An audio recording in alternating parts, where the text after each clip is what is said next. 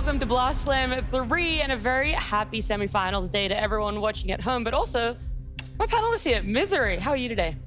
I'm doing fantastic. Yeah, we're down to 4 teams now. Yeah, I think this might be one of the more hype days in all of Blast history. I think the matchups that we have onto for today is very good. So I'm excited. Yeah. I mean, there's just massive expectations on the teams that have been waiting, right? Falcons and Tundra, the journey here, we've seen, Aurora or, Spirit and all these teams have incredible moments that if you've been waiting for 3-4 days and you don't match the quality of Dota that we've seen, like everyone watching, like we want to see their best. Do you feel like, because remember Spirit, they were on the lower end of the table. Do you think that they've just been progressing and you feel like everyone else right now has to hit their standard, or are our top 2 teams going to have a whole standard of their own? I mean, I think Falcons looked good and looked like they were in good form from group stage. And I mean, I think Tundra is just solid overall. And Gaimin Gladiators might also be on the way back, even though they were a bit shaky in game 2 yesterday. So I think everyone's really evenly matched, whoever is left. Yeah. I hope so. I mean, again, Blast 1, Blast 2, it was win group, get to finals, and then win tournament, right? But this time around, it's like it really feels like Spirit and the momentum, even gaming, how they're shining. Tundra, Falcons, like, again, it's like they're good teams, but are they really as good as they were 3 days ago whilst the other teams are developed, right? That's why I'm just so excited to see that and see what game 1 drafts are underway. But again, now I'm getting carried away. It's like half an hour away. Yeah, I was going to say, before we look at the future and what is to come, we do want to have a look at yesterday, how the matches played out, and the 2 teams we had to say goodbye there. Try for the TP up, but the punch-up's there. They're going to have him. Yataka doing the damage. Absolutely, Malady, he's not going to get out of it. Beautiful step back there into the shackle setup. They catch Malady on top of it. I know. You get the jump forward for Kitaka, but Kita's able to get the big build, the Abyssal there, and then the RP off onto the 3 of them. They'll focus Ace first. Quinno's able to stand his ground, get the Wukong's command off. Kitaka's shackle shot onto Watson, skew it forward on towards Ace, but the Ancients falling, Gaimin, they'll close it up. Okay, it's gonna get good damage. There's no way to kill him, though. For Bluggerdy, they go all in to get the kill, and they got it. Fiend's Griffin finally ends, but Bach is already dead. And the Ravage from Collapse is the Ogre Seal totems to catch. There's another Fiend's Grip. This time on Sheer. Oh, and the Ravage to stop Y. No Golem here, but Leaky has already been called by nothing to say. There's just no chance. A lot of good moments and some great highlights there from yesterday. And there were shorter days than what we had previously had, both of our series only being 2-0s, which was pretty surprising considering what we had seen in the past. I was expecting a lot more 3 games, but with the smaller sample size, is there a certain play that stood out between those 4 teams, between the 4 games that were played? I mean, I still think it's the Kiyotaka Windrunner shackle shot on top lane. Yeah. Because that's like, you don't get to see that many plays like that anymore in Dota. I mean, ever, really. But I think that was really cool. Also because it's purely individual, right? But I think that's an individual play. Spirit, they kept drafting big team fights. So if you want visuals, then you're going to probably want a Spirit series where they've got golems and slams and Fiend's Grips and Ravages. So it's like, do you want all the epicness of a team fight? Or do you want a Hurricane Pike into a shackle shot? Well, I'll tell you, kind of both 50-50 here. It was an individual play, but it was from the Spirit series. Without talking about it too much, let's go ahead and see the magic that was our play of the day.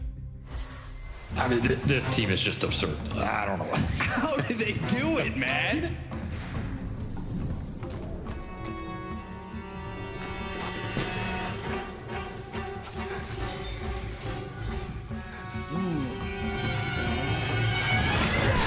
Oh my god, he just did that! What? That man just sniped the Tormentor with a dead shot from across 2 screens. What a move from Rude. The stolen Tormentor from Rue. Make sure you guys head on over to Blast TV. Have your say of the play of the day. As you can see, Misery's a little bit close to me here. That's because we have a very special guest on the panel, Kyle. Hello. Making a return. Yes, it's been a while. It has been. What have you been up to, you know?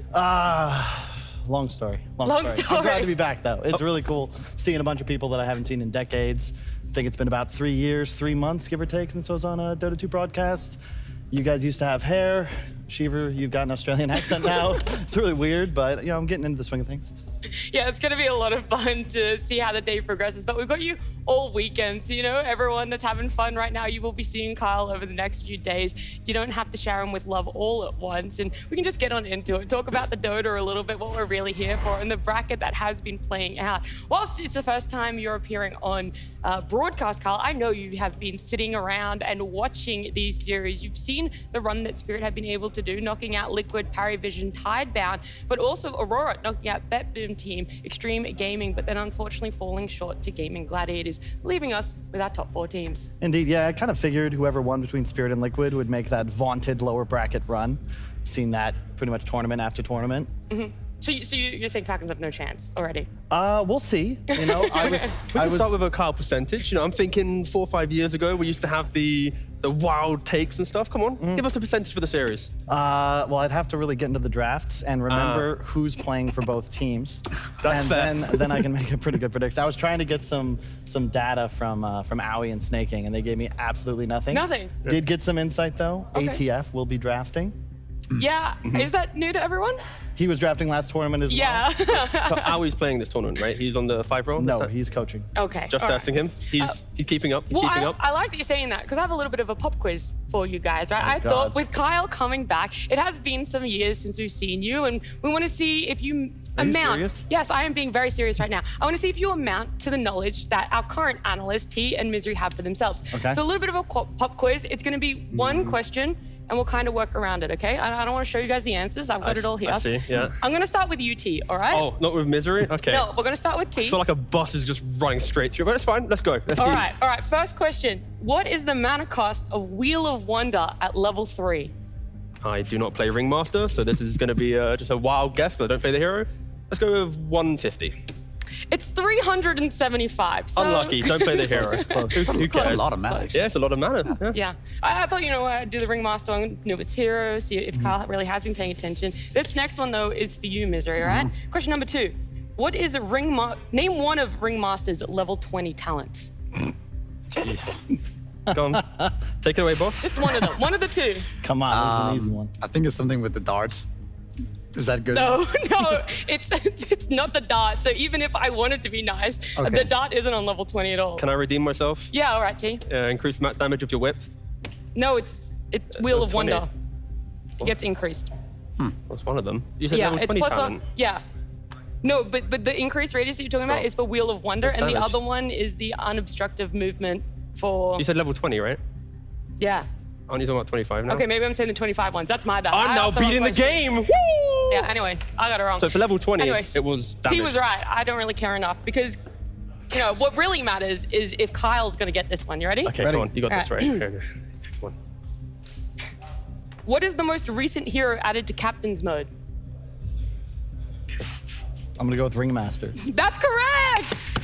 This is a rigged game. This is such a race. Already, Kyle is The one blast up. bus just plowed us down. There is a redemption round, all right? So far, Kyle's the only one to get his question right. T, would you like to go first? Again No. for round number 2? No, I don't want All right, to. Misery. I'll start with you scared. then. You ready? Okay. When a Wild Wing from the large neutral camp casts Tornado, what is the inner and outer DPS of said Tornado?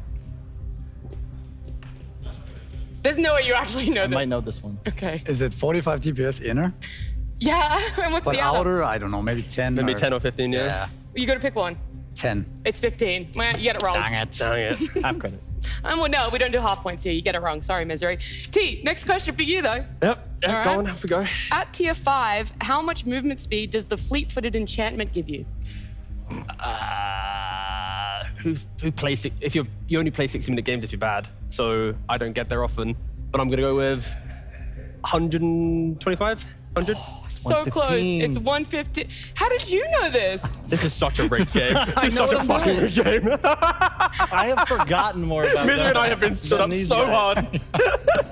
Okay, and the last question for you, Kyle, is name one of the 3 primary attributes. Intelligence. Wow, good work. The We don't got much here. The out. thing is, I'm I done. rigged it so that you would get I'm the out. easy questions, but you answered one of the hard ones anyway.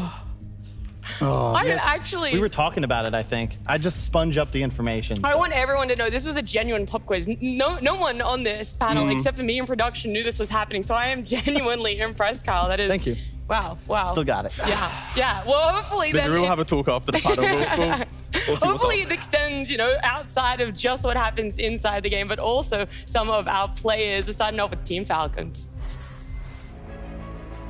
Skeeter's gone. Amar. Now they turn towards Amar, but the backups here from Crit and Staking Lyle. Attempts to run Amar down, but Amar's able to slide back to the side, and Maureen's made the jump on towards the back. Oh a my beautiful God. jump there in from Maureen. He wants to go for round 2 once more. Radan, they'll drop the sprout. They're on Snaking's in on top of them. He gets the frostbite off into the freezing field. Collapse trying to head over to help out, but Maureen's in with the burrow strike onto the 3 of them. Collapse will get taken down, and Watson, though, loses his life. Quinn is still arrowed for that entire time, still dies, and that'll be the end of the game. He could not even get tossed out of the King's arrows. They were too girthy.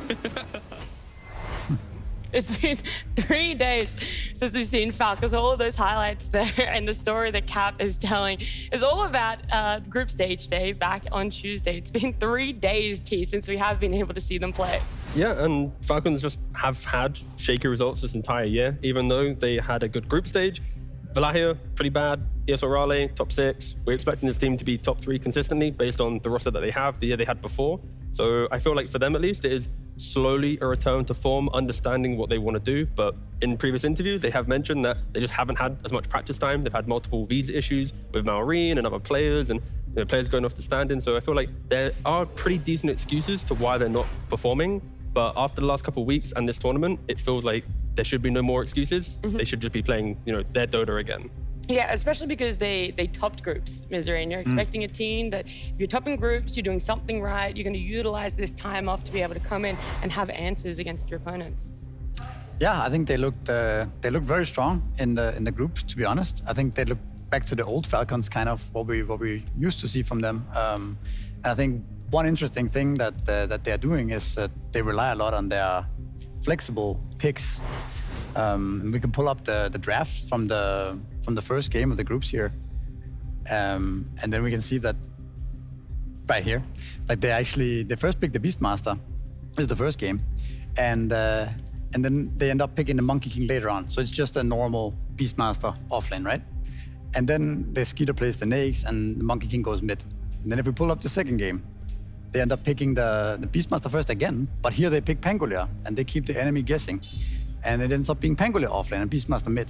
So that they have these flexible picks. And if we look at the third game as well here, they do kind of the same thing again, but with different heroes. They have the first pick Sand King, they pick up the Doom and the Tiny, and the Sand King ends up going mid, and the Doom goes offlane, Tiny carry. And realistically, they could be swapping these heroes around depending on what's needed for the game, right? The last game, they lost this one. Right here is where they have the first pick Kunkka, and then they pick up the Storm, and a last pick Slaughter. The Kunkka is actually the carry here, right? Yep. So they're willing to flex around between their players, and they have this hero pool that they base their drafts around. And we can have a look at some of their most frequent flexible heroes. Perhaps. What do you mean by most frequent flexible heroes?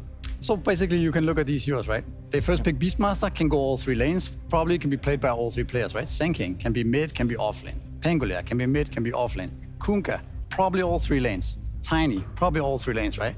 So they basically pick these heroes early, and then they build their draft around that. And then the 18 pick, the 23, the 24 pick becomes the Huskers, the Razors, all the disgusting heroes that we know Falcons for, that they've won so many easy games with. Yeah. And it's funny because I've been gone for 3 years. They're still primarily focusing around a triple strength core lineup, which is just effectively what they've been doing. The AoE strat for I guess it's 5 years now. I don't know. I kind of lose track of that.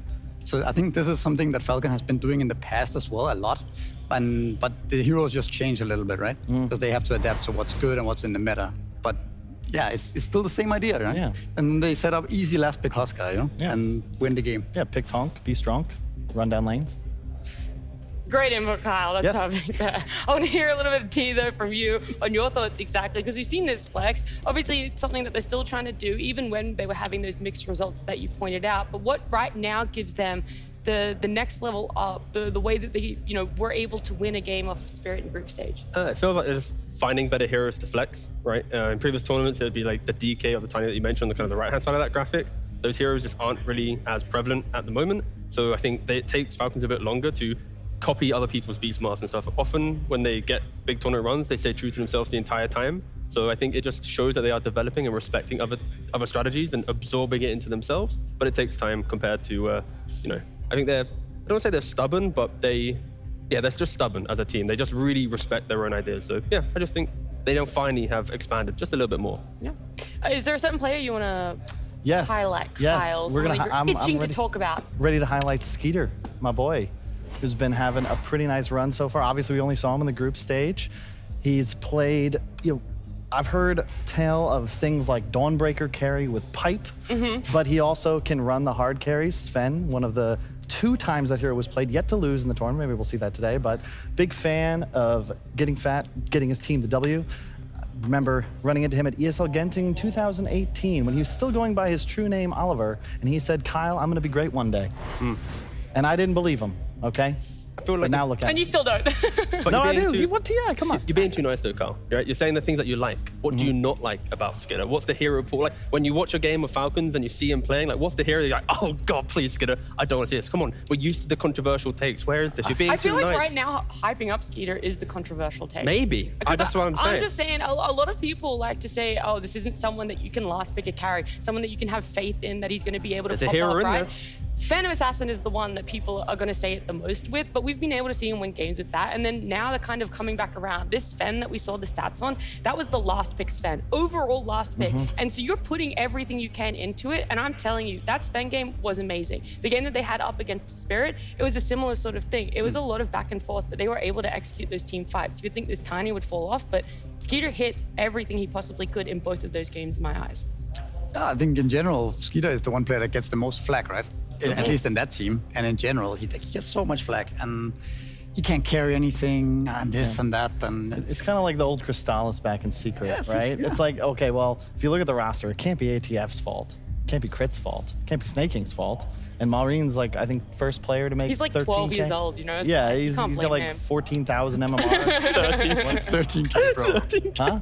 My mom's 13K. My nan just hit 14K last week. I'm just She saying, plays on a phone. MMR inflation is crazy. Yeah. Well, we've got the absolute inverse. On one side, there's someone like Skeeter who does get a lot of shit, but the other side is Spirit. Your tour. Everyone loves to see him have a good comeback, be able to win the game for himself. And let's take a quick look at that roster and that team.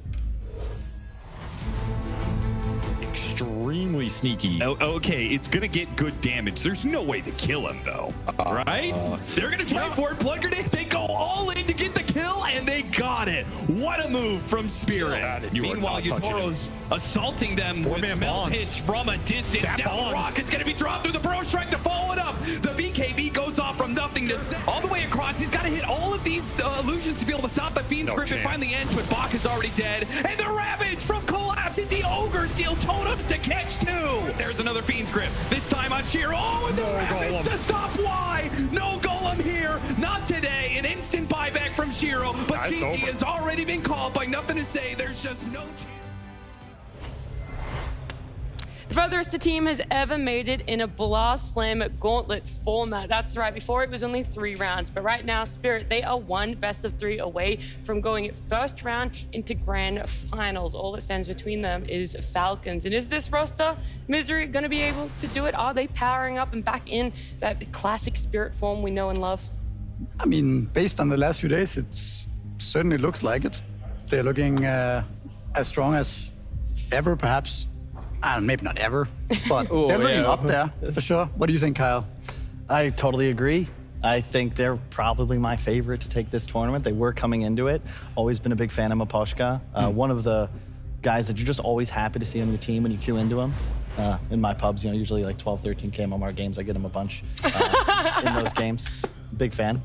What about in this roster, though, in the way that they're drafting? Because it feels like Spirit were hit and miss in that group stage, right? They went 3-1. We weren't really sure where their drafts were aligning to. The results not really showcasing the potential they had. But now, it feels like everything started clicking.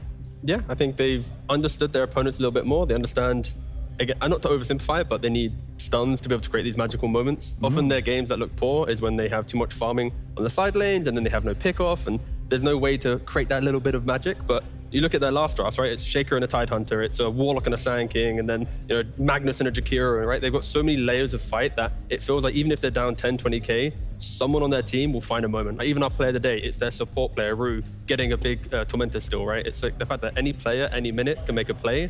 Compared to other teams, they don't have that star power in every single role. But at the moment, in their form, it feels like Spirit, anyone can make a big play. And I do want to go back because it is easy to highlight the cores for being those big playmakers, also the ones, especially Collapse and his Magnus and the way that he likes to play it. But kind of the unsung hero right now, Kyle, is Miposhka. I know that you're joking about when you run into him in pubs, you love seeing him, but specifically for Spirit, this Bane. Yeah, I mean, Misery knows this hero quite well. I remember back in the day, the old C9 style. You pick a Bane, play some lane wards, kind of chill out in the trees. You've got a Furion or some kind of puck waiting in the wings. You sleep with somebody, grip them, get the kill. Really like the way Miposhka's been playing on his 5, just kind of solo adventuring, getting deep wards out. And then the beauty of Bane, especially with a hero like NP on the squad, is that you are now effectively threatening without your carry. So your carry can just do whatever he wants and find a core, somebody gets taken out, and just beautiful. Majestic, yeah, I was saying majestic. Yep. Love Team Spirit. I also think that what's cool about Miposhka is that he's been playing the same heroes in his entire career. Yes. It never really wavers, right? It's Bane, it's Elder Titan, what else, some Silencer perhaps or whatever. It's like the same type of heroes that he's playing all the way through. I think he won TI with Bane, if I'm not mistaken. Yeah. It helps when Yatoro is in the same lane, right? It's true. Because I think Yatoro, even from the way that he speaks and carries himself, he isn't a player that has to, I need to hit this item at this time to win the game. Like he's always willing to, you know what, if you need to go mid on the 5, I'll pull my own wave, I'll make my own moves, I'll kind of set myself up for success. So now Miposhka feels like he's doing everything because there is no expectation for him to always, help his carry throughout the entire time. And then there's moments where maybe Yatoro helps mid and stuff. But so I feel like the fact that of all the 5 players, they're not just locked into the carry must be, farming every minute. The 5 has to protect every minute. They have those freedoms, compared to other teams that you see more from them. We want to look at these, 2 teams. We've looked at them individually. We've talked about Falcons, what we can expect with their time off and their form. Spirit as well ramping up. But the head-to-head of their carries here, right? I think that is going to be a very big talking point. Yatoro and Skeeter, just exactly where they're falling in for themselves when it comes to this matchup. Okay, I'll take it. Okay, anyone. Go ahead. I mean, first, I would say, I'm a big Dragon Ball Z fan. Yatoro has the blue hair. He's obviously a little more progressed on his journey to becoming Super Saiyan, so got to give him a slight edge. But we've seen Skeeter level up. He is a TI winner. Yatoro, of course, also a TI winner. Yeah. Really, an unstoppable force meets an immovable object. I think the number that is very interesting on this graphic for me, on this stat here, is the bottom one, right? You're seeing 24 versus 22. What is that referring to? We're talking about unique heroes played on this patch, all right? Because Yatoro, even coming into the first day of studios here, we're talking about how he had played a different hero in every game of group stage. It continued. We saw him pick out the Troll, and then, Gyro was thrown into that mix as well, and it feels like it's ever expanding. But when it comes to the patch, Skeeter actually has that slight advantage. He has 2 more unique heroes picked for himself than in comparison to Yatoro. So maybe when it comes down to draft, Misery, there is a little bit more that could be opened up for the side of Falcons. It definitely speaks to Skeeter's role in the team, that he's both the card carry, but also kind of the offlaner and, sometimes the support. It kind of depends what kind of hero he's been given, right? But I thought it could be interesting to look at Team Spirit's game from yesterday, where they met the Huskar and the Ember matchup, Ember-Huskar matchup, usually a matchup that's really bad for the Ember Spirit. Here we have the Falcons win rate of Huskar, by the way. But I think we also have a replay of yesterday. Team Spirit were doing a really cool level 1 First Blood. A cheeky First Blood is how I'd describe it. Very cheeky. Unusual. Probably something that will not happen more than once, because Falcon has been watching this and seeing, I don't think we would fall for that. Not again, at least. But there we have it. Yatoro, the man, he's actually melded here in this. And Ricky is hiding on the side, smoked, and they actually killed this Huskar level 1. And this just speaks to the concept of Team Spirit being able to play against the hard counters of of their main heroes, right? And they're able to come up with creative ideas to counteract that. Yeah, it's cool because in that matchup, you've got to do something weird to disrupt. If you just have a straight up one-on-one, like that's probably the most miserable matchup in Rambo. Dota, has been for some time. Yeah. And I love seeing cool ideas, concepts like that. The question is though, Oh, does it work against Falcons this time? I was going to ask you the same question. No, Thank you. That's the thing, right? Spirit, they've been drafting with so much confidence that they are picking Ember, not banning Husker, not banning Monkey. They pick TA, they don't care Darkseer. Like, the entire drafts of the tournament have been, testing their opponent. Like, we'll give you the best hero to counter us, and we'll still beat you. So now for Falcons, it's like, when they see a hero, are they going to overthink it? Are they going to, maybe, do we want to take the Darkseer? They've already beaten it. Like, the fact that Spirit is just beating everything is a bit scary. But Falcons, I think, because they are so true to themselves, they won't care about what Spirit's succeeding on because their drafts will be their drafts. They're not going to overreact, I think, like other teams. We could talk more on it and get into the nitty-gritties of what we'd like to see or potentially could be contested for the draft. Before we do, our players, they have some words about this specific matchup themselves. Team Spirit, not the best team. Am I right, guys? I think I lost track of how many times I've knocked them out of big tournaments. I don't feel like I've ever really lost to them. Just like a very average team. Like I don't think they'll really ever win anything. I think it'll be pretty easy for us. We've played them a few times and we don't really lose to them. So yeah, I think it's gonna be smooth sailing for us. I don't really hate anyone, but Falcons I probably hated the most. Yeah. I hate Amar. I hate Maureen. Mostly I hate snaking. I don't hate Skitter. And I don't hate the... Their position 5 is like, I don't know, he's like there. Their position 4 is new. Don't want to put too much shit on him, but I never thought he's good. He's I always thought he's just random. He just got into Team Spirit and he's winning and getting good placements, but he's not good. Their mid laner is a joke, actually, if anything. I feel like he's really bad. I feel like you can. It's the same as Ru, both these two, they just got into the legendary Team Spirit lineup or 1-2 TIs. Hello. So as I know, Falcons said some bad words about us. I don't really. I'm not gonna be same as they. I'm not gonna say something bad about them because I guess I'm on another level of mentality. So I just wish them good luck in both our games, and that's it. You heard that? You heard that? Oh, that was spicy. Good luck in both our games. He doesn't think he's going to a game number 3. He's like, I'm going to be a pacifist here. No bad words, but yeah, it's going to be 2. When did this start happening? That's a lot of flame. Didn't Amar get all chat rules changed too in some tournament recently? Recently there has been a bit of I can see why. A veto on it. That's cool. He learned from the best. I was very mannered. Very well mannered. Yeah. I would go straight to WhatsApp and then be very nice. Good luck, have fun. Okay, so you do the Maposhka strat where you'd be like, oh, no bad words. Good luck, good luck.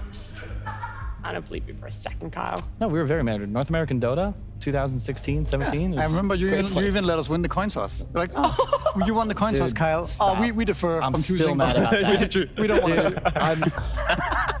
You guys can choose. Dude, I won the coin toss. Right? Okay. I wanted to defer because I think there's an edge when you figure out what people want, and then you get to choose in game 2. There's another coin toss in game 3. So I deferred. Yep. And then they deferred back. Yeah. And they're like, oh, I'm like, how does that make sense? To be fair, it's quite a slap in the face to get a coin toss deferred. That's we don't need it, It's super standard. Well, maybe not anymore. People like the advantage now, Kyle. A lot of those things are figured out. Oh, that was good. But look, fun. I like it. I like the reminiscing. Is Was that your reaction? You're just like, I don't give a shit what he's doing. Along those lines, yeah. I like it. Reminiscing a lot of memories, and there are going to be a lot of new memories that we can make as well with our very special announcement about where the next Blast Slam is going to be.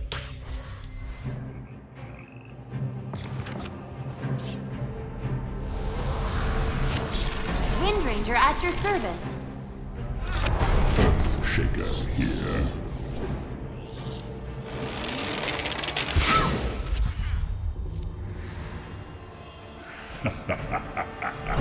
Slap!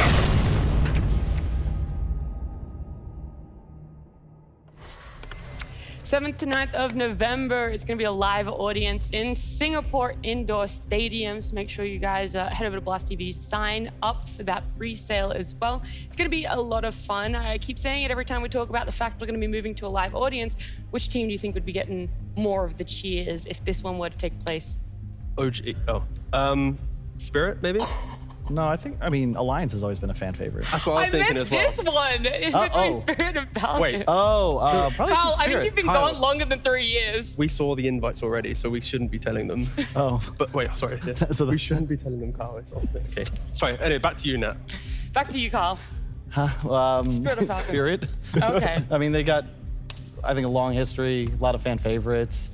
Falcon, I mean, it's actually tough to say. I think it really depends on who's willing to make the trip. And if you're at home, Singapore is fantastic. So that event is going to be absolutely amazing. Yeah. I hopefully will be there, not as a spectator, but who knows? For the last 3 years, Kyle secretly worked for Singapore tourism, so he's pitching for them right now. I did actually spend 4 days for some event way back when. I went around the city and like made videos. Well, I'll let you stream. tell your old man tales in a little bit, because right now the more important thing is happening. It's Game 1 draft.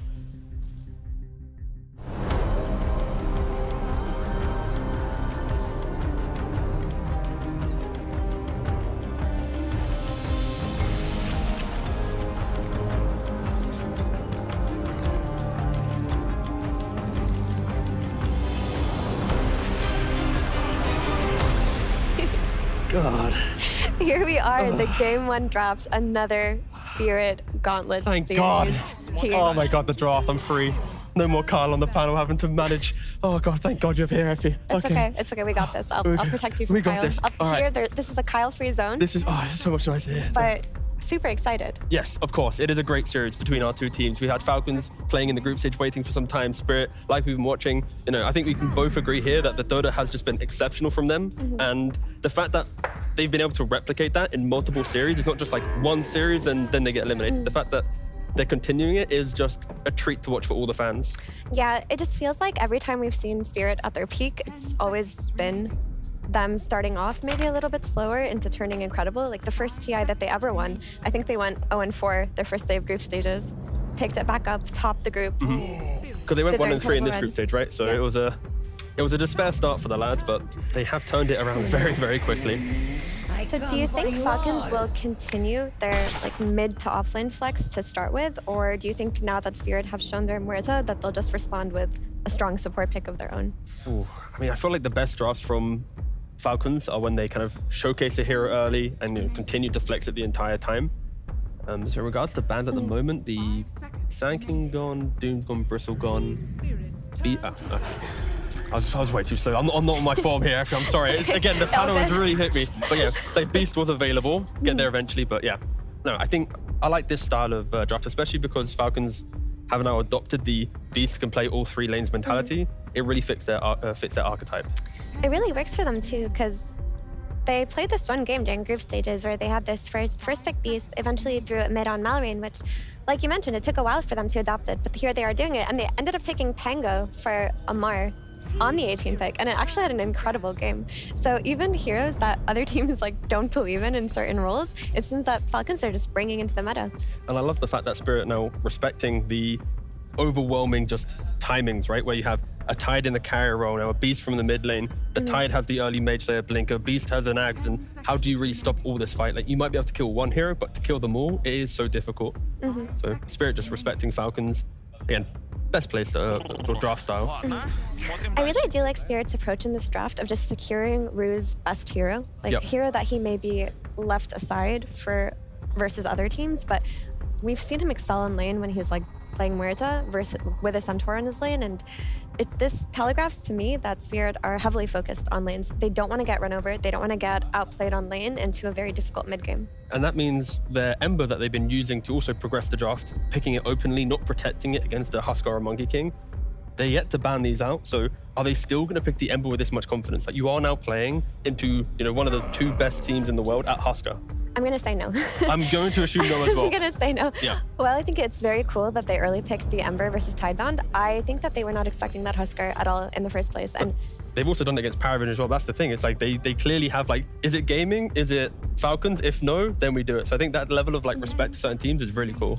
Yeah, I think the one team that you just always have to think about Huskar is always going to be Falcons. Like they are Huskar specialists. And I'd go as far as saying if it were Mallorean playing the Huskar in yesterday's game, they would have won that with that draft. Oh, yeah. I said that. Yeah, I said Quinn. It's a 50-50 between both of them. I agree. Yeah, easily. I think Taipan probably should have won that first one. So unfortunate for them. But for Spirit, I do really think they need to build a strong early game. A lot of these games this tournament, they've been able to recover from an 8K net worth deficit or something like that. But versus Falcons, who are just so solid in fundamentals on lane, like giving yourself a difficult start versus them will not help you because they make a lot less mistakes in the early mid game than some other teams. Yeah, and that's what kind of the issue with the draft that we saw yesterday for Spirit was if their lanes don't go well, because in that game 1, we expected them to lose 2 out of 3 lanes, but Tidebound kind of outplayed themselves, made some mistakes, Spirit capitalized on it. So yeah, I fully agree. I think if Spirit can, they have to make sure their lanes are strong enough because Falcons, with these early picks, they are lane winners. Beast wins mid lane, Jakiro secures that safe lane. And again, Spirit haven't revealed anything. It's just a Muerto. This is now where they're gonna kind of lay the foundation of their draft. Big team fighters too on Falcons. With the Macropyre and Jakiro, I don't consider Muerta much of a team fight hero, honestly. Like the calling is pretty annoying at early to mid game stages of the game, but you do need something that can play into this Macropyre. Yeah, the option for Spirit here is that they want to play for more kind of fight disengage, get their like the Warlocks, the ETs, these heroes from Aposhka, where you can just sit back, let Falcons go for that sweeping aggression, and then it just takes one stomp, one golem to turn it around. But then maybe you're conceding lane potentially, especially with that flexibility of Falcons. These are the questions that Spirit need to answer, and they're eating through a lot of reserve time. It is worth noting that Ringmaster is still in the pool, but maybe they don't want to run it versus all of the ground damage, and they do secure a team fight of their own through this Warlock.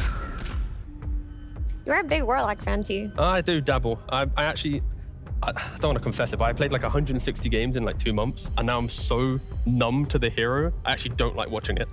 I've played too much of it now.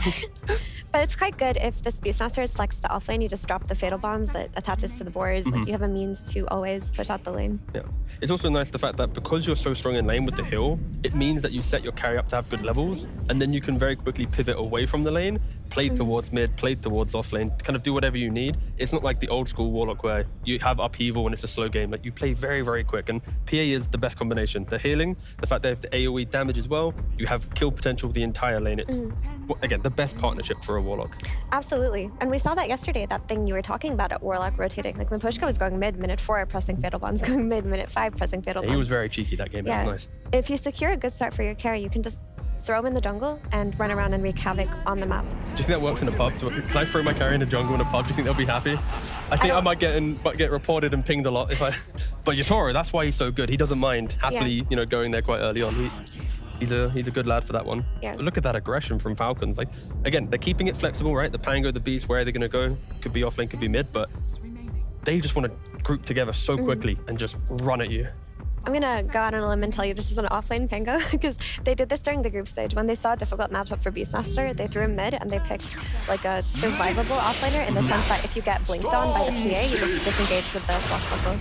Yeah, I like that. And the fact that they've got the Bounty Hunter, when you think about why Warlock's good, it's shoving the wave into your enemy, putting the Fatal Bonds on a 4 plus an offlaner. When you have Bounty Hunter with his armor, his move speed, he happily pulls waves. He's one of the best supports in the 4-row at pulling waves. So it does feel like if it is the Pango Bounty, you're giving PA free farm, but also you're going to get good XP on Falcons. They're kind of, they're accepting they're not going to get any kills in this lane.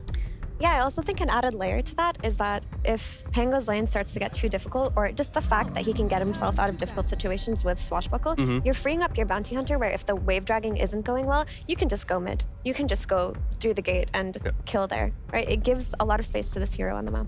Now for Falcons, again, they have ultimate last pick, so again, Beast could technically be, the mid, the carry, whatever, but for Spirit, we're looking at the offlane. We got to think about what heroes are available. Of course, Magnus is still in the pool. Do you want to give Team Spirit the Warlock and the PA combination with a Magnus on top?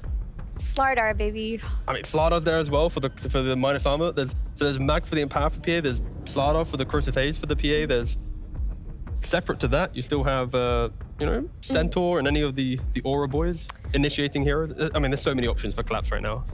I am a huge fan of going Slardar here on Spirit and not the Magnus, actually, because I do feel that if you're going to play on the empowered PA, you're slowing the game down a bit, whereas if you just play with the Slardar, the really low cooldown stun, and the Corrosive Haze, you have a means to track the Bounty Hunter, but you also have this beautiful combo in the Storm and Slardar, right?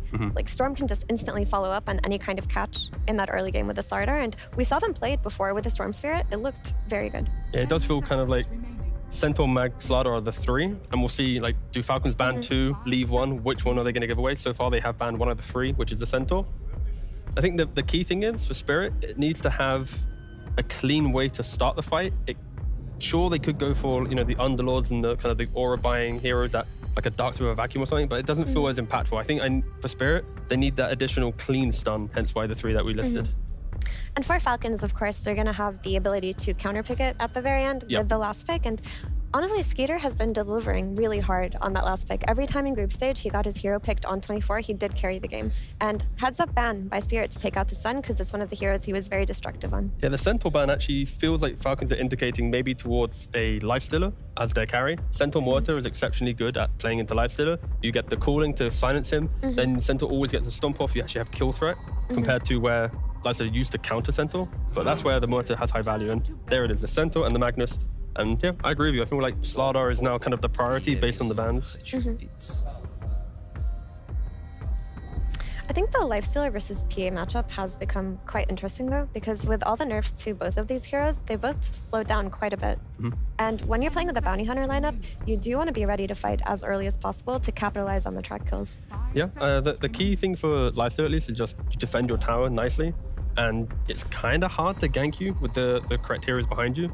So I like the idea of just survivability. You exist, and then whilst everyone's, you know, having chaos on the map, picking off a PA, you're just there, hitting the creeps, getting the radiance, and itemizing to counter. Maybe the pacing doesn't counter early, but the itemization eventually does allow you to go head on. You do get a cute little combo with the Bounty Hunter as well later on, just infesting him, looking for your backline targets, take out the Warlock at the very start of the fight. God, imagine if yesterday Kiyotaka had a Nightfall Lifestealer in him. They would have both died so many times together. That would have been fun to see. But I mean, Kiyotaka alone is enough to provide he's entertaining enough. We don't need a Nightfall Lifestealer inside of him as well. But Team Spirit, they ban out. Oh, they have 3 seconds reserve time, by the way. No gyrocopter. I understand the gyrocopter ban too, actually, because it gives them that added team fight, like on top of the Ice Path, on top of the Rolling Thunder. Like, he fights very early on, much earlier than a Lifestealer would. Yeah, and now Falcons need to decide first what their roles are, but what is priority here? Again, Slardar is good against Lifestealer in lane, so that will now deter the Lifestealer a little bit. What is available? I mean, there isn't a Baden carry. Falcons really just want to go for some annoying run around, play the map hero. But again, picking a melee. I think Jakiro luckily cushions a lot of the Slardar advantages into the melee carries, because obviously you want to right click for your bash. So as soon as you put any liquid fire or draw breath, then kind of mitigate Slardar. I mean, it could be a standard Skater DK as well. That hero kind of fell off, but he's still one of the specialists. And then there's still the argument Beast just goes carry here. You see the Slardar, and now there's Pucks and Embers and all this available in the mid lane to try and mitigate Lar's impact on the Storm Spirit. And they have 6 seconds. They're going to have to show us what they're picking, but plenty of options due to their flexibility, and that is why Falcons often do very well. They just go for a Terrorblade, high armor hero to deal with a Slardar. Naturally good against the PA as well. You don't really get burst. Yeah, it's quite a bit of damage that they were lacking at the start of the game, right? Because when you look at their heroes, while Beastmaster is going to be busy in the jungle farming Ags or he's not available, you want to capitalize on the tracks. Pango himself doesn't really do that much damage early on, so Terrorblade is a hero you can easily rotate to, play on his meta, get a few track golds, rinse, repeat. And I feel like Falcons and actually both teams have really strong safe lanes, right? Like you said, the Jakiro Terrorblade, good safe lane. Now you have PA Warlock, good safe lane. And now it's towards mid. I think Beastmaster actually fares pretty well against Storm Spirit, especially when he sends his boards to deny the runes. You stop Storm from getting the actives, plus overwhelming the side lane with the boards. It's the early game, this laning phase. We said it's really critical for Spirit. They have decent lanes, but I think they need to try and find a way to just bring Lal into this game. And Falcons have a pretty snowbally lineup once Beastmaster hits that Ags. Like, there's going to be a lot of running at them nonstop, especially with this Pango plus BH from the offlane, right? So Spirit, not only do they have to survive the lanes, but they have to minimize their losses throughout the map. And every time they do rotate with their slider, it's got to be a kill, right? It can't be something where you're trading like 2 for 1, or you have to be taking advantage of the early blink and like giving yourself as much of a lead as possible. Off to the casters! Thank you for that extremely good and professional transition there. Avery. Yes. What do you make of the draft? Skeeter Terrorblade. Yeah, you were taken aback by that. Not his go-to hero, not his best hero. It feels like you got put in a corner here if you're Falcons. I think the things they always go back to are we want to have the better late game. We want to have super strong tri-core scale. We want to have the frontliners right. And then you get this Terrorblade, and it's not an initiator for Skeeter, but it does fall in that illusion carry pool, going back to his Naga CK days. So maybe he's just going to use it to push out the waves and help join some of the pushes with some early metas. I can kind of see it, but I'm very interested to see how it goes in terms of the tempo for them. Yeah, setting up both Amar and Malrine, the Beast and the Pango, to run around the map and kill things. We'll see if that actually happens, though, going into Game 1, Falcons and Spirit.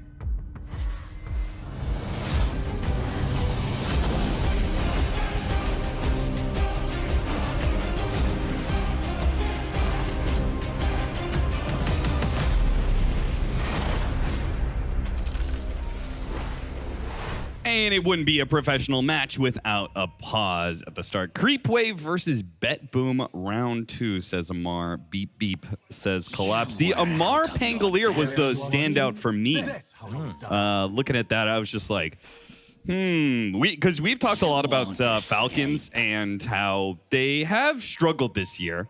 And it feels like it is largely because their heroes are just not really in the meta. In particular, Amar's, right? The core flexes is what hurts them, right? When these Razor, Viper, Pangos aren't super dominant and you lose some of that 2-3 flex that really makes Falcon shine.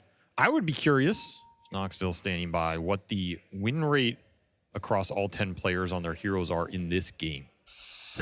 Well, I can tell you that the Malrine Beastmaster is currently 19-15, and he is on a 3-game win streak. So there's one for you. That's something. I also brought up the Skeeter Terrorblade because he is a very good Terrorblade player. And it is, in theory, very good Terrorblade game. Holy cow. This is the 1,000th pro match in which Snake King and Skeeter are playing together.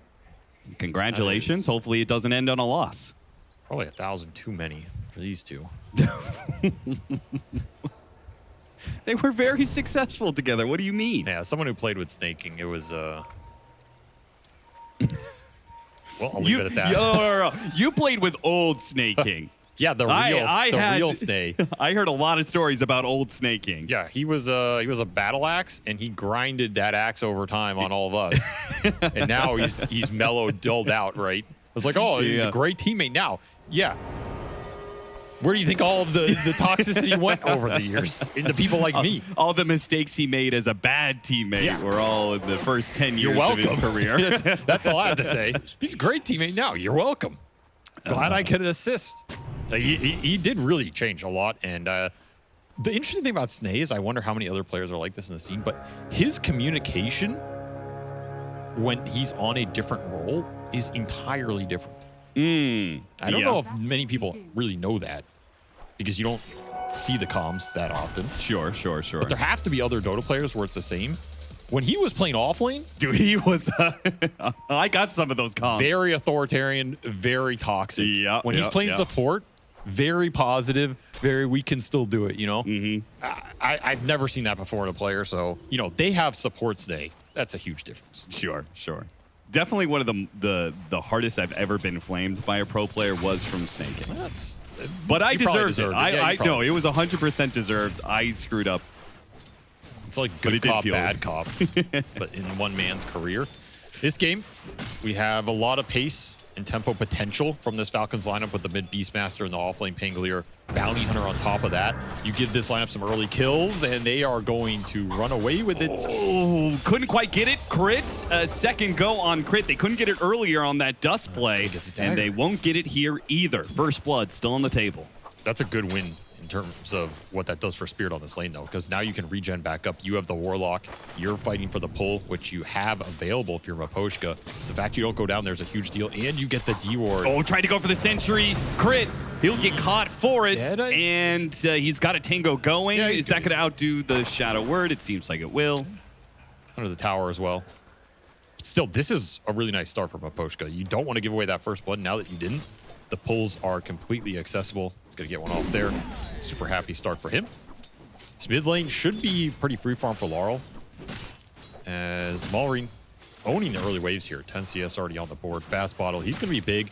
Got to look for those triangle stacks for this mid beast. I think that's what it always comes down to. Yeah, he's going to free farm the wave, but if you get a 4 or 5 ancient stack on top of it, then that Ags comes out around that 13-minute mark instead of 15, 16.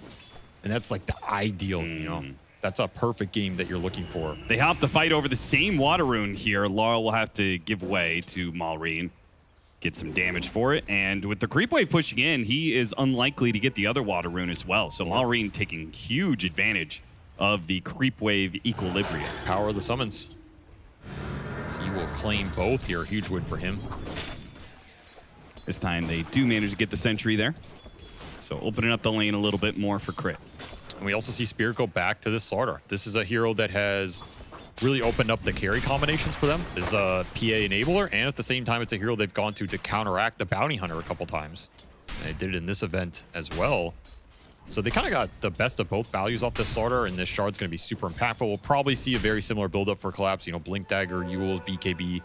Maybe you skip the Yules this game since you're against cores that it doesn't really do much against. Then I guess what is that interim item you're looking for?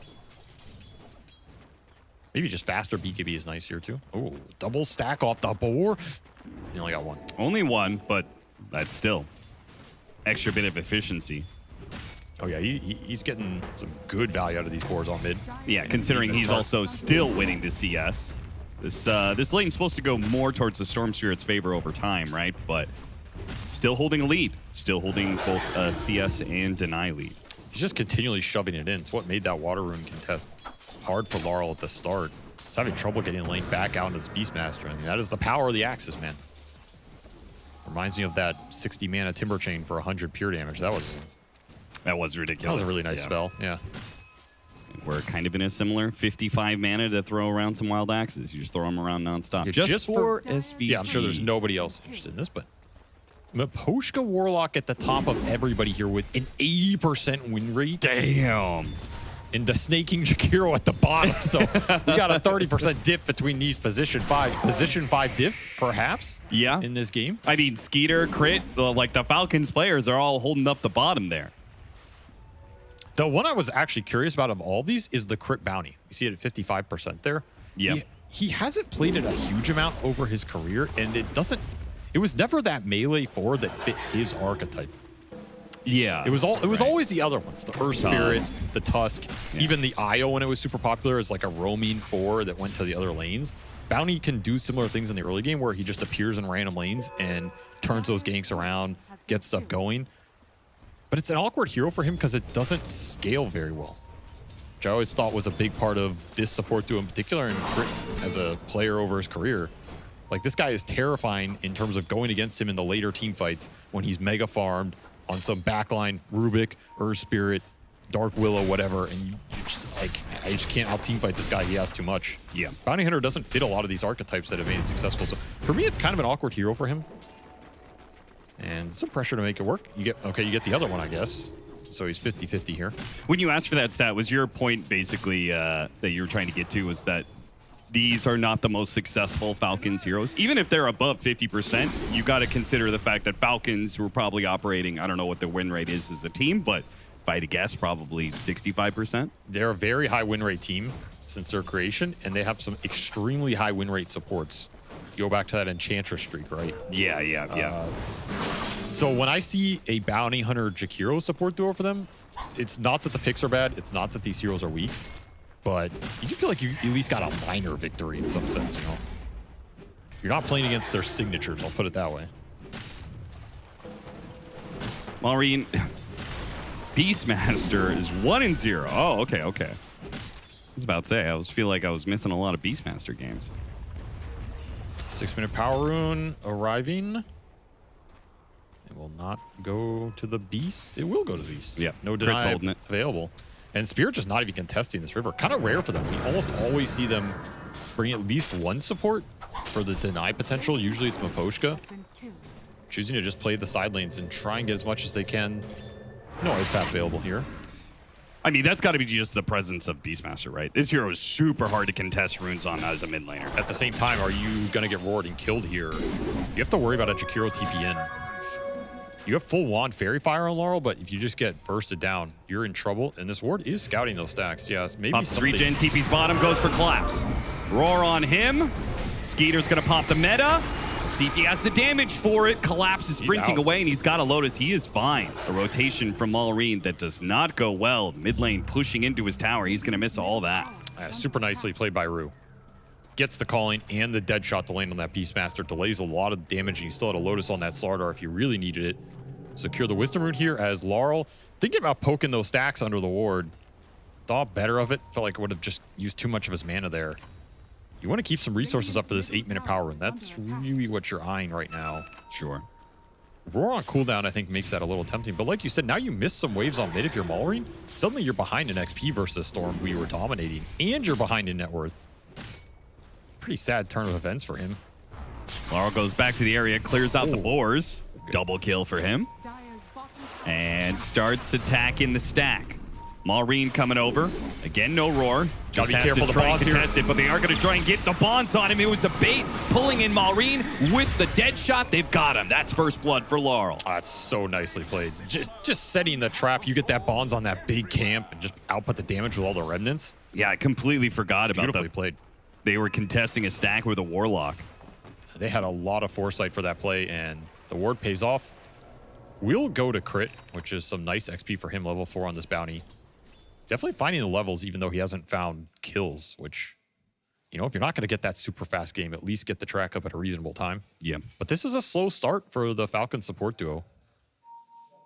They're not going to have a huge amount of damage to play with. They're really going to have to take advantage of the core ultimates here, the Rolling Thunder and the Primal Roar. And if you're a Spirit, just thinking about where those two spells are on the map, you negate a lot of the kill threat, especially if you bait it out. If you go to lanes and you say to yourself, all right, they're going to make a play here with one of these ults. Let's just bring numbers and bait it out. It's probably not that bad of a fight for you. And it's not the freest Pango game in the first place, right? To get off that Rolling Thunder, he's dealing with the Huerta, who's pretty good at being able to, right? You've got initiation from the Storm. You follow that up with a Silence. It's really hard for Pango to play around that Silence. And even if he does get off the Rolling Thunder, you still have Bash as well as the Golem that can be dropped. Not the biggest stuns in the world, not the biggest counters, but they're small little helpers. I think if he gets the rolling off in the first 30 minutes of this game, he's fine. It's just a question of, do you get it off? Amar, he's a Pango professional. Should be fine here. That power rune. Got to grab on the crit, trying to pull him back into the Sentry here, and they've got the dust as well. A second kill for Laurel, and he still has an armor rune, so he is not afraid of any response from Falcons. Now it's the Beastmaster getting hit with his tower. I mean, Spirit support's getting a lot more done in this early game. It's not building a huge lead, but they are mitigating the God! 16% win rate in 738? He may be a Pango player, but apparently he's not a Pango player right now. I think we'd all agree this is not the strongest the hero's ever been. For sure, but the bar was quite high. Especially offlane Pango. Offlane Pango is super hit or miss, and one of the big things for Falcons that they were abusing was the flex potential. So if you don't get something out of that flex in the draft, and the other core has a really good game, then this offlane Pango it's not some completely broken concept. Yeah, and I think we could fairly say they didn't get that much for it. At least when it comes to lanes, right? They didn't get some sort of lane matchup that they clearly won. They did get a first pick Beastmaster that's having a very good game. I guess you can say it's always pretty strong. Crit will be able to make it out this time. The pressure around mid from Team Spirit continues, fighting for another power rune that it seems like Falcons may have to give up. You have level 6 on Warlock with Grimoire if you really want it here. Again, another power rune going because the supports are just babysitting Laurel. And you can't run the same effect into Spirit here because your Jakiro bounty are just not strong enough to fight this. Yeah. At the same time, though, is Falcons really that concerned? If they're not actually getting anything done, sitting 3 heroes in the mid lane, then you are kind of out farming Spirit in typical Falcons fashion. They will always have a plan to scale. That is 100% true. Their tricores are always terrifying to go against. That said, I don't know if I want to have a game plan of going late game against Team Spirit. Nice D-ward from Snakey and goes through the gate. Catches the ward at the top. Yeah, looking for Terrorblade down here. Haste Rune on the Storm guarantees this kill if you find him, even with a Sunder. A little late to the party. And there's no one lingering around this tower. Stinking actually bailed pretty early here, so they're probably going to gate and look top. Still have this Haste Rune, so these moves are pretty easy to convert on. This is something that could catch ATF off guard. They used the glyph to protect the siege wagon. They really want to put the pressure out on here, and somebody from Spirit has to show. There's just too much damage on the tower. It's too late. Falcon's already backed away. And now the Jakiro comes back bottom. Snaking perfectly dodging this move. Yeah, great read. He's getting so much XP. They go back through the gate again on Spirit, determined, God damn it, we're going to get that kill. Haste running at the Jakiro, but he's too far away. They simply just do not get anything. 6th Sense here. Pushes him almost up to level 7. Really nice recovery for him. He did not feed any bad kills away. No snowball action for the Storm. Nothing off these power runes. You give up that tier 1, but it was a little inevitable with the pressure Spirit to put down here. And Laurel Do getting they really have the stuns? It's a hit from the Bounty Hunter, an Ice Path, a follow-up hit, and that's just not enough. That was closer than I thought. It was. They played it well, just the limitations of their heroes against Storm Sphere. They just do not have what they need right now. And ATF doesn't have what he needs top. Not enough damage to punch through that Warlock heal on this PA. Rolling Thunder down. We haven't seen another Primal outside of that botched play bottom. Not finding a lot with these early ultimates. Collapse going for a solo play. Hit by the Ice Path, he'll go back in, but he does get the kill on Jakiro, but it's going to cost him his life. That is not worth the trade. No, absolutely not worth it. Skeeter super happy to clean that up. Just an awkward position for him. Not expecting this Terrorblade to be lingering around with the meta still up. I just can't believe he went back in. I think he was home free, right? He's in the river. He just runs down the river with being a Slardar. He outruns all of that, but little bloodthirsty collapse. Polywog charm too, don't forget about that. That's true. Radon burned out of all of his mana. So no mobility here. He is getting bursted. Look at all the damage on Laurel. Laurel's almost dead as well. Beautiful Fatal Bonds though. On 2 with Golem dropped on top. Collapse links in. Goes straight for Malrine. With the dead shot, they've got him easily chain stun, and they look for more. They do manage to get the amp onto Amar, but they feel like they can't chase that far out. PA gets to complete her Battle Fury regardless of going down there. Oh. But it is a nice fight for Falcons. Unfortunately, they don't get the fight they were looking for the Beastmaster, which I think is the one hero you want in this early game to clean these fights up and get the extra gold. That Axe is just continually getting delayed here from Malrine. Yeah, it is kind of a snowballing hero, right? The faster you get that Axe, like, you get all this extra HP, you get all the extra heal from the drums, you just live through so many more engagements early on. We've really seen the mid-beast sometimes suffer in this tournament. He's had some good games, he's had some really bad games. And sometimes it just feels pretty slow. Like you just have this second carry on mid who's just AFK farming and can't contribute to the fight, so you have that Crate's going to get greedy and stick around, and it's the right choice. Oh, yeah. He'll get the Wisdom Shrine stolen away, despite the Watcher revealing him. Big loss here for Spirit, as these supports on Falcons have completely recovered in this game. They have the levels, they have the fighting power now. Can start to look for some aggressive track plays.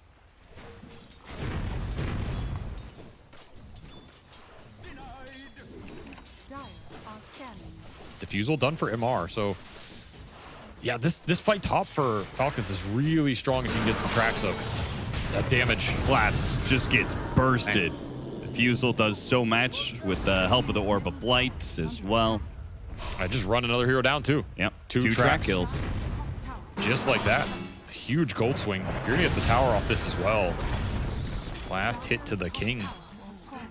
2 kills, which are bounty kills. Take an ancient camp, take a tower. All of a sudden, Falcons up 3,000. Team Spirit are trying to even things out by taking the mid tower in response, but Gonna lose Tormentor. Does feel like the last 10 minutes have been kind of bad for Spirit. Just outmaneuvered by Falcons time and time again, despite the advantage it felt like they had. Collapse late to the party too. Maybe going for a snipe there or something. Not even close. So yeah, you lose 2 tracks, a tower, and a shard into the Bounty Hunter. A nice one to pick up here. Extra initiation power. Yeah, that'll be interesting. Gives the friendly shadow over to Amar. He goes through the gate. It's up the top, but all the Spirit are down here. Even smoke. The bottom part of the map. So wasted smoke unless you're willing to go super deep here. Maybe they end up running into Skeeter, but a scan. It reads the situation. Skeeter backs away. I have not found a lot with this Slaughter Blink. Falcons dodged it pretty well, and this will get them to the Beastmaster Ags. Yeah, what's even worse, Snake King just cut away. Now he's going to die for it, as Laurel did TP, but another instance of just being outmaneuvered. Getting Amar, though, that would be a big win for Spirits, and they do manage to get that much, keeping Falcons at just a 3,000 net worth lead. And you did it with just 2 heroes there, including this offlane Slaughter. That's a huge deal. It's going to give you a lot of map control right now. You killed the strongest hero on the map. As Pango was starting to snowball, he just got that Blink Dagger delivered. That could have been a massive play opportunity for Falcons. Instead, they're going to have to sit here for 30 seconds and think about what to do next. And you look at the vision on the map, there's very little for the side of Falcons here compared to the Dire Obs, which are they're pretty all blind. over the place. You have this one Obs on the Lotus Pool bottom, you have one up top, and then it's whatever crit sees. But the downside of this is you have nothing on Yatoro. And he is just mopping up half the map right now. Yeah. Zero pressure on this P8. He's going to have a BKB pretty damn fast. Collapse and Rue are sitting on a high ground ward paired with a sentry waiting for the bounty hunter to show up, but he never does. This game is really on a knife's edge right now. It doesn't seem like it action-wise, but what's going to happen here is the next team that gets a core pick off or a fight, you're just going into that Roshan pit, and it's getting cleaned up incredibly fast. And if you put an Aegis on, they're going to bait Collapse. But is it too much of a bait for them to handle? The dead shot goes out. Collapse taking a lot of damage, and he does die. Now the Storm Seer pounces, but Amar, he's already hit the back line. The 2 supports are not contributing to the damage, and Laurel, he simply doesn't have enough. He's going to have to zip away. Maposhka's going to get burned out. It's 2 dead. A TP away from Laurel will secure his safety. But Spirit, another engagement that they simply get outmaneuvered. The jump happens first from Falcons, and they overwhelm Spirit. And that's straight into the pit. That's that big core pickoff you can't give away right now if you are either team. And every time you can jump this Slaughter first, you're going to take it 100% of the time because he is all of Spirit's early damage. We saw what Laurel can do without damage from the other 2 cores. It's nothing. You're going into this Atos Bounty Hunter and you can't even kill him. Collapse, are you really going to run back in there? Crit, trying to run interference. Zip comes in. It's too late. Already, the Aegis picked up. They go out to crit. 2 managed to get that 1 kill. Support for support. Now Asunder used on to Radon. Had to back away. A little dangerous situation, but they keep the Aegis intact. They keep their Terrorblade alive. All things considered, still a win for Falcons. Oh yeah, that's a big win here. This is going to be a big Gossamer Cape game. Yeah. There's 4 of them here, but you're looking at all these heroes. Anything you can dodge out is nice. Crit just playing on the front line, sacrifice his life to get everybody else out. You definitely re-engage here if this Thunder does not go off. Big risk on that next Slaughter jump, but that's going to dissuade the aggression. And you do have the BKB available for Yatoro. I don't think Spirit are afraid of taking a fight right now. They know where Yatoro is, and they catch him even despite him using the blur and the chain stun. He does use his BKB, goes for the kill on the Snake King, see if he can get that one, and then maybe TP away if needed. He jumps over to the creep wave. Doesn't have it. He does have a TP. He's going to die. Does not get out successfully. Amar just cleans up the extra kill. Maposhka wins after wins, and now Collapse trying to go for a solo kill, but he's so close by to the rest of Falcons. He's running down the river, hoping that'll keep him alive. It will not. The neutral creep. What? How does this happen, man? These neutrals, they're just terrorizing the map. Those Croakers, man. Don't mess with them. The tendrils are just so good. Asks his fish friends for help and they deliver. Still, I mean, what? You're just trying to stun and catch this bounty with no damage follow-up? Spirit very disconnected right now. Yeah, I thought Spirit was looking better and better as the tournament went on, but this game one, that is definitely not the case here. Their lineup is very dependent on having cores combined for kills, and so far they're getting out-farmed, they're getting split up on the map. They're having trouble finding these Slardar PA fights, Slardar Storm fights. We saw one Muerta Slardar connection on that Pango in the jungle. That was about it. Yeah. Almost no other snowball action happening as you still have Aegis for 2.5 minutes here. You have the blink on the Beast, the blink on the Pango. Everything online for Falcons, and I do like that Atos pickup for a crit. I think just having any amount of extra stun in this lineup feels super nice. Sure. It's also very tanky. This is a 1600 HP Gossamer Cape Bounty Hunter. This is not an easy jump. Especially if you get that 15 talent. We have 4 Gossamer Capes in this game. 3 Brigand's Blades, and Snake King opted for the Tumbler's Toy. Rue, he's going to run into some heroes here, does not get off Pierce the Veil before the Roar comes in. Almost got taken out by neutrals again. But 2 minutes left on the Aegis, and a Terrorblade who still has his meta. Falcons, not really ones known for their early high ground pushes, but there is a lot of opportunity to take objectives here. They're running a track to Toro right now. He's gonna have to go back to base here. See if they can get the BKB out of him again.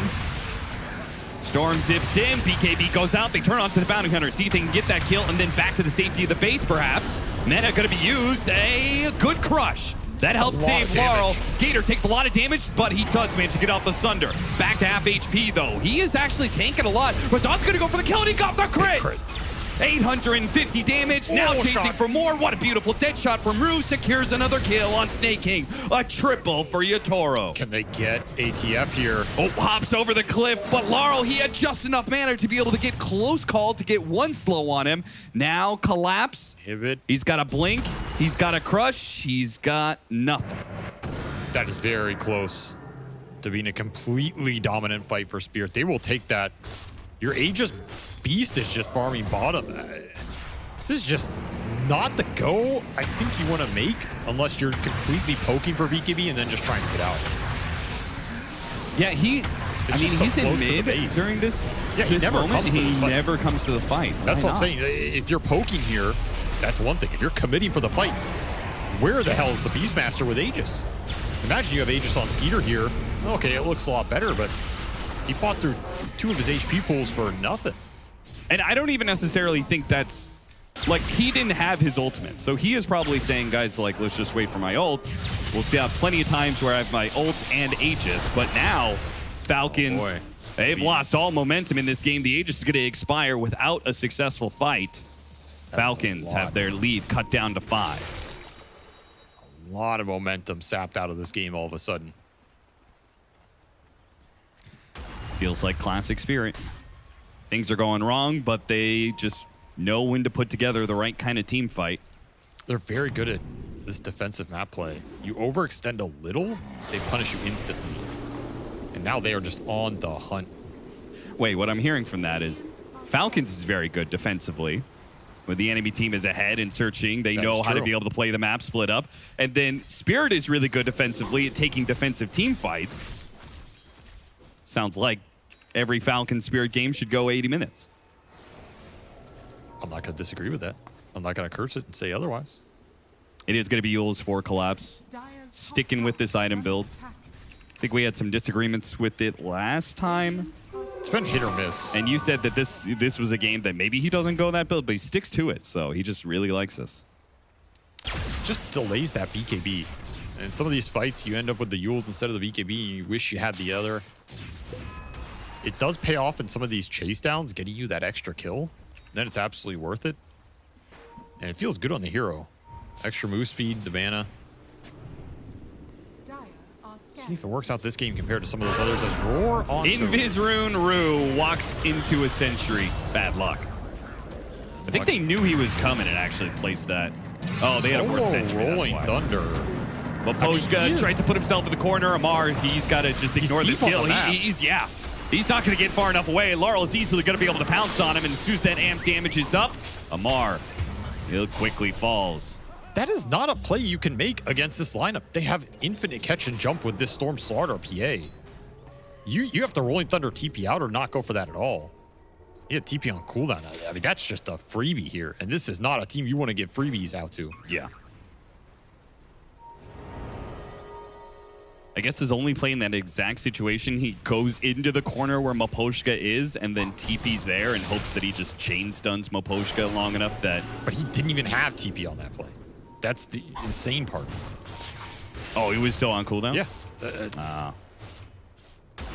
That's just a high-risk, low-reward play. And he gets punished. And now you're going to lose Tormentor. Tormentor 2 for Spirit. This is a Slaughter PA lineup. They clear through objectives incredibly fast.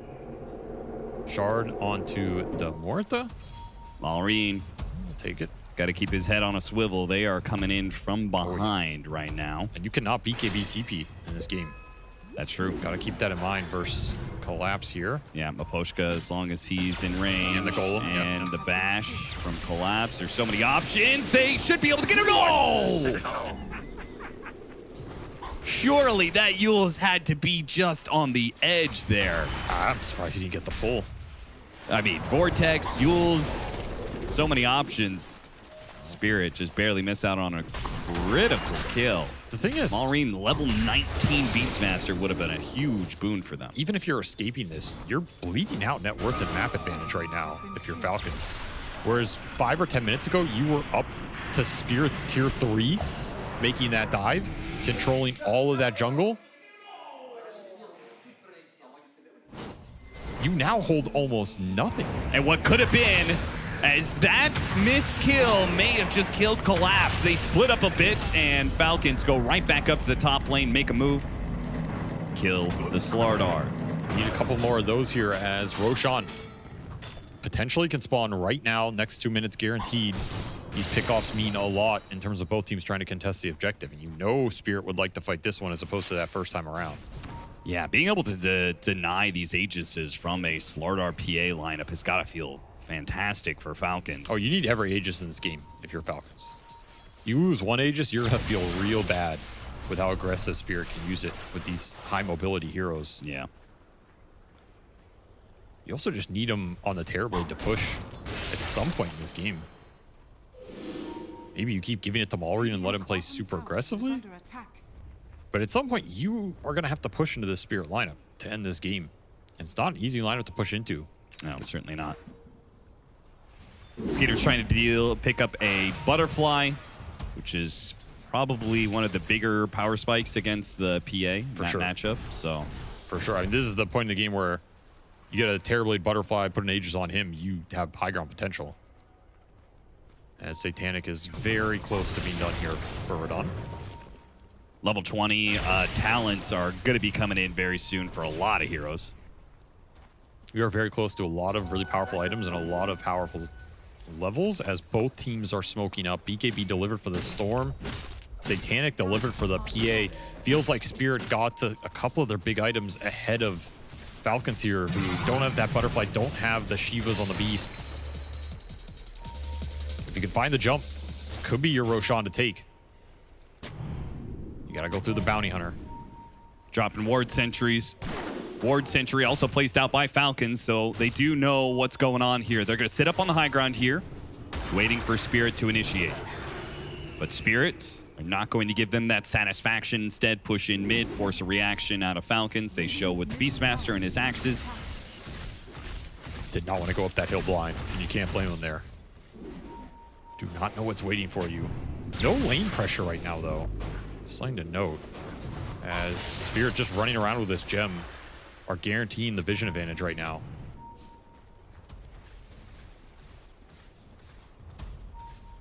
This Roche is up. It's going to go bottom in 30 seconds. And there is a dire ward that just expired on that bottom pit, actually. So that would have been nice if Spirit had it up. Now they're going to have to reward this area if they want to take the fight there. They don't even have an obs on them at the moment. Yeah, does Falcons have any more wards to place? They have crit. That's true. I guess the ward. Wow. I don't know how reliable that ward is when the enemy's carrying gem. They also have no obs on them right now. Yeah, everybody's used up their vision, and everybody's going to be blind for a pit fight at bottom. Gemma has done its job. Playing for Power Rune, trying to bait it out. Laurel zips onto an instant. Radavatos, instant roar goes out. He got the BKB, but the stun lasts for so long. The Golem to follow it up. They got the stuns. They got the kill. The Storm Spirit falls. Roshan's right in the midst of it. They do manage to get the Pango in return, but it did cost Radon. He had to use the BKB to get that. That was a 5-man Fatal Bonds. Not a fight you commit to if you're Falcons, and Crit basically just died to the Bonds damage. He was 40 HP on that teleport out. Damn. And that Storm was half a second off living there. That's very close to being Team Spirit's fight. They win it anyway with this Pango kill. They're going to claim Roshan. I mean, it was such a sick setup from Falcons. But yeah, I guess you're right. If you get that kind of Fatal Bonds, just nasty. It's just not possible to win that fight, even if you do get the initiation. And that it means that Team Spirit get the second Aegis. They're still happy with that. Now we're into that dangerous territory where you're talking about how much Spirit can get done with an Aegis. Hypermobile heroes with high amounts of damage. The PA could just run in, take whatever kill she wants to get. It's terrifying. It also allows Radon to just completely buy out here. Yeah, MKB is going to be coming in within this Aegis timer. So Skeeter's going to finish up his Butterfly, and he's not going to be able to have that advantage for long. Collapse. Can he get off the crush? No. Chains the stun. Crit. Spirit has to jump. Played on Bounty Hunter, but they do have the jump. They always have the jump because Laurel is playing Storm Spirit. They get the Bounty Hunter. Now the Rod of Atos on staking. It's going to be 2 for 1. 2 supports for 1 core. Maybe not even though the numbers favor Spirits, Falcons do get to push in all these lanes. I don't think they're too unhappy with that situation. No, it's an acceptable trade. I mean, if you can get the gem out there, that's a huge victory. And that is why we see Spirit aggressively jump that. Cannot lose this gem right now. Means way too much to the map control versus the bounty. Amar. Yatoro spots him. Amar, at the sound of a dagger, quickly blinks away. Big rune. Amp damage for Laurel here. This is nasty stuff. You can find the jumps around the map right now. Yeah. Big rune and Big Roo. He's got an Aghanim Scepter now. So we're going to see some more AoE team fight out of the Spirit supports. That is the one thing. Spirit supports, their team fight going later and later into the game it's pretty tough to break. Really strong. I think in that regard, it's probably where Spirit is favored the most in the late game, right? Bounty Hunter just cannot compete with this kind of impact. Spell-wise, no. If you get extra gold and you can just build a crap ton of utility, that's where he can make up the difference. Right now, you're pretty much tied between those 4 supports. Yeah. They're trying to get an Ags on the Jakiro to maybe help bring some of that team fight. I just don't know how impactful these 2 supports are going to be versus the mobility. That's the biggest problem here. You can get damage on Jakiro. You can get some utility and damage on Bounty, but you're looking at a PA Storm Slaughter lineup. These heroes are just going to instantly jump, instantly get on your back line. Waiting for the creep wave to pass by. Good read of the map there from Spirit, making sure not to trip up in this movement. But still, the delay is enough. They don't find anybody immediately. Their outpost gets taken. Falcons quick to run away from the situation. If that were a smoke play, they might have caught him there. They were showing the PA top. Still have Aegis for 2 minutes here. You're letting Radon play solo and you're trying to catch anything else right now. Make sure you get these Terrorblade illusions off the map. Take a tier 2 here. Be pretty happy. Falcons being elusive as always. Once again, they're going to disguise a movement here. Yatoro's pushing in bottom. Falcons know it. He's hitting Maureen actually lets himself get gone on here. Has to use the BKB, but at the same time, Spirit's making a move near top, and they caught Crit. Making use of the amp damage. Collapse. Whoopsies. Missed the crush. Missed the really kill. Not going? Laurel too afraid of getting near that high ground. Still at a Ghost Scepter, I guess, but I mean, you're still going to get this tier 2 bot, and we see this 2-pronged attack on the map right now. You're not strong enough to go into this Aegis PA. At the same time, you're hunting everything else. Got the Pango. He doesn't have BKB, so that calling is death. He went Octarine, Austin. That's a very susceptible buildup right now. Yeah, he was thinking about AC Basher before. Instead, the Octarine. You're going to scale well if you get the Rolling Thunder off and you get to that Basher territory and you can just go through the fight. At the same time, you get jumped with this build, I mean, you're gone. Yeah, there is no escape. And they have such good ways to be able to jump you. Great. He breaks the smoke. Ooh, a crush. That was so close, man. He hits the crush, then he gets the corrosive haze on him from the shard. But I like how Crit had no reaction. It's like, yep. All according to plan. Nice Crit try. breaks Scrub. another smoke. This time it's Ruse in mid. Lifetime assists. Wow. That's a lot of help. Dude, that's crazy how far ahead Fly is of somebody like Puppey. He's had one of the longest careers, right? Yeah, absolutely. Just like Puppey. I mean, Puppey, he's not there to give people assists. That's true. That's true. You know, he's farming jungle. Yeah, how many more kills did Puppey have over Fly? With the machete? We're talking in-game. In-game. I don't think he wants those other numbers disclosed. Double-digit outside of game KDA. So, did Spirit accomplish what they wanted to with this Aegis? I don't think so. They did not gain a net worth lead. No. They did get a lot of farming experience on Yatoro because he was just solo pushing out waves. He's 25 already off of one wave here. That's a pretty insane timing for this 25 on the PA with all the items he has. I mean, it's a ridiculous amount of damage. You're looking at 21 on Skeeter, who's just been shoving waves with illusions. Yeah. Take the triple dagger here to play off the Slardar. Oh, with an amp damage, yeah. Pretty nice. Yeah, puts it in the bottle. I guess I don't think Spirit really accomplished that much. Wow, Fly has way more kills too. That's crazy. Excluding monitors. Okay, but what about neutral creep camps? What about creep score? Oh yeah, I don't think Spirit accomplished that much with this Aegis, but I don't think they need to. No, I It's agree. like it's fine if this net worth lead remains for Falcons as long as it's minimal. Because look what they have now. They have this amp damage PA level 25, but they also have triple BKB core and a Lincoln's on Laurel. So all of a sudden, these three cores are a lot harder to deal with in the fight. Yeah, they're closing in on Lotus Orb from Aposhka. This Roar is going to have a hard time connecting unless you're the initiator right now. And we've seen time and time again, Falcons are having trouble starting the fights. Again, it feels like the supports, not only is Team Spirit, it's much easier for the supports to have big impact, but also it's going to be easy for them to play the team fight because Spirit's going to have a nigh untouchable Storm Spirit jump into the back line, hitting that Jakiro. Oh yeah, you can't do anything to Laurel unless he throws the Lincolns on somebody else. That's your best bet. Courier will run over him. Oh, there we go. That's where Puppey beats him. I knew it, dude. Not even 33,000 more creep skill. My man been farming that jungle for over a decade.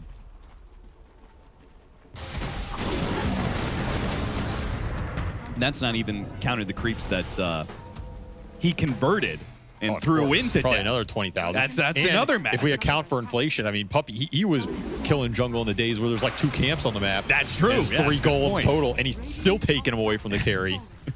Those are hyper-inflated numbers. I mean, he effectively probably has like 500,000. If we're going to be realistic about it. TP's from Spirit. They want to jump Skeeter down here. They do get that jump. The team jumps in, but Yatoro didn't use his BKB. This is a little awkward. He's taking so much damage. Can he get off the Satanic? And no! He's dead. 100 to 0. And now Team Spirit had to full-on retreat, but Collapse going to get caught. He yields himself up in the air, but he's still dead when he comes back down. What a mistake. A rare one from Yatoro jumping in without using the BKB against a Jakiro. He got Ice Path to hell snaking.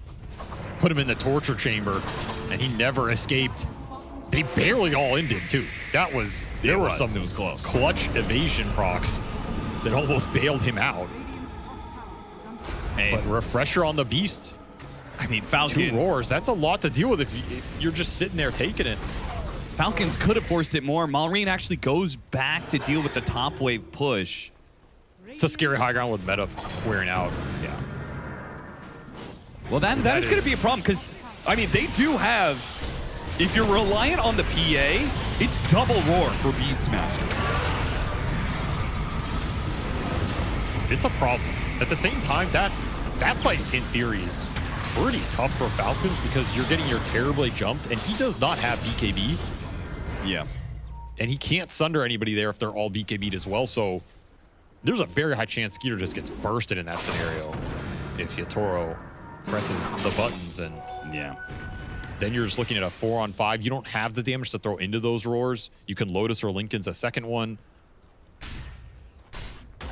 But a very clutch ice path.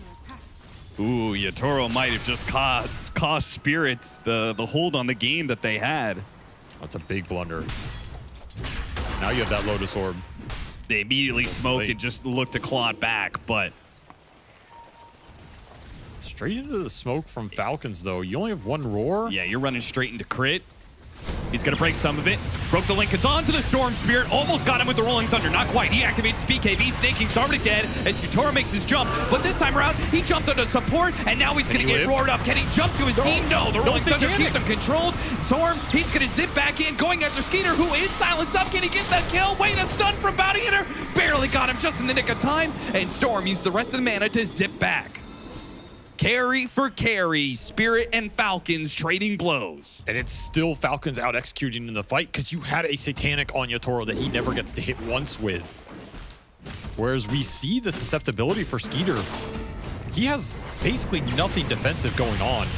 Now he has a Satanic, but he just can't sustain in these fights once the hero's gap close onto him. Yeah. And these dead shots going through the entire area are just a menace to deal with.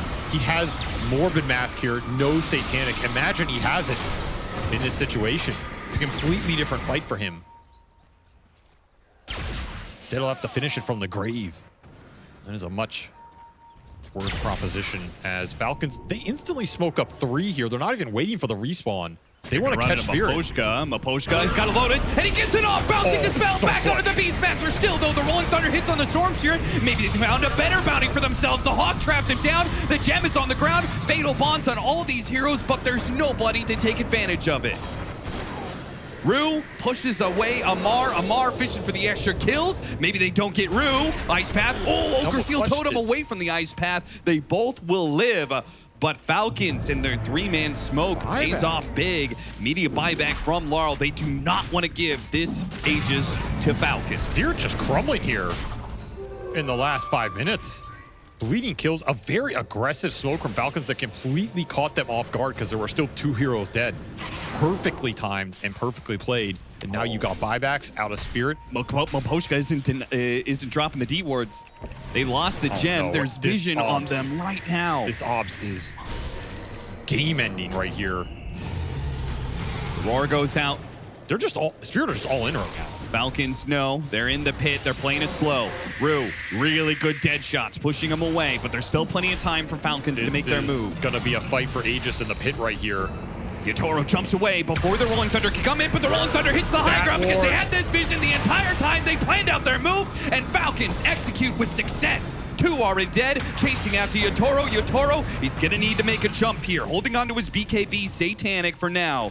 Has to use it at perfect timing here. Try to hit him with the Ice Path, not quite. Yatoro backing it away. Fighting? Falcons will take the Roshan now. Collapse? No, there's no way. He tries to go back in. Ogre Seal Totem, Blink Crush. It's a cool maneuver, but all it does is feed another kill to Falcons. 3 dead now, and all 5 up for Falcons are up, and they've got the extra life in the Aegis. They've got the cheese. They're ready to hit the high ground. It seems like Spirit don't think they can win this ultra late. They were extremely pressured to contest this Roshan. They did not want to give this Aegis to Falcons at all costs.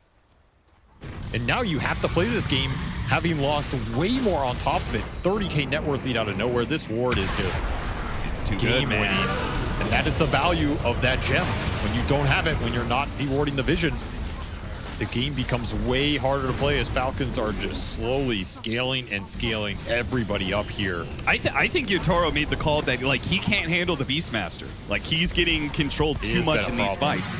And it was a great choice by Maposhka to build Lotus, but they need more than just 1 Lotus to deal with double Roar. That's why we see this hero first pick. He is a late game monstrosity with the amount of damage and control he can output. Falcons do not go straight for the throne. They're going to try and achieve Megas here. The dagger's being thrown out. Managed to roar Muerta going after Maposhka. He drops the Golem. They go after Amar, but Amar has gotten so much shield from his shield crash that he shrugs off the damage rather easily. There's nothing going on here in this game for Spirit. Storm back up. You're now down 40k. About to get megas by illusions. They hold the melee barracks for now, but The illusions, something will finish it off. It'll be Skeeter himself. Tries to get that one final blow.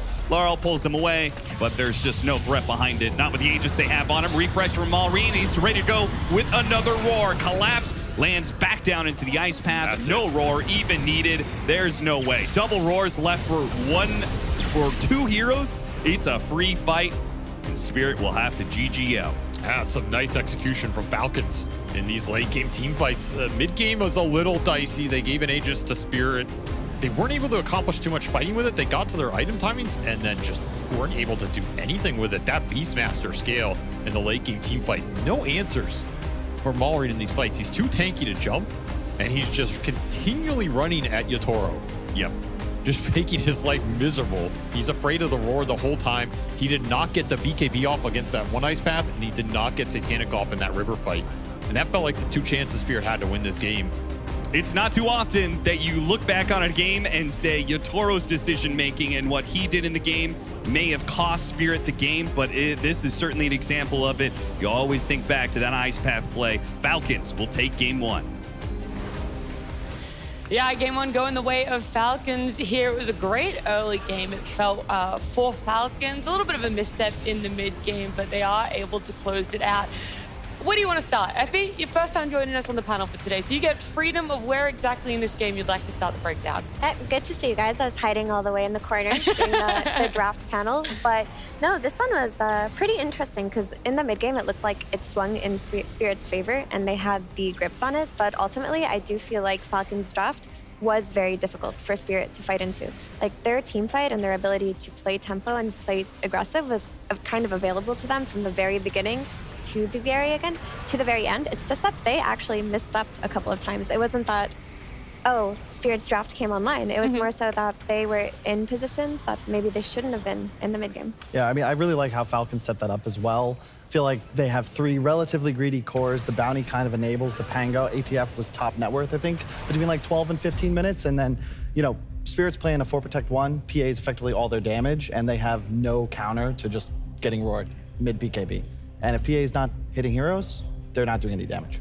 It felt like for a little bit during that mid game, it was actually even tough for Beast to get into it. The Fatal Bonds doing so much as well from Mapochka, but taking a step back, looking at what happened in the early game, right? Because this Beast was really impactful. He was doing so well in lane and even making stacks for himself, Kyle. Yeah, he was. And there's this really cool play they made with an early move by Rue, getting a great ward down. We're gonna see an invade. I think we got a clip we'll get to in a moment. And that really kind of set Malrine back. You can see right here, Rue goes down. He places this really nice ward because they know the stacks are coming out. And then you're gonna see him, he actually kills a courier, ends up saving the Slardar down bottom. And then this is this nice move where they bring both supports. They go in and invade the jungle. I'm surprised that Malrine came over to try and contest this because he's just going in. Nice Fatal Bonds, hits on the creeps as well. They get him, they get most of the gold. And you know, the one downside of Bounty in that early game, pretty low damage. He can be there to kind of wander around, but you know, smacking somebody once isn't really going to help his boy. Yeah, I feel like he thought it was just the Storm Spirit that was going to be going in. He's like, okay, one support with me is enough. You get a little bit of XP as well. We try and get the bounty online. But that was sort of the first misplay it felt. And then, Effie, we see them. They recover from that. There are finally some connections that work for Falcons, able to get some kills. But then kind of too big for their boots. They think they're able to take the game at the 20-minute mark. Yeah, it's just that Spirit did a great job at the early game, kind of taking it slow and not making too many mistakes. And the one time that they did, we did see that like you get a couple of track kills top and the net worth goes from being even to suddenly being a 4K swing for Falcons. And you're like, whoa, they're owning. Wow, that started pretty quickly. I just wanted to show basically that this fight here, they went on PA next to a tier 3 and she had a BKB up. And if you look mid, Beastmaster is all the way mid. He's not part of this play. So this is Falcons maybe throwing in that sense. I don't want to necessarily call them out too much on it, but if you have vision of the BKB and your Beastmaster hasn't connected, the ability of Spirit's heroes to instantly punish and instantly jump on you is kind of insane. They've got the Blink Slardar, they've got the Storm Spirit with the zip in, so you can't be making these uncoordinated solo plays. Here as well, Amar, he's just rolling thundering into 3 people. I'm not sure what the idea was here. He wanted to cause some chaos, you know, make some space on the map, but if you're messing these plays up, you're giving away a lot of net worth to PA that you wouldn't have. This fight here, I just kind of wanted to show what happened when all of the heroes are actually playing together. When your Pango isn't playing by himself and is with the Beastmaster, you're getting the roar on the PA. You've got the rolling thunder just to make the backline chaotic, and that's what Falcons had to do to win. Yeah. Able to execute that team fight for themselves, get it all in. The Roche was also another important thing. They were able to take the first one, the second one going the way of Spirit, but that third one, we actually see both of Spirit's players buying back. It was Lal and I believe not Yotaro, I'm trying to remember who it was, buy back for it and then contest this third Roche. Do you think that they felt extra pressure after buying back, Kyle, to make something happen? Yeah, I think you kind of have to take that. I actually love the buyback because meta was on cooldown, so you try and secure the Roche. I think if you give that to Falcons, it's just kind of game over. So don't fault them for it. You got to play to win the game. 100%. When we do look towards what could potentially happen in this series, were you even surprised, Effie, that it went so long that, and then all of a sudden, yeah, the game went so long and then all of a sudden felt like it just crumbled? Is there a window in that later part for Spirit to have made some adjustments? I think Spirit definitely made some mistakes. When they had the first Aegis, like, they had the map control back. And again, I mentioned the ability to threaten any target that's alone on the map or any kind of misplay because of the instant reach that they had on their team. But that one fight where your PA just blinks in, the team isn't there, that's a big mess up because we saw their ability to follow up on each other in Falcons. And if they're behind each other, it's not going to look the same as when you're Spirit and you're getting these one-by-one pickoffs. So I think Spirit trying to force engagements versus all 5 of Falcons' heroes, as opposed to just playing the map and looking for those picks that their draft enables them to do, is where they went wrong. Yeah, it's also, you really want to have a vision advantage. You've got Storm, you've got that reach advantage, but you're playing against TB illusions that are just kind of running everywhere haywire through the map, and a bounty hunter. So if you don't have the vision to make a jump, you know, your Storm kind of has to go in first. You're not going to just drop rock. And you saw in that really decisive fight, they were just standing on a ward. I don't know why you're giggling at me. No, I'm already thinking, nervous. No. I'm thinking about the idea of Maboshka as like a wall just walking in and being like, yep, just drops his ultimate right there. I don't know why. That was such a funny image you were painting for me, so I was giggling. Perfect, yeah. I'm kind of, I love the heroes in this meta though. Like Jakiro, Warlock have always been favorites of mine. I think Jakiro is just, it just feels good to play. And I think that Falcons really benefited because they have all these options. So Spirit needs vision. They need to get the jump. They kind of have to play a better fight to win that game because otherwise your PA is going to go in BKB. He's going to get roared. There's your damage done. You've got a Jakiro follow up with Ice Path in the back and the TB's just kind of smacking everybody, Pango rolling through. Like, it's a tough game for Spirit post like 30, 35 minutes. I'm glad you brought up the Jakiro as well because Snaking, well, he sat down in our confessional chair to give us some more information about that game 1. In this top fight, we kind of saw the slaughter on our ward and we thought it was a good opportunity to go on him. And then once we got the kill, we realized like we couldn't get more. So we realized the next best thing we can do is get the Roshan and we knew Spirit was coming to contest and we didn't have any spells left. So we kind of just knew that once we get the Roshan, we kind of had to just reset and not take the engagement because we don't have any spells to win this fight. So we're here to just have minimal losses while gaining the Aegis. And we decided to sacrifice crit and just call it a day. Yeah. Sacrifice crit, call it a day, that's it. Yeah, good trade. That's how you win. You go +4, you go die, we're all going to walk away with the Aegis.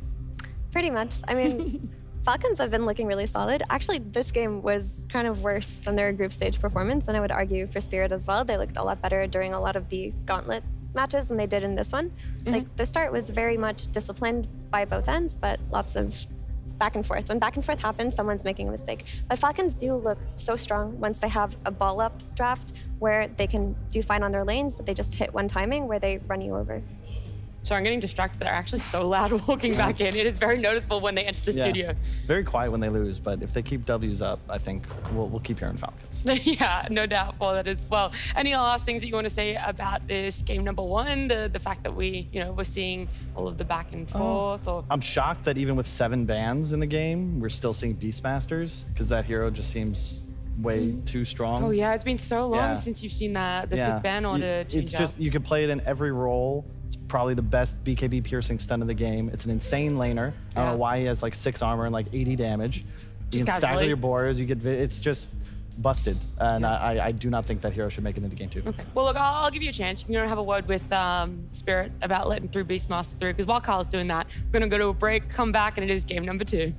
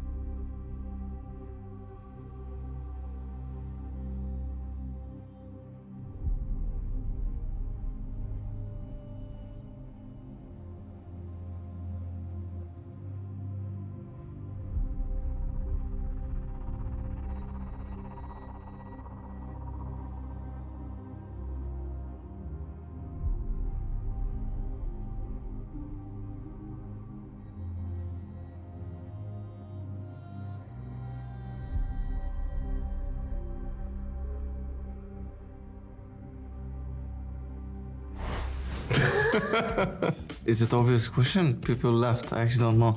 Definitely Amar. No, without a shadow of a doubt. If he doesn't get his Bristol back, the game's over. No one else is allowed to touch the hero. No defenses. Everyone knows and I know. It's one hero only.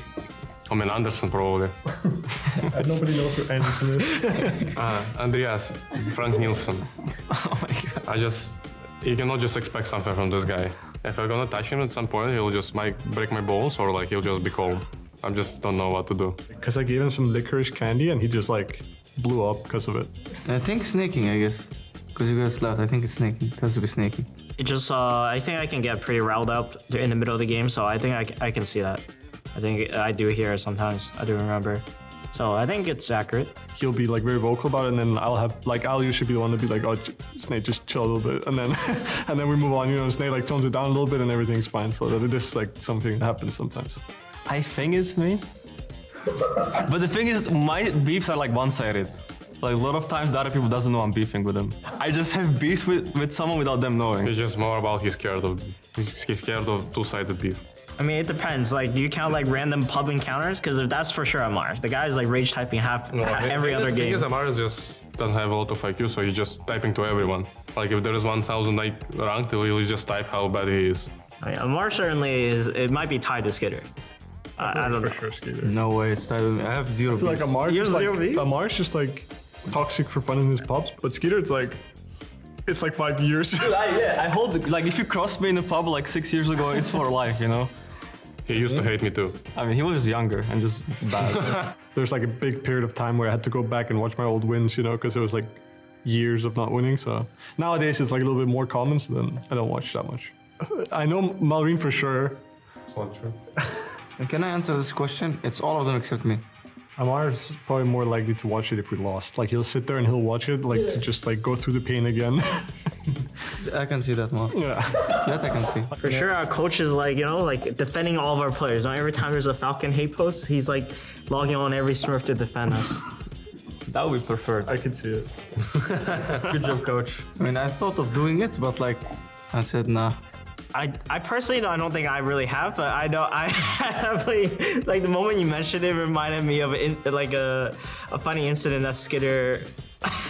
The thing is, I'm pretty sure he's gonna misrepresent what happened. Okay, you can say yourself then. What happened is we were like drunk in some. I mean, we were not drunk. We were just vibing in some club in Serbia, I think, and they basically. I was kind of like, you know, just said like, you know, who we are, and they basically got us to like the best section. That's pretty much it. I actually read into this shit, and if I see someone flaming me, I will actually get tilted. I force myself to even queue more games to like get better, because I feel ashamed. Just nobody asks me, but if someone asks me, I will also say.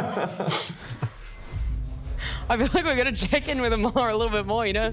You okay, bro? Are you a little bit tilted there? I'm sure he's not after that game, though. I'm sure it's feeling a lot better for him. I would hope so. I like that they're talking Crit talking about watching games when he used to win after not going for so long, because I did the exact same thing. Like when you went paneling. Yeah, so I watched clips of myself, and I realized one, I really said some out-of-pocket shit, and I was like, damn, that explains why. Just then? His prep for this tournament was to go back and watch clips from 3-5 years ago, so you could see more out-of-pocket shit. I also thought I would be like, you know, younger and more attractive, and it's like, no, I actually just have looked Are the you same. at peak Kyle right now, do you reckon? I don't know. Hopefully Okay. not. Hopefully not. Did you watch back like Twitch chat when you were playing? No. Every time you made a good play, you wouldn't You go wanted get to see on the there hogs and in see the Twitch pods. I had to go back a long time to find matches of us winning. In fact, I think the last professional match I played, I actually beat Misery to go to a major, and then they had to make a roster change because, as Misery has told me, if you lose to Complexity, you have to make a roster change. It's like, it was down here, and they thought they were there, and then they lost you. Yes. Yeah, well, look, that one, luckily we don't have Misery on here. We don't want to, you know, try and remind him of all those tough times for himself. But right now, it's kind of tough times for Spirit. This is an elimination match, as is all of our matches here in the Blast Slam Gauntlet. This is some images from them outside. Resetting, Kyle, calming themselves, thinking about what went wrong and what they can learn for a game number 1 loss in a best of 3. Yeah, well, I did my, I was talking to Falcons. They're pretty much going to do the same thing. They're going to pick strength heroes, which we can expect. I think Spirit's pretty aware of that as well. I hope they shift out of 4 Protect 1 a little bit. I feel like Slardar's a little underwhelming. I think that there's other offlaners that offer a lot more utility, and I prefer it strongly. Because Spirit did use that with Medusa in Game 3 against Liquid to eliminate them, and I like the range spread damage carry with the Slardar a lot more than I do like a PA, because now you're just kind of all in, single target. If you control the PA, now you've effectively taken 2 heroes out of the fight, out of the game. I really like Slardar for Spirit. Like, I think Collapse has been playing it incredibly well, and they were in a position where there wasn't much left. Like, it was last pick for offlane, they banned out Centaur, and they banned out Magnus. So that pretty much leaves Slardar. Sometimes you take what you can get, and I do think they played exceptionally well, but I hear you about like more cohesive drafts, because at some point in the game, if it feels impossible to fight, you can chalk that up to a drafting error, because it is hard to get everything right, but the beat that you do want to hit is that you're able to consistently take team fights versus the enemy team. And if you can't, the theme of this tournament has been like, oh, well, you lose. You don't want to lose. But I do think that's normally, the name of competition, Kyle, yeah. I do think for Spirit, though, they do need to focus a little bit more on their team fighting, because I think Storm Slardar, very cool combo. I wouldn't mind seeing them do it again, but maybe something for Rue that isn't the Muerta, which you'd be hard-pressed to hear me say, because he plays that hero so well. But if you can get the added security from the team fight from your other support as well, maybe it becomes a lot easier, because if Falcons hadn't even thrown those couple of kills in the first place, that game would have ended even faster. And they really don't have the time to try to go late game versus Falcons, because they're so formation heavy. What adds more to the team fight? Like, what's better than Muerta that you think Rue could play? That's a tough one. I mean, it depends on what the heroes are going to look like. Like, if you're playing versus Sand King, you're playing against more stacks, like, try to take the Bounty Hunter for yourselves, and you can then capitalize on your jumps. But if you want more team fight, I wouldn't mind, like, the AA for yourself, the Ringmaster, the Jakiro, the Silencers, those kind of things. There's a lot there. Anything else that you want to say, Kyle, about this game number 2 and what we could see for draft? I'm just excited and ready to be surprised. Okay, ready to be surprised. That's probably because Kyle doesn't actually really know what's going on in the game. He doesn't know how the drafts pan out. Well, look, I don't want to throw him under the bus. Either way, he's going to prove himself, right? And Spirit have to prove they have what it takes, as we are getting into a game number 2 between Falcons and Spirit.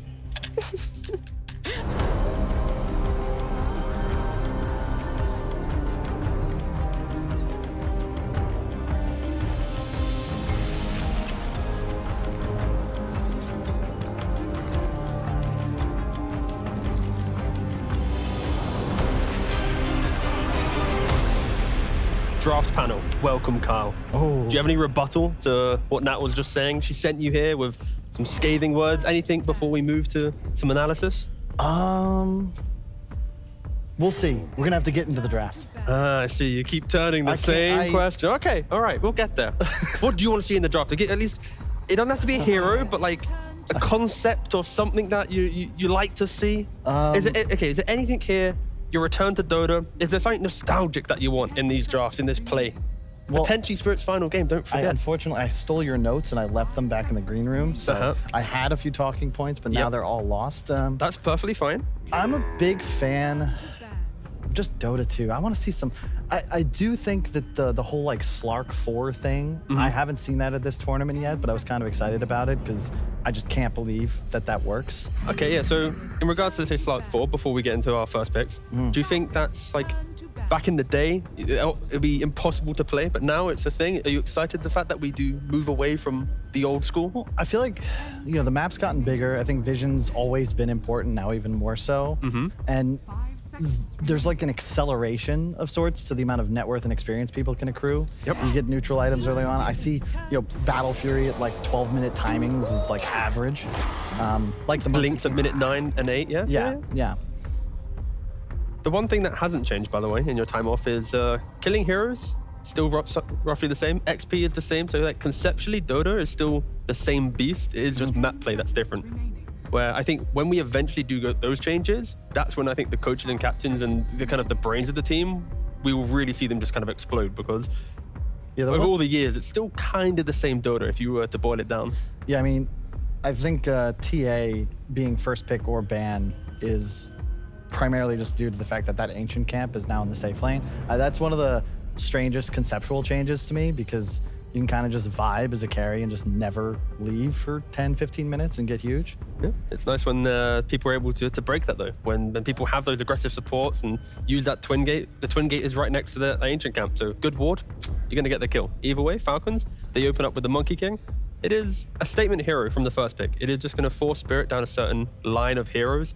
As of course, we can say flexibility. But alas, what will Spirit respond? Inspired by Quinn in his matches yesterday. Played an excellent Monkey King. He paid me to say that. He did? How much? Sorry, is that allowed? Not enough. I checked the Esport earnings afterwards and I was like, wow, okay. I need to... He undercharged you. I need to increase my prices for compliments, that's for certain. Ooh, very quick with the ban on the Tiny. Again, the thing with the Monkey King is like Phoenix and these type of heroes are out of meta, so we're not seeing like an instant response of that, which is a hard counter to the Monkey King, just following it around with Fire Spirits. But Jakiro, attack speed, it is very nice. We saw how Snaking, low-key, in my opinion, carried that last game. That clutch Ice Path at the tier 2 in the bottom when PA jumped in, if you don't hit that Ice Path, your Tor is hitting the BKB. He's hitting the Satanic. Like, he's opening that fight. So, of course, Jakiro, high value. No reason why Spirit shouldn't go for it. Interesting, though, for Falcons, another thing to note, the reason why Monkey King is so good is the itemization. When a classic phrase, by the way, this is going to hit you, but nostalgia, you ready? Hit me. Effective HP. Oh, yeah. You like that one? I do. Monkey King likes it as well. He buys Mage Slay, he buys SMY. Magic resistance, good attack speed, stands his ground. SMY, status resistance, just able to soak so much of that fight. That is why the hero can be first pick, because his item build kind of plays into the skirmishing meta that we have. Excellent at acquiring vision as well. Great Roche fighter. And I don't know if this is like a new development, but games that just drag on forever, 60, 70 minutes. I think we've had 5 so far at this tournament. The high ground strat is just kind of drop Wukongs and go hit tier 3. So always nice to have in the end game. Let's see, Pango taken out. No Storm, no Tiny. Big Jakiro fan. I feel like you can just slap that down as your 5 every time. Nobody plays it core, right? It's just kind of only No, not yet. No? People have dabbled with Twin Terror, but unfortunately, we haven't seen anyone too crazy. Telling you that's a Dragonlance hero right there. Muerta for Rue again. Yep, Spirit. I think they identified the fact that they don't want to reveal too much early on. I think that's kind of what Falcons exploited in the last draft. This time, they are arguably the best 5 and the best 4 in the patch, depending who you ask. So, yeah, Spirit just picking lane dominators. Win the lanes, don't allow Falcons to outplay in Shadow Shaman, a hero that has not lost. It has. Has not lost in this tournament. Has it? I believe. Check the stats. I'm checking the stats, but I believe it's an 80% win rate. But if you're wrong, I am very sorry. It could be 4-1. No, I trust you. I'm going with Kyle. He's never lost. He's lost. Okay, he was 4-1. Okay, he's 80%. I'm sorry, Kyle. Okay, that was close. But in our hearts, he's undefeated because we think that he is the most underrated support from the 4 position. Yeah, I like it just because similar to a Bane, you have this kill threat on map pretty much all of the time. You're an objective taker, and I like it in synergy with a hero like Monkey King, who scout out, get that initial vision so you can drop a Hex. Very nice for one-on-one pickoffs. It's just that explosive entry the fight that you're mentioning, right? And we saw in the last game, Amar tried to do it in the Pangolier. How many times was he by himself jumping a PA, trying to combo down just with the Rolling Thunder? It didn't really work out, but this time, it's so much easier. And they go for a Morana. Specialty, again, for Falcons. Other teams have tried it, utilizing Moonlight Shadow. Again, we moved away from the whole attack speed meme, and now it's true to the classics. And it's going to enable exactly what we just said in regards to the Shaman and the Monkey King. You throw that invis, run across the map, you're going to find your Toro at least once and create those moments where you can snowball the game. There's a snaking hero, right? Yeah. Just making sure. I believe this was the hero he was playing when he won his first TI. We are looking at the classics. They're helping you out, Kyle. They're picking some of the... Yeah. It's funny, you disappear for a while, but the heroes don't more change. Things change, the more things stay the same. And then the most honorable hero in Dota 2, my favorite. But which role is your favorite? Huh? For Shaker. Any role?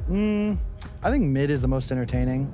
I'm more partial to playing it as like the hard 5 support. That was always the vibe. You just kind of run around, block lanes, get a nice Fisher block. That was like the old style of Dota when you were just a Boots Earthshaker running around the map for like 8 minutes.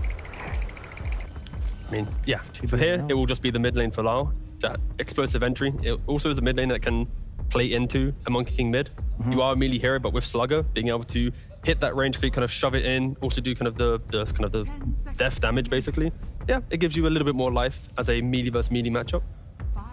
And with the Terrorblade, just keeping it alive for both offlane and safe lane, not enabling Falcons to see Collapse or Yatoro's hero instantly, but most likely it will just be Yatoro playing the Terrorblade and then Collapse initiating offlane. I would be surprised if we saw a major shift of that. I remember back in the day, I used to like illusion carries against Mirana because you were less likely to get arrowed. I feel like the overall IQ of Dota 2 drafting has increased significantly since then. There's probably deeper meanings there. You kind of correct wavelength, right? I mean, he's good, he can micro. Yeah. I dig it. You can fear the Monkey King out of his ults when you buy Aghanims. You can, but his facet does enable him to have, 3 to 4 seconds leaving the Wukongs. He can then return to the Wukong and then replenish its uptime. So it can be a spooky one. You need to get him out of it and then really kick him out of it. But every little helps. We saw in that last game, it really was just one ice path, one roar, one little moment. And that's at least what Spirit have this time. They have those little moments to play on. You know Amar's drafting when he scoops up Timbersaw. Yeah, to be fair, Falcons, they haven't really been rushing towards Timbersaw recently, but I think Faith Beyond, or Buck, he's rebranded from Tidebound, has reminded Falcons that the hero is pretty decent, very explosive. It was always one of the traditional counters to Terrorblade. Always like Timber and Tinker specifically. But you just want to get on top of them, right? Timbersaw nowadays, with the Kaya, the Blink, the Aghanims, you get that additional barrier. You just do so much explosive damage. A Shaker and a Terrorblade, they need time to get into the game. Shaker has to farm those stacks, get the early Blink, get a kill. If he doesn't get kills, he's just waiting. Same thing for Terrorblade. He needs Manta, Dragon Lance, and more items. So for Falcons, as Timbersaw, it's a statement of the early game. It's, we want your cores to feel like they have to join fights, but they don't have the damage yet. Be curious to see how these teams finish off. So probably a Monkey mid with a last pick for Skeeter, yeah? And then Spirit needs an offlaner? Correct. So for Spirit, we're looking... Ooh, well actually, because Terrorblade's flex now, right? Technically. How is it an offlaner? That's the one thing I don't understand. Okay, so you pretty much just buy Pipe and your Shard. Oh, okay. No. That's 9 class from the support position. Okay. If Claps was doing that, then I think their tickets are getting booked for the flight home later tonight. They're out of here, right? But if it's off lane, you're looking at a Pipe. But in this game, I don't think it's that necessary. You need a bit more initiation, hence why the carry Terrorblade, you park yourself there. Again, it's always possible though. If they see a hero for Yatoro, they're just going to put Claps on it, right? But most likely will be the carry. But you need an active skidder hero. Someone to run around the map and join this aggression that you see with the Monkey, the Timber, the Shaman. Like so much overlapping pressure in the early game. Not a bad Sven game. I don't know if that's really S or even A tier carry, but he has played it already this tournament. Another solid choice against TB. There's so many choices, love actually. strength heroes. I also think they've run a Tide carry on Falcons. So if they wanted to be very annoying, they just pick a Tide. And now they've got an unkillable carry, an unkillable offlane, and then a Mage Slayer SMY that we would have mentioned from the mid lane. Like, how do you kill these heroes? Can one single Echo Slam of the early game really break everything? So that could be an option. But with a Slardar ban, maybe not. But still, I think going a little bit more unconventional, go for the extra body from the carry role would be quite nice for Falcons. Yeah. If you want to go for a traditional version of that, don't go for the Tide, you go for the Deucer, right? But such is life. We'll see what they go for. Hold. They go for the Sven. Still got it, babe. Are you twerking? It was a little dance. All right. We don't got to Thank tell them. God we don't have, home, no, okay? I mean, I had to look at it, Kyle. I mean, I was standing here and I just saw you twerking for a second. I mean, fair play. I like it. I mean, you addressed the TB. I think now if you're Spirit, you probably shift that down. I don't know if you want to uncarry TB into Timber Sven. That seems pretty miserable. But then if you put Terrorblade off lane, does it really preserve your draft? Are you finding a carry that can do everything, right? The Morphling's already banned out early. That can be quite annoying. We now need to look at Yatoro's heroes. This is the problem for Spirit. Is there the Collapse hero that can fix everything? Or is there the carry for Yatoro that can fix everything? Could see a Deucer here. Sure, the inverse of what Falcons needed, you could argue. Or the just Troll, perhaps, but I feel like it's a really, really rough Troll game. He's been trying to make Clinks work for a while, but... Yeah, for the classics. Again, okay. I think the Terrorblade offlane would have made a lot of problems for them. I don't know if there was a carry for them. So they do keep the Terrorblade in the carry role, and Collapse, he gets his Mars, he gets his iconic hero where I believe competitively, again, most played. Yeah, I think Amar against Yatoro is going to really be the matchup to watch here. If Amar gets off to a good start, starts bullying enemy safe lane, I think this is a real tough game for Spirit. Same time, maybe Laurel just makes moves, starts slamming. And not only that, it's the supports, right? We've said how Shaker and Monkey can be somewhat a 50-50. What happens if the Shaman runner break lanes earlier to go kill the Shaker? Shaker doesn't have an early blink. What's his game? He needs stacks. If he can't slam the stacks, he's waiting. Mars, Terra-Relay, and Shaker, they're all very item dependent. They need each other to be online. If Arena's on cooldown, Meta's on cooldown, Slam's on cooldown, the fights can get difficult. But for Amar and Maureen, they're heroes. They just keep fighting, they keep pushing forward. So for Spirit, it's win the lanes, stabilize the game to then make these moments where they find these good fights. But I am a little worried for Spirit. How good is their early game? We're gonna have to see. We're gonna have to see. Do you think the casters are ready, Carl? I hope so. All right, let's off we go then. Cap and SVG, start yapping about the draft. Oh, we're definitely gonna yap quite a bit. This man really loves to yap. I feel like we dug deep into the offlane pool. A Mars on one side, a Timbersaw on the other. Yeah. A Mars only played one Timbersaw in this patch. Like, he has not been loving the hero. It's 2023. All over again, yeah.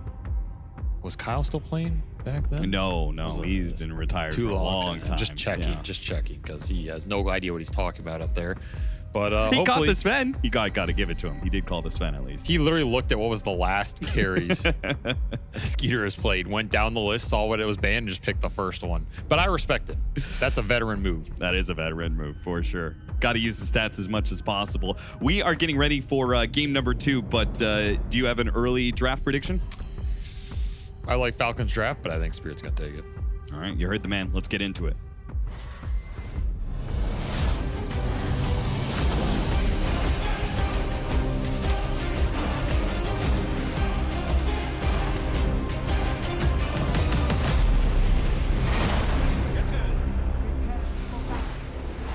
And while Amar hasn't really been loving the Timbersaw for this patch, he only played it once. He did get a win, but he's only played it once in this patch. Nobody else has really been loving it either. It has only been picked up 30 times in this patch with a win rate of 13 and 17. That's 43%. It's not the best patch for the hero. No. These are signature offlaners for these two players, though. And we're going to see some more Timbersaw stats. The most games. Damn, Ice still at the top. What a maniac that guy was. He was playing against, like, milkmen, farmers. He was also playing solo offlane back then. He was damn good. He was playing against 3 milkmen, and all it was just one man. I mean, I'll tell you, that game where he played it as a safe lane carry at TI6 and almost knocked us out, that was terrifying. I still don't understand how Fear did not win the Timbersaw axe lane as axe. Yeah. Well, I mean, size Timber. And the point of that story is that, yeah, you can draft whatever advantage you want, but if your players can't execute it, then none of it matters, you know? Is that what you told yourself? I gave them a perfectly good draft, and Fear, one of the best carries in the world, screwed it up. Yeah, I don't know why Fear, our carry, couldn't play offlane axe into Timbersaw. Like, this guy is completely wild. You know, the actual backstory to that, well, we have a little bit of just very quick. I'm not going to distract from the game too much. Okay. We did actually scrim that exact lane matchup twice, and he won both of them, which is why which is why he ended up there. Wow, what a monster! but it wasn't against Ice Timbersaw. No, so that goes even more to show you can have a complete idea of how you think these heroes should function, and have played it before, and you're super confident. You go in the game, and you just instantly get punched in the nuts, and everything goes wrong, and you go, God damn, that guy is him. You know, he is something else. That guy's built different than all the other I don't know what Timbersaw happened. players. My keyboard lagged or something. Who else is built a little bit different? Mars. And Collapse Mars specifically. Another hero that has not been picked a whole lot. I would love to be able to get some stats on Mars this patch, because I ain't seen too much of it. There you go. Look at that. You shall receive. I almost guarantee that if Spirit wins this game, Amar is going to play the Mars next game. Oh, I think he's going to say, I can do that. Yeah, like do it better. If Collapse beats you with Mars, you'll 100% Amar's thinking to himself, what the hell? Why can't I play that hero? I didn't know that hero was back. Okay. He's going to yell at AEY, bro, I told you could pick me Mars. No, You're always still talking about Crystal Maiden. True. All right, lane matchup. So who's winning where? These are very close, actually. I think, I mean, you got to expect that Malrine wins mid here. But I feel like we've seen Laurel get out of these Shaker lanes more often than not. The Mortha Mars lane is super strong. I expect that lane to win over time. Yeah. For sure. This lane, I also kind of expect the Timbersaw to win over time. Unless you can all-in kill him or you rotate to him, you go reactive, you sit here, you're not going to get chipped down. This is a tough lane for Radon over the long run. And it's paired up with a hero that you love oh so much, the Shadow Shaman. You were a big proponent for this hero very early on. Give me them chicken since the fingers. changes. I mean, how can you not love this hero? He's an OG. He's staple. This is one of the original Shaman spammers. Level 30 Shaman. You know how demented that is? Someone get this man some psychiatric help. Why do they have a Shadow Shaman? You could say, you're like, how could you not love this hero? But is it good? No. Yeah, he's good. He's good. Okay. This is actually a good Shaman patch. This hero's quite strong. I'm surprised we don't see him more. I'm just so used to saying he's not good. It was a reflex. There 10 was years of being bad. Years, yeah. The hero's strong. He's really annoying to kill for certain lineups that have this like lack of DOTs or AoE. He's really annoying for some carries to all in. And then if you don't all him, he can just turn the control back around against you. Yeah. He's a really powerful hero. Should not underestimate what he can do in these late game fights. And Right. because the map is bigger, you tend to find more farm with him, which was one of his biggest problems forever, is how do you get items on this hero? Because this hero needs items. Right. I guess my problem with the hero is always is that he is pretty dependent on how good of a shackle game it is. And, you know, thankfully for Crit, he's not playing up against 4 extremely long-range stuns or anything. Yeah, it should be fine. This looks like a terrible Shaman game. When is he ever going to... He's Ice Path, Fissure, Deadshot, Spear. It's like, not none of this is going to work for him. Yeah, it doesn't look fun in terms of getting value out of the shackle or the wards necessarily either if you're the first one going down. But this hero always has instant hex, and you can always make those big hex plays on a Shaker. Jump in, a Mars, jump in. Well, then you should play a Lion instead. No. Why not? It would just be a better hero in that case. Because Lion doesn't have an ultimate, Austin. Well, you already said the wards weren't very good in this game, so... But at least you can drop the wards on Roshan or a tower and go high ground with Sure. them. I mean, you can always do something. Anyway, the point is, we'll see how effective Crit is on the Shadow Shaman because he is set up somewhat for success, not in the hero matchups, but he does have a Timbersaw he can leave alone, so we'll see how much he's able to rotate into mid and if he can ever help Malrine get a kill against Laurel's Earthshaker. And it is a good archetype of a hero for Falcons because they always play with these 3 frontline cores. Yeah. So you have a bunch of heroes going in, tanking all the spells. In theory, you're not jumping the Shaman too often if the cores are in good formation. That part about it I like. The Mars can definitely mess with these teamfights though. Like, you have Shaker and Mars with a lot of AoE control. You have 3 melee cores, man. You clump in these fights, you overcommit on certain targets, you're gonna get punished hard. Lack of BKB control could be something that bites Spirit in the butt later on. Something to watch out for because all these heroes can get later BKBs if they really want to just go for it. And then what do you do in the fight with this Mars Shaker? You're a lot more limited at that point. You're the ones pressured to find the initiations instead of the other way around. That shot barely missed there on Tried to cancel that healing salve. Would have been a cool move. You can see Collapse's build. Just very Amar reminiscent, just full on the stats. A chainmail, 3 gauntlets, and full magic wand. Boost up damage, boost up the trade potential. Look for those Lotuses. Nice way to play the hero. 0-0 on the board at the 5-minute mark. Yeah, both games have been really slow on the first blows. Timber's just not as aggressive a hero as he used to be. You're not abusing early chain. In this case, he's 2-0-2. He's just playing to farm the wave and get fat. Yeah. Not a hero you tend to play over-aggressive early because if you sacrifice these armor points, it could get dicey going into This that is a little bad. He's going to try and TP away. If they can kill him, it'd be massive. They have the Ice Path leveled up. Amar didn't account for that one. Miposhka, did he hold on to the point, you think? Or did he have it the whole time? Either way. I think he's holding the point. I'm surprised when people don't do that because it just seems an auto assumption now. Oh, nice shot. Gets him out of the Wukong. There's the first example of the shackle effectiveness, or in this case, ineffectiveness. So it's actually Spirit coming out on top in this top lane as the Shaman does some stacking and rotating to mid, leaves the Timber alone. He gets punished in the 2-on-1. has to walk. He has to waddle his way back out to lane. This is pretty sad. He was free farming this wave, but now you open up a big disparity between him and Radon, who doesn't even have to go back here. He can just go jungle if he really doesn't want to interact with this Timbersaw anymore. Nice position to be in. If you're Spirit, you even get an obs on that triangle to scout some of the stacks the Shaman was getting. So this is something you can go back to now. Or at least, you know, keep tabs on, leash some XP. Looking at that mid lane. Instant D-ward. Laurel, he's not quite to level 6, so they won't be able to get the guaranteed kill. This is going to be an awkward exchange. Can Malrine get to the Jingu stacks? Can he heal himself up? Laurel hits him with a Enchant Totem, dodged a little bit of damage. He hit the Jingu stacks, but he could not get the heal. Both heroes are low. They'll collect one. Laurel, he's the first one down. Arrow's going to miss, but the Blood Grenade landed, so it's a double kill for Snake King. Nice cleanup for the Falcon supports. A lot of XP going into them. Do get that Monkey King. It's costly. It's not the exact exchange you want for this mid shaker who's falling behind in that mid matchup. It's going to need some stacks and an Echo Slam on an Ancients to come back, and they are being built up by Rue. So Spirit will have that fallback option for the shaker eventually here. And the obs on the opponent triangle instantly dewarded by crit. He was right on top of that one. So Wisdom Shrine is just going to get split out here as Spirit look for smooth bottom with the ults. Yeah, leaving the Sven alone now and putting that Echo Slam to use. So Laurel, they got the kill on the Monkey King without the Echo Slam, so he gets to use it bottom lane now. Spirit playing pretty confidently here. They're just making solid moves with the supports, looking for things with the ults off the cooldown, and maybe you wanted to give Laurel that last hit, but Collapse says, I am the Mars god. No last hit for you. This Victory Feast is going to be kind of interesting.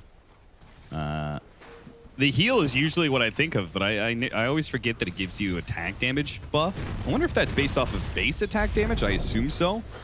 In which case, they have a Terror Blade, probably the best hero to take advantage of that. It's kind of interesting.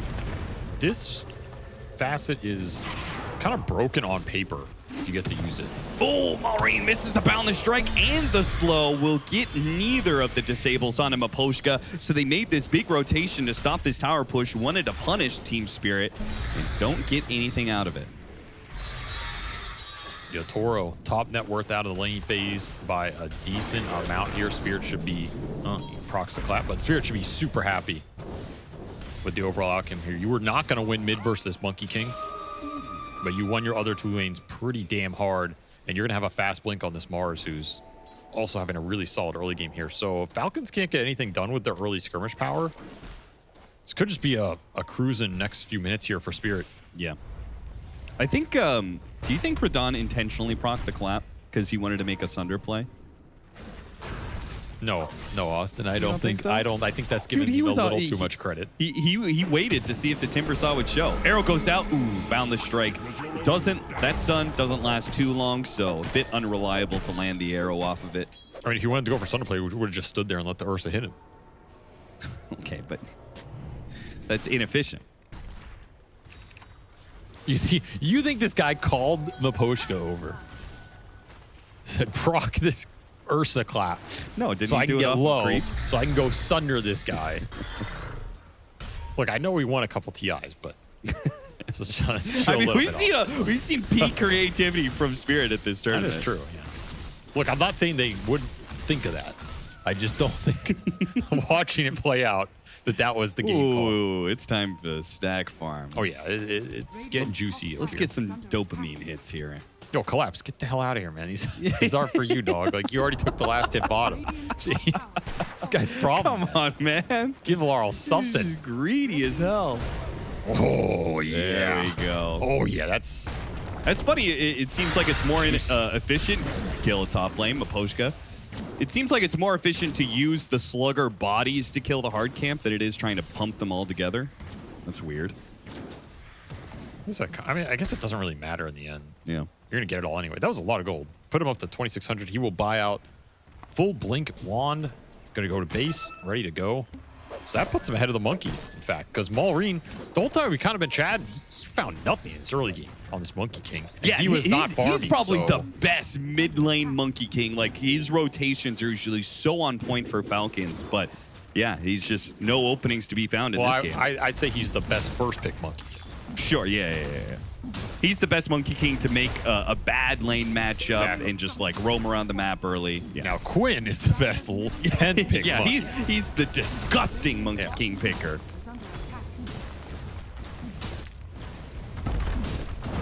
The result is pretty even net worth.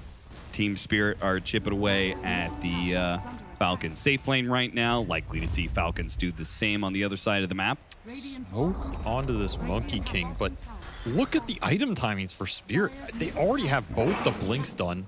The arena's online. You have an Orba Corrosion Monkey to try and fight into this. You need an early Jingu in these fights, or Malrin's going to get slapped back down. They're eyeing Maposhka up here. Chasing after him. Maposhka is going to get a lot of information. They jump after Yutoro as well. Yutoro's coming in. He's going to slow down Amar. Starts throwing some damage at him. Maposhka is going to get hit by the Wukong's command, but they get the Timber Saw in exchange. Glap shows up with his Blink Dagger and hopes to be able to get crit inside the arena. He could do it any time. He's going to hold the arena. Wants to see if he can kill him with just some spear. Laurel's going to come over. He'll cut him off at the pass. So who takes this last hit here?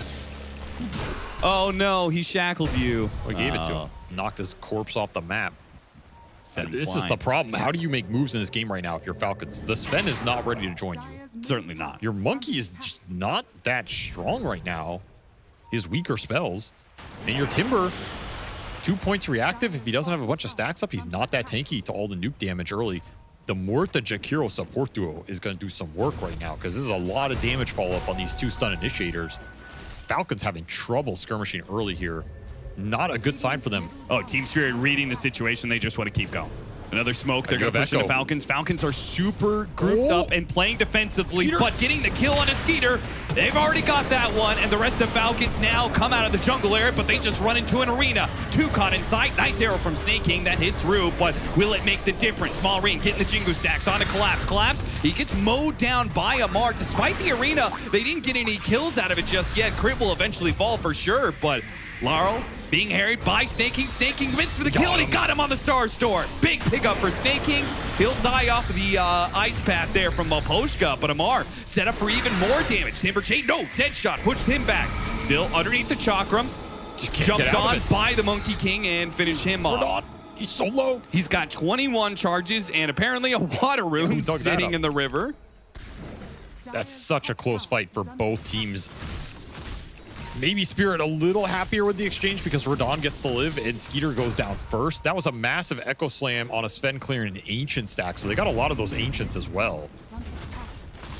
And the Monkey King, he gets a little bit out of that, but nothing to write home about. Yeah, felt like he got more than he should have. Instant Sunder off the ice path. Follow-up Fisher. Snake King almost dies again, but they'll use that space to guarantee the mid-tower falls. Yutoro. He drops his Manta real quick, pops that magic wand, so he's full health, and he's got a Manta ready to go. He's so farmed. They really can't fight him right now. What is this GPM? 550. He is just crushing this map right now. Yeah. You have an amp damage on the Shaker. You only got Centaur Stomp, but otherwise you're just looking. Purpose. Of course, yes. That was a purposeful Centaur Stomp to thus stall out their move to bottom and arrive to Tormentor / Tier 2 at the exact appropriate time. I think Tier 2 and Tormentor is guaranteed for Spirit. I just do not see Falcons fighting this and it going well for them. I mean, ATF TV's down here. He has no mana, though, and can't defend this. That's such an efficient Tier 2. That might be one of the fastest Tier 2s of the event. Oh, yeah, probably. Definitely the fastest in terms of how long it took him to take it. That's 20 seconds. Gone. Last hit, Maposhka. Maposhka snagging it away, huh? And he has the Icebreaker facet, too. So he doesn't even have that extra damage. There's just so much chain stun potential in this game for Spirit. Yeah. They have 4 heroes with basically all long-range stuns. Yeah, Snake King showing here could be Fisher, dead-shotted. Oh, the calling just half a second late there.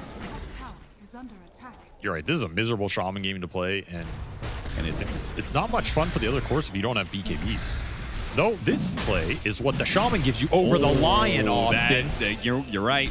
If only you had called that earlier, you would look like a genius right now, but Maybe I purposefully didn't call it to set myself up according to your playbook here. You didn't want to spoil the ending. Yeah, exactly. I see. They give the Aegis to Amar. Yeah, that's an interesting idea. He's still a ways away from his Aghanim Scepter, so I guess they're trying to pump him up as much as possible. I mean, it's either him or the monkey. Yeah, you don't give it to the Sven, right? Yeah, you much rather have it on the Timber here. He's just stronger, does way more damage, way more of a threat. This monkey's just going to be BKB first. That feels so rough, man. The second fastest tier 2 tower of the tournament. Maposhka bites the dust. It doesn't even get the shard for it. Laurel, vision on Maureen, and the follow-up from Rue. Way too easy right now for Spirit. They still have a Blink Arena here. Playing faster and faster. Maybe Amar has caught long Timber Chain to get some distance. And no reason to waste it on the Aegis if you can't kill him twice. You don't know who's behind there either. Sure. You're just continuing to use these ults to shut the monkey down. And with the lead the Terrorblade has, you're not under a lot of pressure right now to do much more.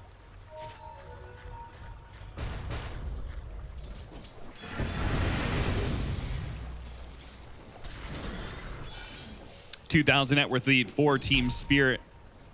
Feels larger than that. It really feels like they've controlled this game. Hasn't exploded in their favor yet. I think they had to do a lot of catch-up duty for the Shaker off the lane. Yeah, between the Aegis and now a BKB and the Monkey King, it does feel like things will start swinging back to Falcons a bit. Like they can actually take a team fight now with these items. If you can find it. If you can find it. Their initiation sources are pretty limited in this game. I mean, you can maybe use a Moonlight Shadow to get in there in combination with a Smoke Ink. Otherwise, it's just Maureen going in. I mean, do they want to find it? Aren't they just going to play defensively and let the team fight come to them? Otherwise, a stale game it's probably better for them anyway, right? I don't think you're happy just AFK farming. There's no way. With these 3 cores, I want to fight. I want to get this Timbersaw involved early. I want to punish this double strength core in the Mars and the Shaker before they have BKBs, and a lot of my damage goes out the window. Okay. Well, you have Blink Dagger on Sven, so maybe Skeeter is agreeing with you, and they're going to try and make things happen. He didn't just go BKB third item, so. You need Blink on this hero. I've never believed in the builds without it. Too many missed opportunities. Do they always go Blink before BKB? Thought sometimes you would go BKB, then Blink. Depends on the game, how many initiation sources you have. Yeah. I think Skier, more often than not, is a more aggressive Blink purchaser. Yeah, that's true. And they have the opportunity to get the kill on Collapse here. Trying to get the angle for the arrow. That's a little awkward, but they have plenty of other disables when nobody else is behind Collapse. And maybe they can, well, Skeeter's kind of backing away. They're not sure whether or not they can take that mid tower. Taking advantage of this Timbersaw pushing top with Aegis. An army on his own. Skeeter's going to hit it a bit. And nice Blink reveal kill for him. Puts that Mars BKB back on the clock. He was very close to it. Toro, he's going to try and plant himself in front of this mid tower, and you could see Falcons. They're a bit skittish of fighting around this very strong Terrorblade, 12,000 net worth, 2,000 ahead of Skeeter's Sven. Yeah, he's big. Early Demon Zeal just running around the map. You're so fast between these camps. Clear out everything with these illusions. Putting a lot of pressure on the lanes. This is going to be a test for Falcons how hard they can scale this lineup. And it's definitely one of those lineups where you go ultra late. You can definitely see it swing back towards Falcons' way. If you imagine all 3 of these core 6 slotted and how fat their 2 supports can get. You are going against Terrorblade. And I think this has been one of the tournaments where Terrorblade has started to win a lot more of those late games than some of the previous patches.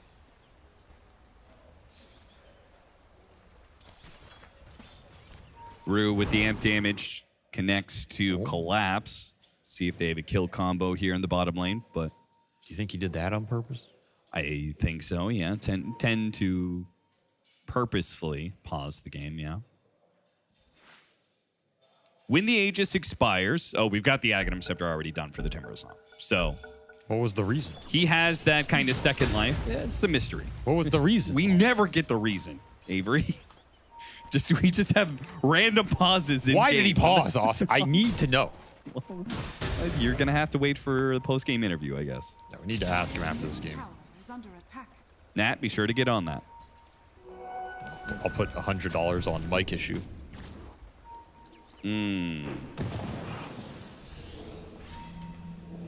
Had to plug in their wireless mouse. This is deja vu right now. Fissure on 3, Echo Slam on 2. A potential save. Rue managed to get off his ultimate, so he's not dead yet. And the arena caught Skeeter inside too. It could not go worse for Falcons. They thought they had a free kill on Rue, and instead they lose 2, including their carry. Rue still survives. And Posha's going to farm up the wards with the double hits. Yeah. Wait, even worse. What did Malrine come back for? What are did you he doing? get baited in by going for the hero? He's like, maybe Maposhka's going to get low enough. I'll just boundless strike, quickly kill him. That is a fool's play right there. I mean, incredibly low reward, incredibly high risk. For what? The reason I said deja vu is that's the same ward that basically won Falcons that game 1.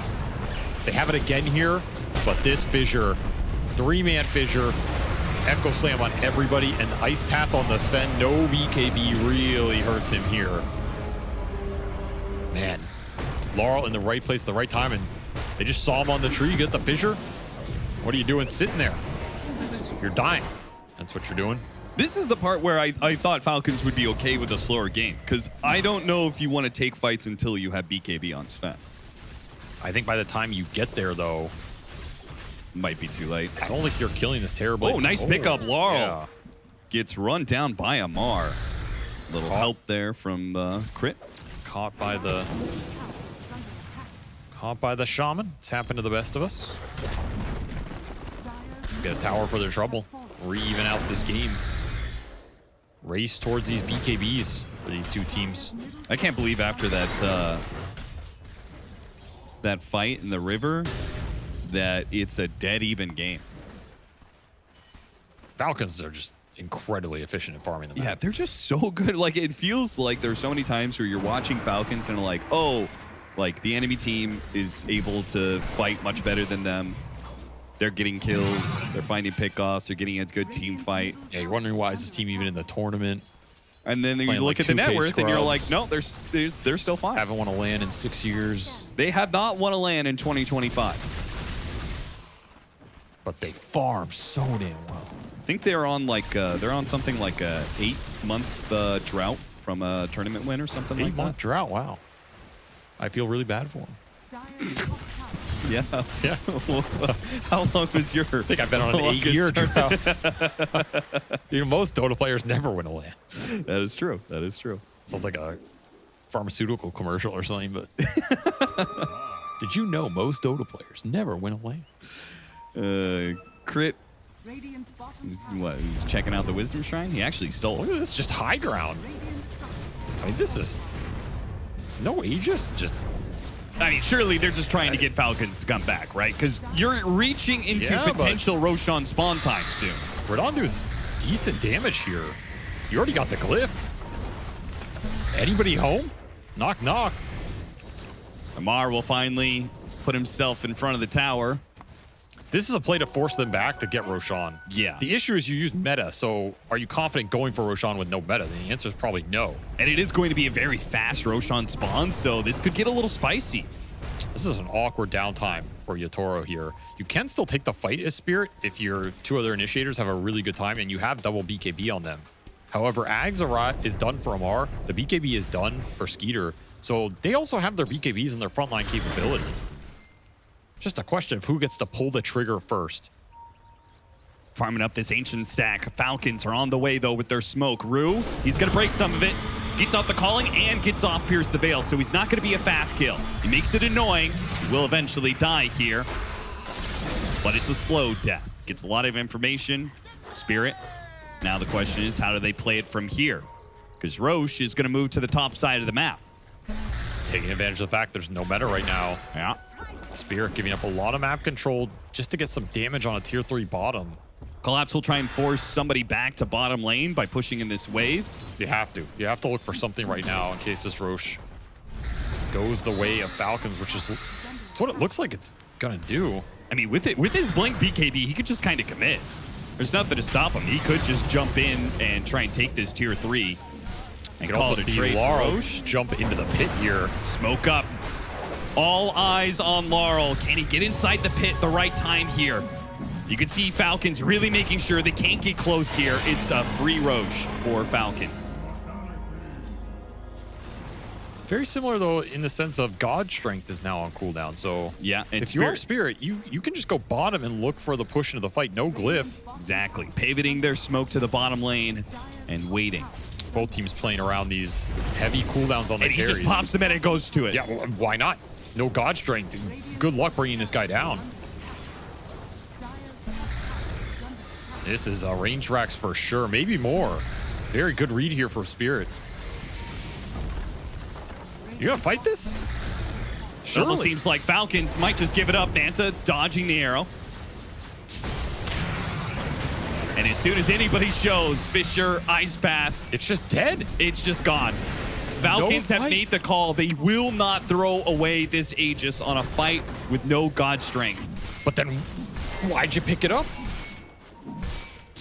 I guess they just didn't expect Spirit to be able to make that kind of move. All about the timings, it seems, between Meta and God Strength. Now that Meta is on cooldown, Falcons will run it back at Spirit, and Spirit will, in turn, try and dodge whatever fight they can. So now it's a question of what can Falcons get done during this window? What kind of objectives can they claim? I'm really surprised Falcons didn't take that fight. Or at least try and look for some wraparound or angle. Oh, look at a Jakiro with the God String. Yeah, and they right next to Tormentor. They could take that. Yeah, Tormentor tier 1 here.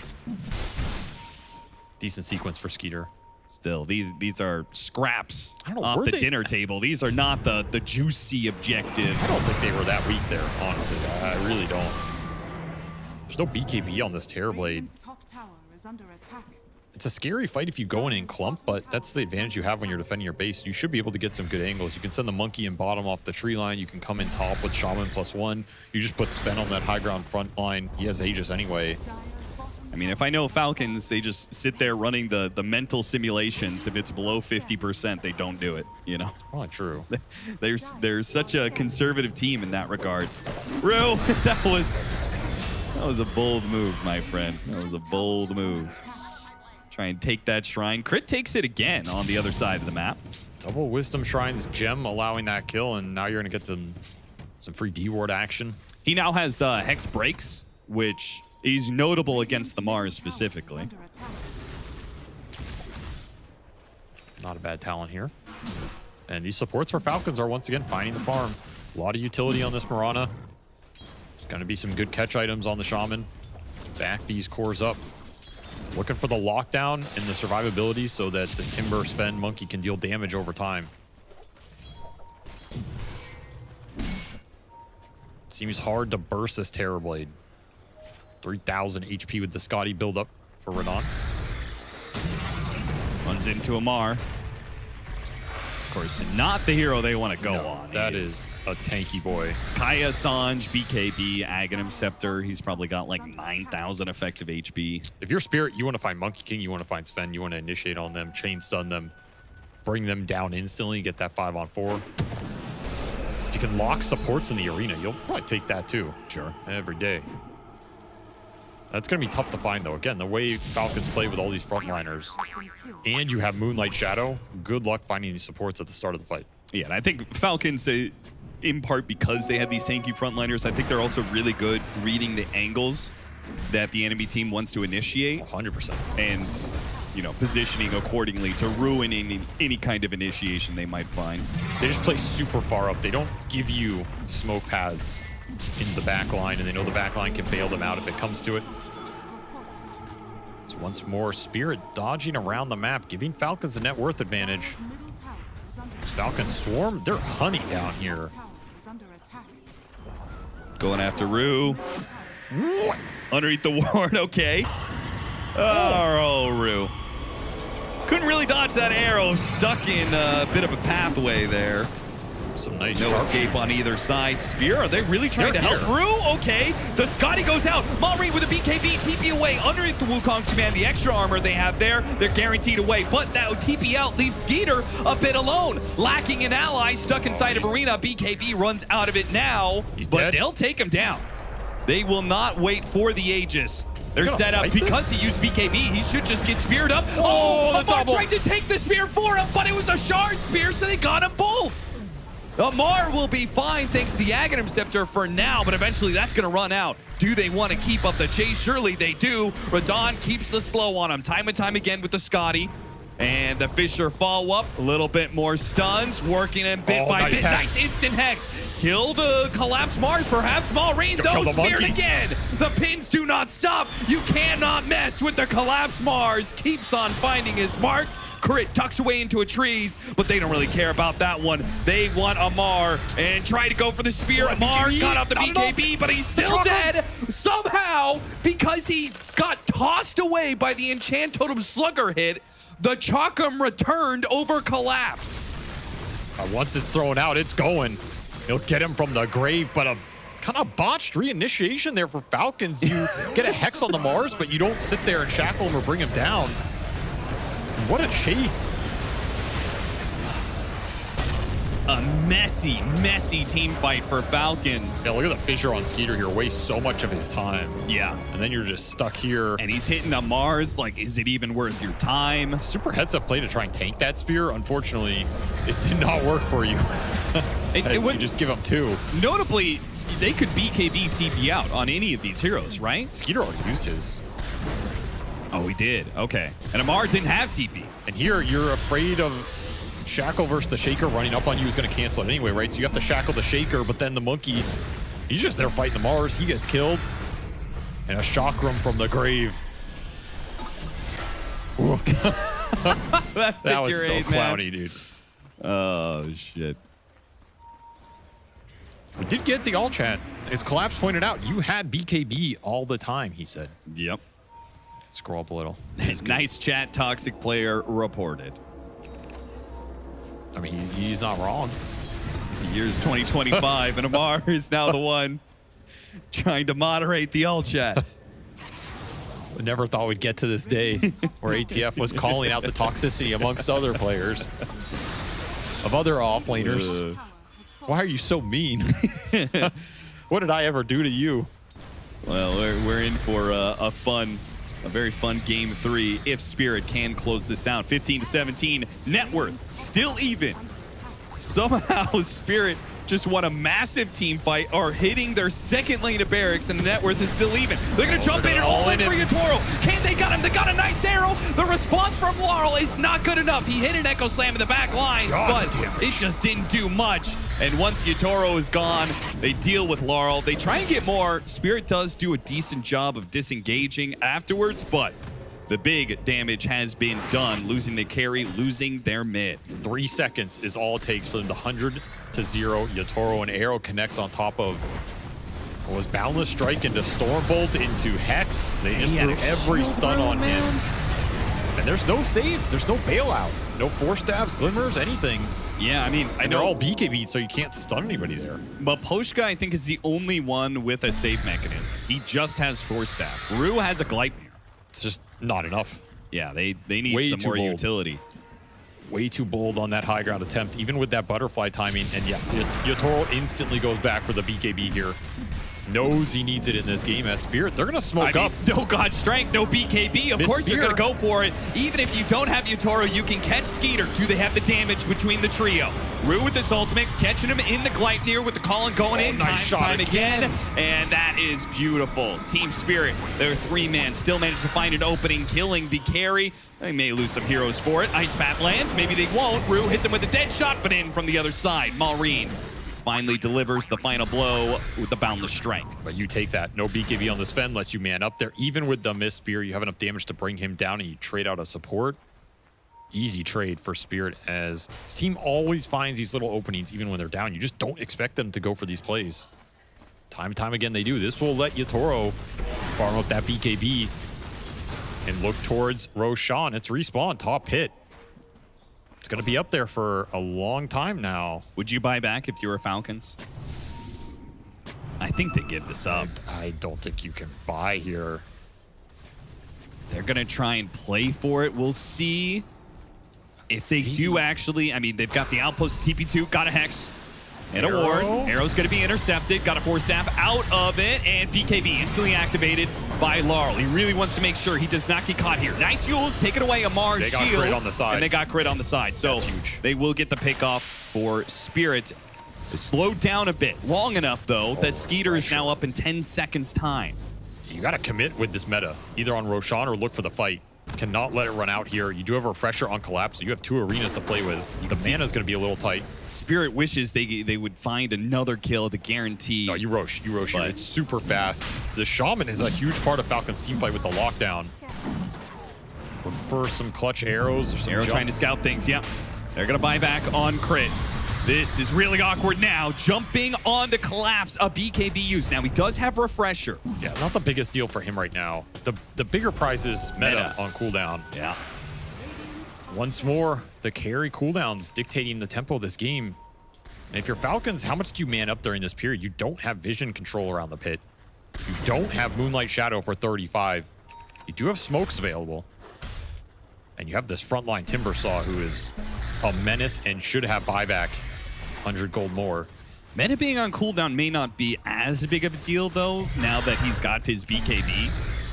Demon Zeal BKB Terrorblade is still pretty scary, even in melee form. He's going to have it up here again in 35 seconds. Falcons don't make the move. That opportunity is gone. You might not get another one in this game.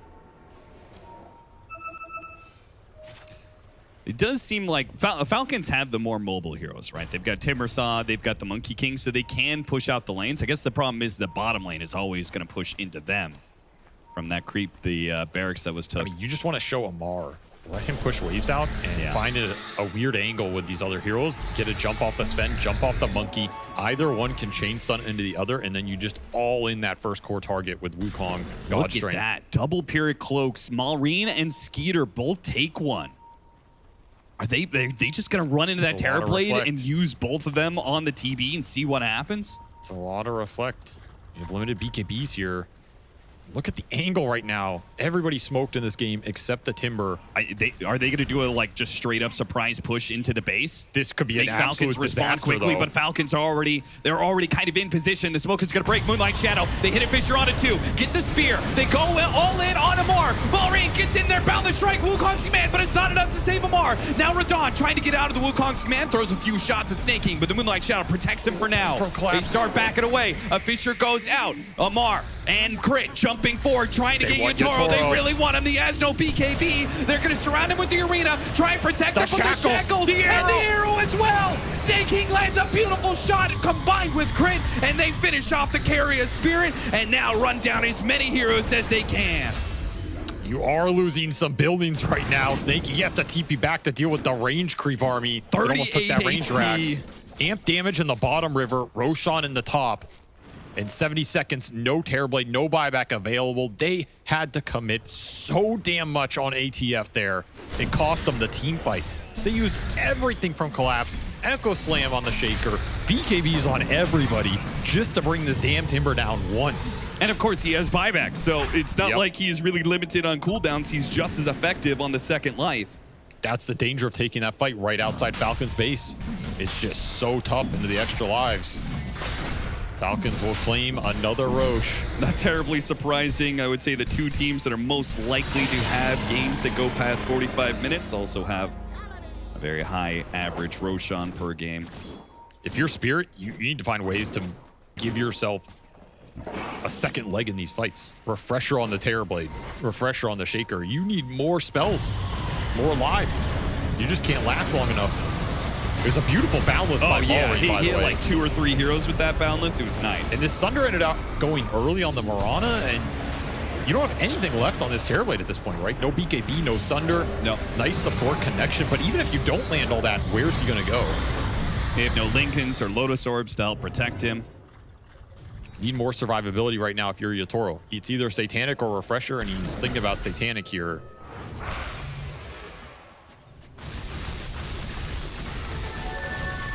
But right now, we have Aegis online, 4 minutes for Amar. Repay that buyback. And a cheese on the Monkey, not insignificant here. This Monkey King is starting to deal a lot more DPS. He caught up in that net worth chart a lot off this fight, and he has Refresher chart on top of it. So you potentially are going to see double Wukong, double strike here. Yeah, that's he gets in there, jumps in with Boundless Strike or whatever, gets off BKB Wukong's command. Spirit have shown that they maybe sometimes will turn onto the Monkey King, see if they can kill him, but that cheese makes that an impossibility. You have to kite. We saw them kite pretty successfully. Then it goes back to the issue, though. Even if you kite that fight out, can you escape or can you turn? And the answer there was no on both. This is where I almost rather kill the monkey than the timber. Yeah, I would agree with that. I mean, especially now he has Aegis, but... Go Sven, go Monkey. Yeah. I think... Oh, they're just going to run straight into Malrain. Straight into him with the Fissure. It didn't land. Instant BKB from Malrain at the sign of a Fissure. My God. Opportunity missed for Spirit. Why is he there as a tree? Man just wants to be a part of the trees. Triple Ogre Seal Totem. All three of the cores of Team Spirit have one. Falcons would love to find some heroes outside the base right now. Laurel blinks over not a good blink. Oh God, that's not a good blink. Ogre Seal Totem up to the high ground, but got hit, and now he's caught. Did not want a BKB. He knows he's dead. And that is... It does have buy. The creep waves are pushed in. This is kind of annoying. But 75 seconds, will that be enough for Falcons to hit high ground? They can absolutely hit it here if they want to. Just a question of, do you want to?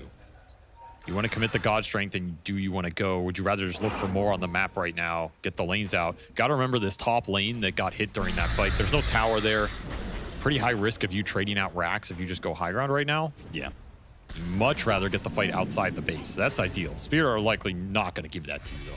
Collapse and Rue. They see crit. Crit actually, it's ward and sentry. So the Moonlight Shadow actually reveals that word combination. Okay, Spirit are thinking about... Yeah, with the Shadow Shaman on the other side of the map. Yeah, they're looking here. That's the Aegis, so you are not going into that. Check the high ground. Yeah, that's the backup. You didn't see me. You saw nothing. I'm just going to slowly back out of there. No problem. And Falcons seems like they will not hit the high ground before the Earthshaker is back up. 13 seconds left for him. Swift Blink, next item for Skeeter. He's got his level 25. Seems natural. The thing is, looking through all the itemization here on the side of Falcons, they have no Dispel. And Collapse, eyeing this Wind Waker, could be a game-winning item in this game. We've seen him have some extremely clutch Wind Wakers this tournament alone. You go in, you Wind Waker that Terrorblade when they're trying to chain stun and burst him down, it's a completely different fight. And this is probably the biggest item that Spirit can try and pick up here in the next few minutes. They can get to it outside of whatever Yatoro wants to commit for. If he does want to commit for something. Did take Sunder cooldown, by the way, level 25. So 10-second Sunder cooldown. There's some more sustain and survivability in the fight as well. Really have to be careful. You end up in a situation like that fight in your top lane earlier, where you end up chasing Yatoro down and they're kiting you out. He has a lot more potential to turn on you now. Yeah. They still don't have any way to protect him from some of these disables, though. No, that's why you have to get this Wind Waker up, as you will bleed out another kill. Falcons moving across the map with Moonlight Shadow super effectively. Yeah, Yatoro trying to spread his illusions around the map, cut waves as much as possible, make this an annoyance for Falcons. He's going to buy out for Satanic here. Of course he will. I mean, it's one of those games. I think having buyback here, if you're Spirit, doesn't mean a lot because you're against Falcons and they're never going to go high ground. So yeah, that's true. You have to fight for the Roshan. You have to win that. BKB for the Shaman, also massive. Now this puts even more emphasis on Collapse finishing that Wind Waker because now you have no aggressive options to stop the Shaman. Yeah. There is no BKB Pierce in this game. Talked about at the start. It's coming back to bite you now. Both supports for Falcons have BKB. You can do nothing to interact with this team. In fact, they have all 5, right? Yeah, 5 BKBs available for Falcons. What do you do in the middle of that fight when all 5 get popped? The only way they could do it right now is you just got to get the initiation. That's it. We saw they had the initiation and you have a single buyback and then you're still locked in this BKB hell. That's true. He's thinking Hex now. I mean, that Wind Waker sounded pretty good. It really did. Maybe he feels like the Wind Waker is just like, oh, well, he's just going to get arrowed on the way down, so what's the point? Oh, this is starting to feel like one of those games where Falcons just slowly outscale you. Yeah. They're going to get the late game abyssals, the late game damage across the cores. They're going to have the buybacks, and you're reliant on spell power here. There's not as much sustained damage for this Spirit lineup. I mean, maybe you could transition this Mortha into some more right click or something, but it's just not how Rue plays. Yeah, not feasible for the foreseeable future. We go another 25 minutes. We'll see. We'll revisit that topic, but for now, they're very much all in on Yutoro. Without disables on him, he's got like 4 lives, right? Sunder, then Satanic, maybe another Sunder after that. I think the entire team fight comes down to Spirit's jump. Do they get to jump heroes on the side of Falcons and all in them but the control? Or do Falcons get to jump them first? And the fact you have Moonlight Shadow in a game like this, oh yeah, that is more valuable than maybe any other spell right now. Yeah, combined with even just the extra 20% evasion. Oh yeah, it's huge. From that as well. That's a lot. It's an 80-second cooldown spell. I mean, you can keep popping this. He's going to Octarine again. There's a reason Snaking likes this build. This spell is just so nice against these lineups that rely on the initiation. Makes the map really difficult to push out as well. We're seeing lanes consistently in front of Spirit's base. And Roshan is gonna potentially spawn in another 10 seconds. Falcons, cool as always. They are grinding them out of this game. Play the map, grind up more and more of a net worth lead. Play for as many Roshans as you need. Hit your level 25s. The next one coming in is Malrines. It'll be a lot harder to kite out that Wukong's command when it's got that extra ring to it. Buybacks are all available for Spirit except Yatoro's. He's a little bit of the gold off, and some buybacks missing for Falcons right now gold-wise. As Skeeter bought out for Strength Blink. So if the Sven goes down, he's not coming back into this fight right now. That is pretty interesting. But he is dependent on God's strength, so... Yeah, he also opted for Overwhelming Blink over Swift Blink. Yep. I wonder what the difference is there for him. Just wants to be tankier. It's the only advantage. As they are posturing for the Roche, daring Spirit to go into them right now. Yeah, take your best shot. See if you want to make that jump. Collapse, just hemming and hawing. Is it Yules or is it Wind Waker? Is it Scythe? He can't decide. Just doesn't know. He's got the Mystic Staff. And Amar straight into all of them. Yeah, why hits not? them with the Shivas and gets some good vision and spooks Team Spirit. They back away from the pit. I don't think you should be afraid of jumping them at all if you're Falcons. Immediately, Spirit. It's a small advantage. The fact that the Aghanim Scepter was used from the Timber Saw. They smoke right back in, go after the pit. It's more bottom lane pushing in right now. Yeah, bottom lane, you're right. They're banking on somebody going back to the base for Falcons, and it will be Malrine. Malrine shows Moonlight Shadow immediately going to be used. Falcons are well aware that Team Spirit are trying to do something while Malrine is showing bottom, but Malrine won't be gone for long. Laurel just walks into the Timber. Gets Spirit, doesn't actually latch the Fissure there. It's actually a lot of damage. God damn. You also need these Muerta talents. Like the double Deadshot charge at 20 is huge on this here when you have the Ags. They didn't push out the bottom lane very much. It's back to hitting the tier 4s. It's still hitting. And Team Spirit have also cleared out much of the vision, right? They checked all the nooks and crannies with the gem. They have their own ward sentry placed down now. They got a decent amount of map control in the last minute here. Now they're controlling the pit. They're controlling the vision. Oh, the arrow. Falcons are blind. That's a little awkward. Collapse. They're going to jump in after that one. Killing Collapse would be massive. Do they have the stuns for him? Ogre Seal Totem trying to get him some distance away, and he has to use his BKB. Amar jumping in deeper and deeper, going right into the middle of all these heroes. He cuts down Rue. That's one dead already on the side of Spirit. Now Collapse still in trouble. Couldn't get away from Malrine. Now he's dead as well. It's after Yutoro. Maposhka's going to be up next. Bound the Strike hit him. Yutoro. It's all about Yutoro. He gets off the first Sunder. Ogre Seal Totem to get out of the Wukong's command. Outside of the edges of it, they throw shots back at Falcons, but Falcons will safely retreat. 3 buybacks used from Spirit, and they don't immediately get anything for it. They got all the BKBs, though. They got the refresher out of the Timber. You are going to have to man up right now. You have to take the fight. You have to take the Roshan. Otherwise, what was this for? Try and get some kills. Got they the Fisher. Caught Amar. The damage steers it back into Yatoro. Beautiful stuff. Collapse. Can't afford a dieback, though. He pops a refresh, and he's ready to go for another round of Disables if it's needed. Amar is so damn tanky, it might just be needed. They jump in. Echo Sam finds his middle arena. Collapse waited, and he found his mark. He gets a spear on the 2. Beautiful stuff with a follow-up from Rue. The dead shots, and remember, Skater doesn't have the god strength. There's no way Falcons can take that fight. Spirit, they somehow pull Falcons into a team fight, despite they were aware of the risk, and Falcons still took it.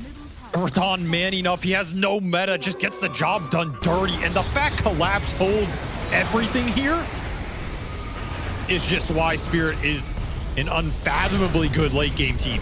You get 2 more in this arena, double spear, point blank, shotgun him into the wall, let Radon clean him up. Just beautiful team fighting. He still ends up going down. The triple arrow from Snake King. Nasty stuff. Is no joke. He is level 25 for the Octarine. This Mirana is so hard to deal with, but you do win the fight. You win the battle for Roshan. You get a refresher shard. You get an Aegis. And you get to stay in this game right now. That's right. The initiation goes up further and further for Spirit, because now you have the refresher shard for the Earthshaker, so he can double echoes. It's a lot of burst damage, a lot of stuns that he can do. The downside for them is you don't have buybacks on 3 heroes for 6 minutes here, and Falcons know that. And that top fight still went pretty damn well for them. We saw how much Spirit have to respect the BKB durations here. Are you able to get the buybacks out of Falcons? Are they going to try and all-in Not this? only that, can you get out after you get the buybacks to be used? This is so risky right now. One popped. It's Amar. Amar threatening the TP onto the tier 3s. Cancels it. Found the strike by the middle, but he went through the ice path. Almost got hit by the Fisher. That Fisher could have been the death of him, but instead it's an overseal totem out as Wukong successfully connects. Boloshka's in trouble here. Chakram goes out. Amar, forced down, not going to get him far enough away. He gets that kill. One hero that does not have buyback. Collapse is going to be up in 10 seconds, though, and the rest of Spirit will successfully retreat. That's a win for Spirit. ATF buyback is massive in this game, and it relieves a lot of the pressure on you right now if you take a team fight here in the next 5 minutes. Yeah. Level 25 now for Laurel's Earthshaker. Enchant Totem cooldown. That's potentially a very different exchange if Maureen does not leap into that ice path. This is a refresher BKB monkey with level 25 Wukong. Yeah. These are massive Monkey King ults. You got 2 of them. It's just still so much BKB duration Spirit have to fight through, and they can do nothing while these golden gods run at them. Falcons, are they bold enough to push it to Spirit? While there's no Jakiro, no meta for 40 seconds, it just seems unlikely. It's just against their nature. Saw the refresher for the Shaker. It's on a courier top, trying to fly and escape from the entirety of the feed. It will not make it. Yeah, it's a big snipe. Very nice. Still has buyback gold. He did not buy out for that. Yeah, he's just got to have to wait 3.5 minutes for that refresher. That's pretty much the entirety. Oh, it's over that. 2.5 minutes left on the Aegis. So I mean, the spell power for Spirit is still absurd. You just can't do anything with it during these durations. So you really have to pick your moments well. You have to be extremely patient and extremely decisive when the moment calls for it, as Falcons are going to present a very tough front line to get through. You want some helping hand. Not only do you have victory seeds, you now have level 25. There's a cheese in the pit. No one took it. It's in the reeds. Oh, yeah. Whoa. Got to get that block of cheese, man. They can't, I mean, they can't see it from outside the pit. That is on that line of yeah, that line of vision. Roshan's blindness. Spirit to push out. Level 25 for the Mars. He's got the 180 HP regen inside of the arena. Will help combat the Wukong's command, perhaps. Take anything you can get here. Yeah. I still think you need this level 20 on Rue. I think that's the biggest talent you're waiting for. He just cannot get there. The fact that he isn't level 20, whereas this Mirana's 26, the Shaman's 23 is like, he just had a rough one. 1-8. He's getting run down every fight. And that second dead shot is huge in order to get your heroes out again. It will be the Wind Waker for Collapse. So look for the defensive capability here from the Mars. He finally did it. It could be massive. It could be absolutely massive. I mean, you could see how like double Scythe easily wins you a fight. You get the right initiation at the same time. One Wind Waker save in the middle of a Shackles or a Hex or something. But that's that the difference. Allows the Sunder to go off. I can see Hex killing the heroes you jump. Yeah. But does Hex win you the fight? Whereas I feel like Wind Waker has a chance to win you that fight. I look at it as if you get the right initiation, if you get the jump onto the monkey or the Sven, you win that fight. But I think they're already dead. I mean, they have double Echo, double Arena Spear. That's true. That's true. Dead Do you shot, need even more disables? Double dead shot, Ice Path. Like, you don't need more stun that only works off the initiation. You need more kite ability, survivability, and reset potential. Yeah. And if you're Falcons, I do think you want to start thinking at some point about negating the effects of all these 4-stabs and everything. If you can get Nullifier or something somewhere in this lineup, it's a big deal. Sure. No one's building it. They don't have hexes either. They are pretty dependent on crit finding some openings, the arrows landing, and getting this Monkey King Sven in there. If something goes wrong in that regard, yeah, it could absolutely get rolled. If the back line ever gets hit, especially from these long-range disables, Fissure, Ice Path, it's very possible they could reach across the battlefield and touch these supports. And they gave that Refresher Shard to Laurel, who lost his on the Courier. So you do have double Echo Slam here. Buybacks available for Spirit in 1 minute. They're going to be willing to get aggressive right now. We'll have that buyback advantage over Falcons with ATFs on cooldown for 2 minutes longer. Triple arrow, Scouty. Do you find anything? Last time in the Roshan pit, a triple arrow was an opening that Falcons were able to start a team fight. Even if that team fight didn't go their way, Snake King did his job, that's for sure. At some point, you got to get Terror Wave. You're going to have to get 60-minute neutral items here, too. They see Snake King on the ward. For this ward, yeah. They've got this ward, sees a lot of heroes right now. Oh, the triple arrow, it hits Laurel, and Laurel's gonna get hit. And he saves, there's gonna be that Wind Waker. Laurel has an opportunity to get off his BKB, Ogre Seal Totems to the low ground. Maureen, he cuts in from the side, goes after Rue. Wukong's command now goes out, trying to catch these heroes, but Radon, he's out of there with the Disperser. Maureen took so much damage. He did. Amar, he keeps pushing forward. Yatoro, they want to go after him while he doesn't have the BKB. What a man to dodge! Dodges the stun from Skeeter, and Skeeter's blocked in by the Fissure. It's a bad spot to be in. One hit against Laurel, gets off the cheese, heals up. A spear, it doesn't lash. Another attempt from Collapse. He's ready to go, spears him back into the rest of the team. Radon got the Sunder! He gets it off, all because of Collapse's spear putting back into place. The teamwork of Spirit puts the team fight together. They barely managed to get out an easy victory in the start, but the end, they still managed to finish off Rue. Can Maureen get out of here? Turn around, another Sunder. Spear. Get him lower, a third spear coming in. Collapse, hits one after the other. Falcons, you are just not good enough to win this game right now. You are going to have to step it up because Spirit are out executing you and are playing on a completely different level. I do not understand how Collapse finds these openings time and time again. Yatoro lives on nothing here.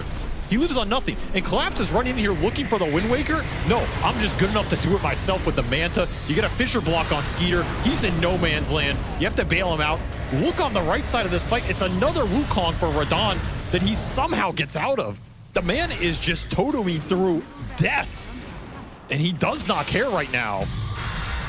We got to go back into the game where Team Spirit are assaulting the high ground. What is Falcons going to do in response? Are they able to hold on to their buybacks? You got to get something here if you're Spirit. Yeah, you won the fight, but what can you get out of it? You got a Mirana buyback. You got a Shaman buyback. Yeah, but all that damage from 30 minutes ago to the base, it has left this. There's not too many buildings for Yatoro to get through. Pops the Terror Wave, goes to work on the melee barracks. The glyph is going to be used. He still has meta once the Terror Wave is out. Now it's Falcons' turn to get slowly grinded out of this game as Roshan potentially can spawn right now. One building remains for Megas. It's that top lane, that pesky top lane. Amp damage in the river. Oh, man. Look, Austin, I don't want to say it, but is this one of those games where you don't even want the tier 5s because the Ogre Seal Totems have been way too good. They have been crazy, I don't know. Is Do you even Spider swap Lace these out? nearly as good? They have four Seal totems, and these totems have gotten them out of the Wukong so many times. They've gotten them out of range of these melee heroes so many times. Yeah, I mean, you have to trade them out because tier 5 is too powerful, but at the same time, it's going to change a lot of the dynamic of the team fight. Your kiting potential goes way down. Since 2024, there have been 127 games over an hour long. Spirit having been 20 of those, Falcons in 26, 2 of them versus each other. I'm surprised it's only 2, to be honest. I'm surprised they don't make up more of that percentage. Yeah. Though I will say, I think Spirit's late here it games comes. tend to be a little more exciting. Okay, it is... that is true. I don't know how many of Magic those were Lamp. farming 80-minute games. Magic Lamp for That's Terrorblade. a good one. That is a good one. He is dependent on his Disperser alone to get him out of the Wukong's command. Spider Lace from Aposhka, Horn for Laurel, Fallen Sky for Collapse. That is pretty hype, but these are not books. They'll find Snaking. He has BKB. He is out of there. He is away. Yeah, so Book of the Dead for Maureen, Stygian for Skeeter. His damage just went way up, and he did get a Nullifier. I mean, it's interesting to note not a single Book of the Dead for Team Spirit when we have seen Book of the Deads have been on the rise. Stocks have never been higher for this item when we push past the hour mark. 2 for Falcons right now. That's a big advantage. I guess in Spirit don't need them. Amar jumping straight into the triangle here. Yeah, he's trying to bait something out. Gets a BKB out of Laurel. The Haste Rune for Laurel. That was a risky maneuver. Gets Shackle Minotaur. Does go off. And what a beautiful hit from Rune. On the side. He gets speared. Collapse finds another one. That was all Maposhka. And Skeeter, he jumps in. Is he going to be able to take on Yotaro? Here he's got him. They got the read. Now Laurel's trapped on the side. They get him as well. Just like that, it goes from Wolverine getting picked off to 2 dead on the side. Spirit are going to have to play off of buybacks now. A jump in from Collapse. Didn't get him. Hammered in, missed his chance. The damage from Skeeter is absolutely out of control. He is hitting for over 1,000 with a Stygian Desolator Nullifier, Strength Blink in. He just chops Radon down to size, says, you might be a god, but I am a god killer right now, and I will cut you down. Buyback forced out from Spirit here as they look towards this next Roche. Oh, the arrow got him as well, so not even a chance at Asunder. It's always the damn arrow, man. You cannot stop the king. He will find a way to arrow you in this late game. You just have to take it. You do get Roshan for your troubles here. And Aegis onto Radon. Something to play with while that buyback's on cooldown. But you committed the Shaker buyback as well. Is an economic victory for Falcons. As these heroes are just running out of slots too. I mean, how much can you start to use these late game Roshans when everybody already has refreshers? This refresher shard, it's going to stay on Yotaro for now. A cheese to the Jakiro. Did they get the other one from the pit? They did. Okay, so... Oh, it ended up on Mallory. Okay, sure. Sure, man. Who the hell knows? Create some blocks of cheese right now. Put some extra buffs on people. So little helps here and there. We have 29 soon coming in for Skeeter. That actually might do a little something. 20% God Strength slow resistance. I mean, more if you can get to 30 extra stun duration on the hammer. Super nice in this game. Yeah, with the help of the Vanquisher. And he's close to refresher. This late game Sven with this Stygian is no joke. This is now the biggest damage threat on the map. He does way more damage than anybody else. It only takes 2 seconds for him to kill any hero. And with this Nullifier, you don't have time to bail that guy out. So it just once again going back to BKB. Yeah, more pressure on the jump. He sold one. He's gonna rebuy one. I mean, yeah, this is you don't the get way the team back. fights are playing out. He's saying, "I need that BKB." Wait, it says it has 9 duration again. Did he ever have one? I guess not. Oh, no. Okay, went back to 6 once they went into his inventory. Okay. We're good. We're good. Man, I was like, oh, that's a dangerous bug. Wild, dude. That's wild. That's a dangerous bug. We're good. We're good. I was starting to second guess my entire reality of this game. Been living in a dream this entire time. What did the last tier 5 neutral ended up being another Magic Lamp for Rue. Yeah, it does feel like the Stygian and Books of the Dead for Falcons are doing it a bit more for me here than what Spirit got. If you're looking across the board. Like this Spider Legs for Jakiro, Fallen Sky for the Mars. I mean, the Book of the Dead are certainly helping relieve the pressure on the map from these... I mean, it's not just the map pressure. It's when the fight breaks out, you just send these things in. And they cancel blinks, they give vision, they're super annoying. Yeah, they end up do some dealing a lot of damage, damage too when you kill them. Yeah, exactly. Yeah. Like you echo slam this, you're just gonna dunk yourself.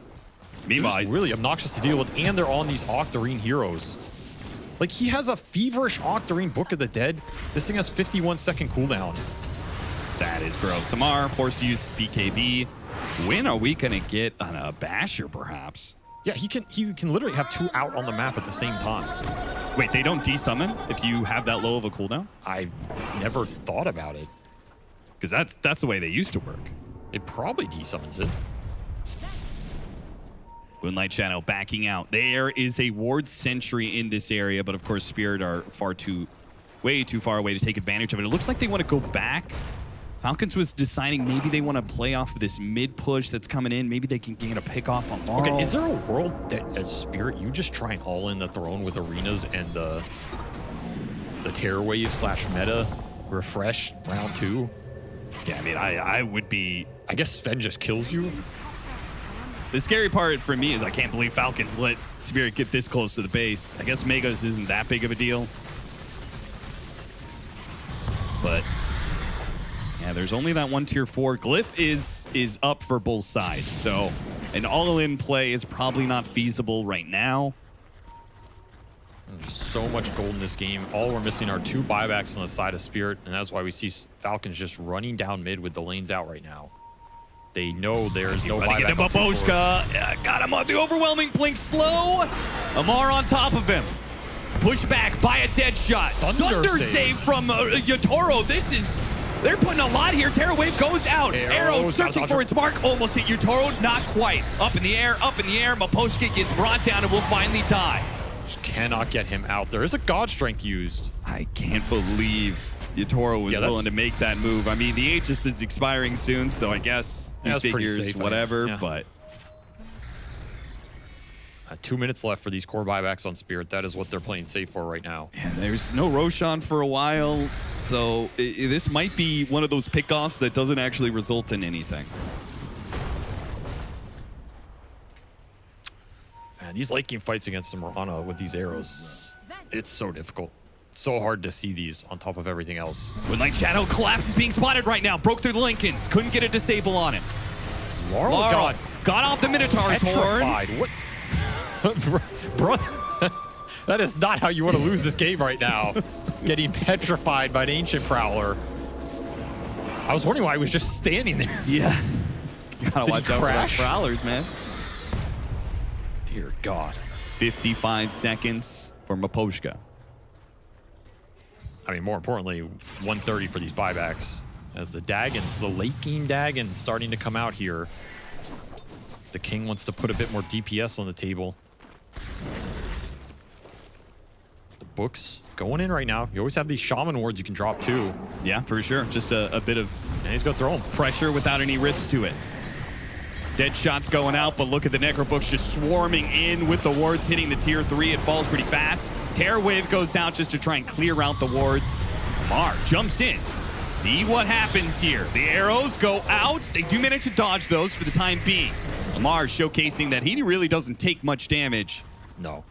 He's a beast on the front line. 5,000 HP with a Minotaur Horn, all the armor, refresher, BKB.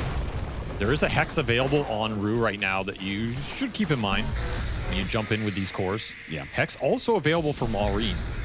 So this Monkey, when he goes in, he has a bunch of chain stump potential to land an arrow on the Mars. Collapse. Amar's thinking about it. Once again, trying to get a reaction out of Spirit, see if he can get any BKBs to be used. He uses his own Minotaur Horn. This is the type of siege Falcons live for right now. There is that top lane that's pushing in. They will have to back up and deal with that on one hero at some point. And you got to remember, all these jumps are so much harder when there's this Moonlight Shadow on everybody. Maureen, he's trying to set up on this ward that they have. See if any hero gets close. And it was Yotaro who got close. He did get real close, kills the ward. backs away. Sunder is going to be used early. They're going to jump on it. Bound the strike. Wukong's command. Radon on the run with the disperser. Supports are dead for Falcons. They will be able to get out in the arena. It lands on the other heroes with the supports now gone. The cores are trapped inside the arena. All they can do is BKB TP up with the ice path. It's top small rain. That's 4 dead. An attempted initiation. Falcons. They learned their lesson. Never go high ground. You should have never come to Spirit's base as the backline got decimated by the Mars Shaker. No, everyone's looking at Radon. You should have been looking at the bottom half of this fight as both supports got locked in a world of pain and just, it was the Sven who got obliterated on top of that as well. Kurt was in the second one. That's why there was no Skeeter in this fight at all. Was that just like double Echo Slam from Laurel? He gave it everything he had. First arena out, second one on crit. I mean, that is just a beautiful jump there. Falcons still up by 9,000, 71 minutes into the game, almost dead even on kill score, 33-32 in this 71-minute game. It cost them nothing. Team Spirit will push up to finally get Megas. They still have 5 buybacks available for Spirit. Arrow lands, a lot of damage. Radon, there's going to be that Wind Waker. When he comes back down, can he get off of Sunder? He doesn't have the BKB. They bought back to try and finish him off. Forced out. Sunder, no! Amar, he manages to get the kill. Comes in clutch for Falcons just when they need it the most. You shouldn't have gone high ground either. Nobody needs to go high ground. And now it's Falcons. Laurel, he's trying to get away. He worked his Shadow Blade from backpack into inventory. He activates it now, but now Snake King's here. Throne is getting hit. Tier 4s will take a bit of damage. Melee barracks will take some as well, but no permanent damage. What can Falcons get out of this window? Roche can spawn. Got to get the lanes out. Cost you a Shaman buy, so 3 of yours are on cooldown right now. Roshan could be up, but they also want the buybacks out of Spirit. Yeah, the buybacks are way more important here. Roche honestly doesn't mean that much anymore. But it's so dangerous to approach that high ground to get those buybacks out of them. Oh, yeah. What if you get caught by Collapse on the way out? ATF, that could be your final fight. Maposhka, big, good pick off. He can get it. Wind Waker's on him. That's not really going to help him out. Arrow comes through and a Dagon to eliminate him. Instant buyback from Maposhka. Amar, daring as always. Trouncing into Spirit's base like it's absolutely nothing. Missed the spear. A scythe, a hex. It goes out alongside an arrow. Collapses in a bit of trouble, but so is Amar underneath the macro pyre. The fire and flames will not burn him out. Not yet. He gets a little bit distance. A timber chain all the way across the screen, and away he goes. Spirit, they did it. Falcons did it, rather. They got the buybacks out of Spirit, just what they wanted. They get the buybacks out of them, all of them, and they get out. Beautiful play from Falcons. 5 buys committed within 30 seconds here for Spirit. We went from all of them up and them having the advantage to all of them down, and they're feeling the pressure to make something happen right now. I mean, you may as well spend all of your gold on everybody. You're all in at this point. It's going to be an abyssal for Radon. He needs some BKB control in this game. At the 73-minute mark, he says enough is enough. And again, they're going to run into Amar. And Amar, upon initiating on, he goes into them. Timber chain through 3. He doesn't give a damn. The rest of his team will be here soon. Bound the strike and Collapse dead. The off-laner is gone. And now Radon fighting for his very life. But when Yule's up in the air, they hit some of the back line, trying to kite out Yatoro. Grit, he tries to slip through all this damage. It may not work, but he got the Yatoro kill. And that is all. Falcons will get the 2-0 at 74 minutes. They will bring down the juggernauts of Spirit. They were making their runs through the gauntlet until they run into Falcons, and Falcons will make their grand final appearance. Man, what a statement game from this team. They have been the bane of them for a long time. Spirit have had Falcons' number in a lot of events, and they had a lot of momentum going through this lower bracket, and they just ran into a brick wall that is the indomitable front line of Falcons here, and the crazy scale of their supports, man. Fighting those late games is just damn near impossible when there's a 10-second try arrow coming out. There's a BKB Shaman who can hex you, and there's so much jump between the cores. They almost brought that game back. They almost won that game up against 2 books in the late game, and still Falcons come out on top with some nice aggressive play. ATF, he put that game on his back, man. Constantly forcing the issue, constantly in Spirit's face, not giving them a chance to find good initiations. You found that one backline jump on the Sven when he was going high ground as ATF went in with the monkey, but that was about it. Otherwise, you just had to try and fight your way through this Timbersaw, and he was too much to handle. It's good to see Falcons back to their winning ways, as it has been too long. Their first grand final appearance in 2025. It's now here. We go to the stage for an interview. Yeah, Malrine standing next to me after that win, a 75-minute game. How do you play the late game? How do you keep calm in that situation? I mean, the first thing I was enjoying, I think like everyone was enjoying, and the most cons that I was been talking about is like Amara is like, I'm beasting guys, I will fuck them all. I will do this. What if he's doing? What he's doing? Like there is just Amara just beasting on enemies. Well, it was a pretty good game for yourself, although the early game Monkey King slowed down a little bit. What were some of the issues coming out of lane to not give you the best game here? I think Spirit just was playing good around mid, so like they didn't really get me a chance of snowballing the game. So game could be easier if we work out with the early spells, but like early moves. But it is what it is. Game was created for the fans. Yeah. More happy, more funny. Yeah, I always hear from you doing it for the content, but with the Monkey King build rushing the BKB, can you tell me why that was your choice?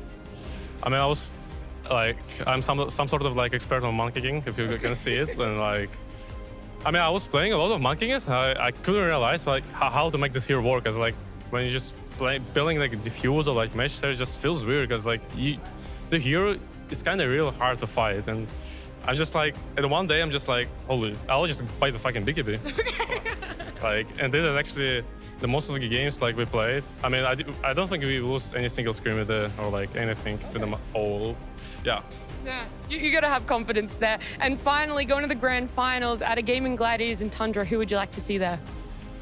I think Bujudar Bizemov. Yeah, I thought it's time to see him. Who else has been playing against them? It's Gaimin. Yeah. Oh yeah, I think. Still Tundra? Yeah, I think Tundra. Okay. Or like, actually, it would be more happy if we're gonna see GG like two teams trying to get the triumph, you know, back to the state, back to the shape. All right, well, we'll see exactly who it is, but I like that, Malrine. Thank you so much for joining me. Congratulations again. Thank you. We'll see you tomorrow. 77,000 hero damage. That's how much Amar did in this game. Like, yes, Marine's saying that, you know, he carried him on his back, but it was, of course, a team effort. There was so many clutch moments throughout this game. Was it the arrow? Was it the hex? Was it Amar opening up the fight? Even then, to the flip side, Spirit easily also could have won this game, and it was just beautiful from both sides. For sure. I mean, how much damage did he take then? That's an interesting stat. The damage received? Yeah, Okay. that has to be off the chart as well, because he was tanking everything. He felt like he was invulnerable most of the late game here, so... Yeah, I like that Malrine was talking about, oh, Spirit, they were really focusing me in that early game. You know, it felt like it was all on him. But I actually think there was a lot of focus on the Timbersaw early. He was even off to a little bit of a slower start, Misery. And then all of a sudden, this Timber gets online. You know, Wind Waker along with the Ags. How do you even deal with something like that? Yeah, it's. I mean, as you can see here, it's kind of hard. He's in tier 4s and he still gets out, right? And he has double Aghanims, double BKB. He has 5,000 HP. He has Minotaur Horn post 60 minutes, and yeah, I think he was by far the biggest problem for Spirit this game. Yeah, his damage output is so ridiculous, but when you look at the fact that all of Falcons players except the Timbersaw had so much disable that they could pile on top of you in the late game, it made it so hard for Spirit to make the plays that they were doing early on, you know, when they were pushing high ground and being confident, because if you caught slipping even a little bit, you're getting 5-second arrowed, triple arrows all over the map. He had an Octarine core. You're getting disabled for 15 seconds by a Shadow Shaman. You're getting like locked down by the Sven and 2-tapped. It was so tough for Spirit to navigate these fights in the end. Like, they tried their best to kite as much as they could, but ultimately, like, if Falcons heroes were able to just get on top of somebody and lock them down, it was really tough. So what would the perfect execution of a late game team fight have looked like for Spirit T? Tough question, I know. I've got to ask them. I mean, you got to talk about collapse, right? How many times in the mid to late game was he hitting these multi-hero spears? Was he finding these ways to like send someone towards your Toro to then get a clutch thunder to keep the fight alive, right? And then, so realistically, it's the jump. It's the surprise factor. You have a spear, an Echo Slam, an Ice Path. You had to find those moments, and that's where Falcons with their Marana, it often dominates the late game, right? Like constantly having the invis, keep playing the sides of the map, shove waves, hide in the shadows, wait for the opportunity to find it. But it just got harder and harder for Spirit with Falcons. They out-leveled them. Both supports were just dominating the late game, right? And that is just kind of the Falcons' MO to winning. I think one thing is like either you have to jump and echo, like we saw, we didn't see on screen, but actually what happened, where they echo 2 heroes and they just explode before they get BKBs off, or you have to like kite the fight so long that Sven BKBs run out. That was kind of the winning moment for Spirit, where the BKBs ran out, Sven couldn't hit anybody, and then eventually they won the fight, right? But as as they get more and more BKBs and refreshers and Mirana ults and stuff like this, Minotaur horns, it becomes increasingly harder to get both of those things happening for you, right? So I think that was what ended up happening for Spirit. It was too hard to team fight in the end. A mix of good itemization, but as well as time for Falcons to be able to get that game number 2 and a 2-0 here.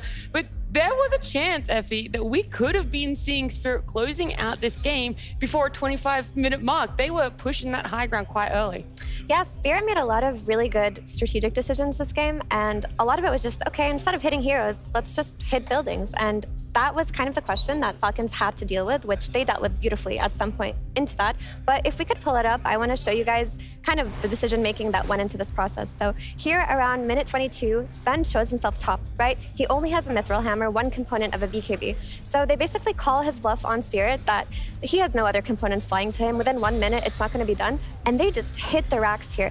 Every single ulti is up on Falcons, but Spirit make this decision anyway. They chip it down so low, which then contributes to this play. This is Spirit running away from Roshan, basically. They see that Falcons took it, and they're like, okay, whatever. They used God's strength to hit Roshan. We're just gonna hit the racks. We chipped away at it 2 minutes ago, or 1 minute ago, and we're just gonna finish it here. And a lot of this back and forth in the early game was what Falcons was struggling to deal with. Yeah, I mean, yeah, I mean, a very cool kind of chess board in Dota right here, where Spirit goes for the racks, uses meta, Falcon realizes it, goes Roche, uses God's Strength, and then Spirit is back bottom with the meta again, right? So they're kind of dodging each other and utilizing each other's timings beautifully. I mean, it worked once, but it wasn't really able to work a second time, T. They did try it in that top lane. It just wasn't as successful. Yeah, I mean, strategically, it felt like Spirit was the better team in kind of the early to mid game, like the way that you were moving around the map that you mentioned. But it does come down to eventually Falcons will find that opportunity. And they found it on your tour. In game 1, they found the Ice Bar from snaking to get the PA without the BKB, without the Satanic to get the kill. This time around, the same thing, but on a Terrorblade. As we're going to see the clips in a second, he steps up to the high ground, and all it takes is just one stun. And if you get that one stun, it starts with the Boundless, then you have the perfect follow-up. Your Toro, he then goes down. It's the 100-0. It happened in game 1, they win the game shortly after. It happened in game 2, it took them about another hour. But it's still, the fact is, if they don't get this 100-0 kill, if they don't just explode your Toro in his moment, he is going to win the game. And both times they identified that. Other teams in this run haven't found that kill on your Toro. Spirit, very different team. They win the game. So I feel like in game 1, Spirit easily could have won if your Toro doesn't die in that clutch moment. In this game as well, Falcons find it. So 2 very small moments, and Falcons showcase why they are such a dominant team, because other teams have failed to find that moment. And he had a shield rune as well, TV, when they were making that push, but Falcons were just ready. They were like, okay, you surprised us with the bottom racks, but what did they do differently? Well, I think it's very easy to blame Spirit or Yatoro there for why are you going high ground against the stun and all that stuff. But actually the real key here is the Mirana ultimate, right? Like they didn't have a sentry down, so they got to really swarm the Terrorblade at the same time. Yatoro thought he was strong there with the shield rune, but there's just too many stuns and too much damage going in, and then when Yatoro, he has no idea this is happening. He thinks that there's a smoke coming around perhaps, or there's a ratting somewhere, or they're hiding. But no, they're actually jumping him right now, and he has no idea it's happening. So he can't Mansa, he can't Pike. Nobody's really ready, and there's triple BKB, arrow, everything on top of him, right? So, I mean, good play by Falcons, right? Maybe they needed that sentry down, so maybe they forgot they were playing against Mirana for a second there, and that was critical. Well, we can actually get a little bit more insight into that, not just from our panelists, but also one of our players, Skeeter. Oh, so basically Team Spirit was playing very well with TV pressure on base, and they always positioned themselves aggressively on the map. And we were kind of like stressed out, and in this situation we were like ready for this, and we tried to catch them. And basically at this point of the game we were just constantly looking at them with the Mirana ulti and like crawling around the fights and looking for anyone who's out of position, and anytime we would see someone, like Timber would go and do some crazy damage. Like, I don't know, this game was kind of 1x9 by Timber. So yeah, good job, Amar. Wow. praising Amar. There you go. Good teammates after all. 1x9 there. But they also mentioned the Moonlight Shadow, just how important it was, constantly looking to play around it, just how impactful the Timbersaw was there as well. And massive props to Falcons there. It was a hard-fought game number 2, but with that one, it does mean that they advance to the grand finals. Looking at our gauntlet bracket, Spirit have done the longest run any team has done in a Blast Slam before, but unfortunately, they fall just short of the grand finals, getting 2-0'd by Falcons, whereas on the other side of the bracket, we're still wondering who is going to be meeting them in that grand final too. Yeah, honestly, I really can't call between Gaimin and Tundra, because if we use the logic of how dominant Falcons just was, is Tundra just going to showcase Gaimin? It's like, there's a reason why we've been waiting here for so long.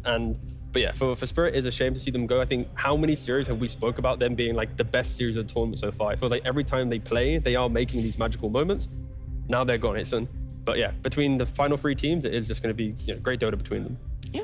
Either way, I don't want to hold you guys too much longer. As much as we'd love to talk about that game and just what did happen between Spirit and Falcons, I'd also like to talk about 2 new teams. So we do have Gaimin Gladiators up against Tundra right after this break.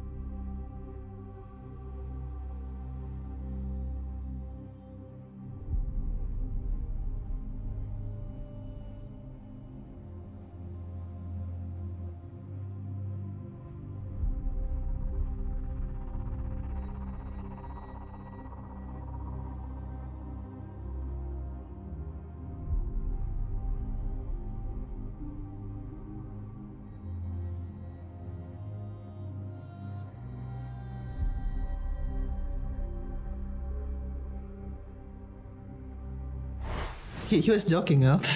I don't know. Is he though? To tilt my team for sure. For sure.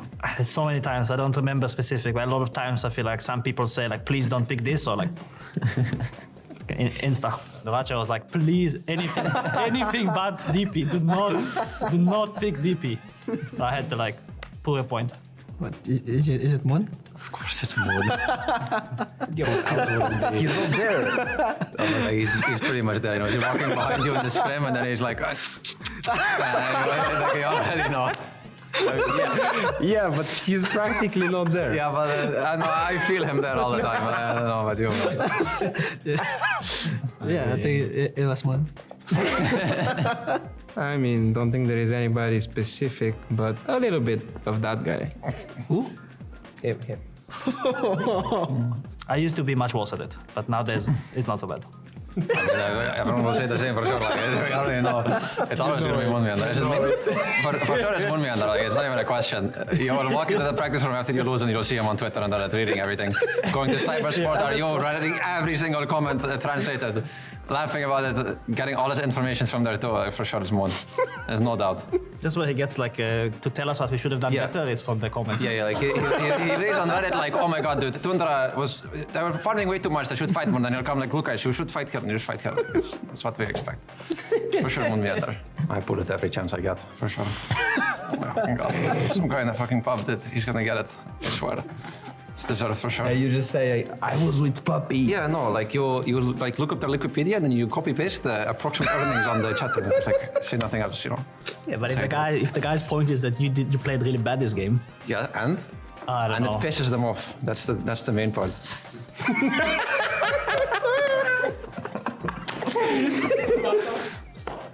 I mean, the first answer is obviously Moon. I mean, he has probably done it already. He did it in front of us. He did it? I mean, if it's not Moon, I don't know, maybe Crystalis. I have the most reason, but yeah, it's for sure Moon anyway, for sure.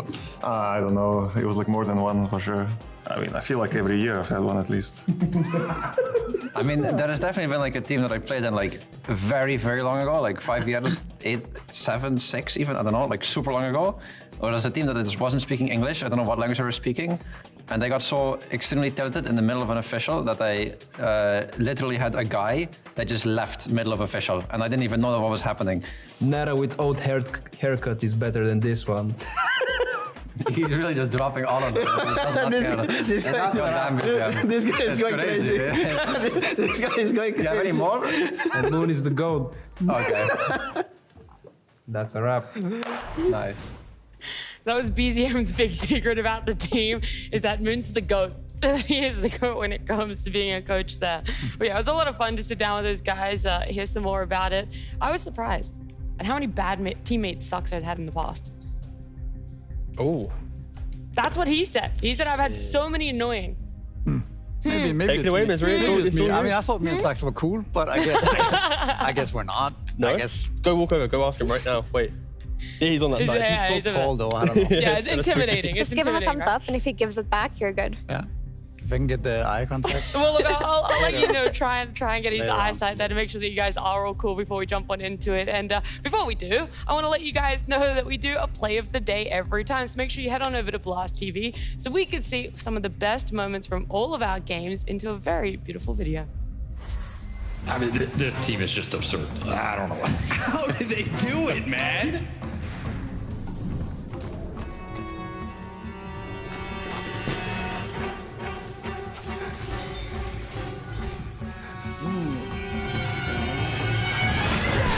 Oh my god, he just did that! What? That man just sniped the Tormentor with a dead shot from across 2 screens. What a move from Rude.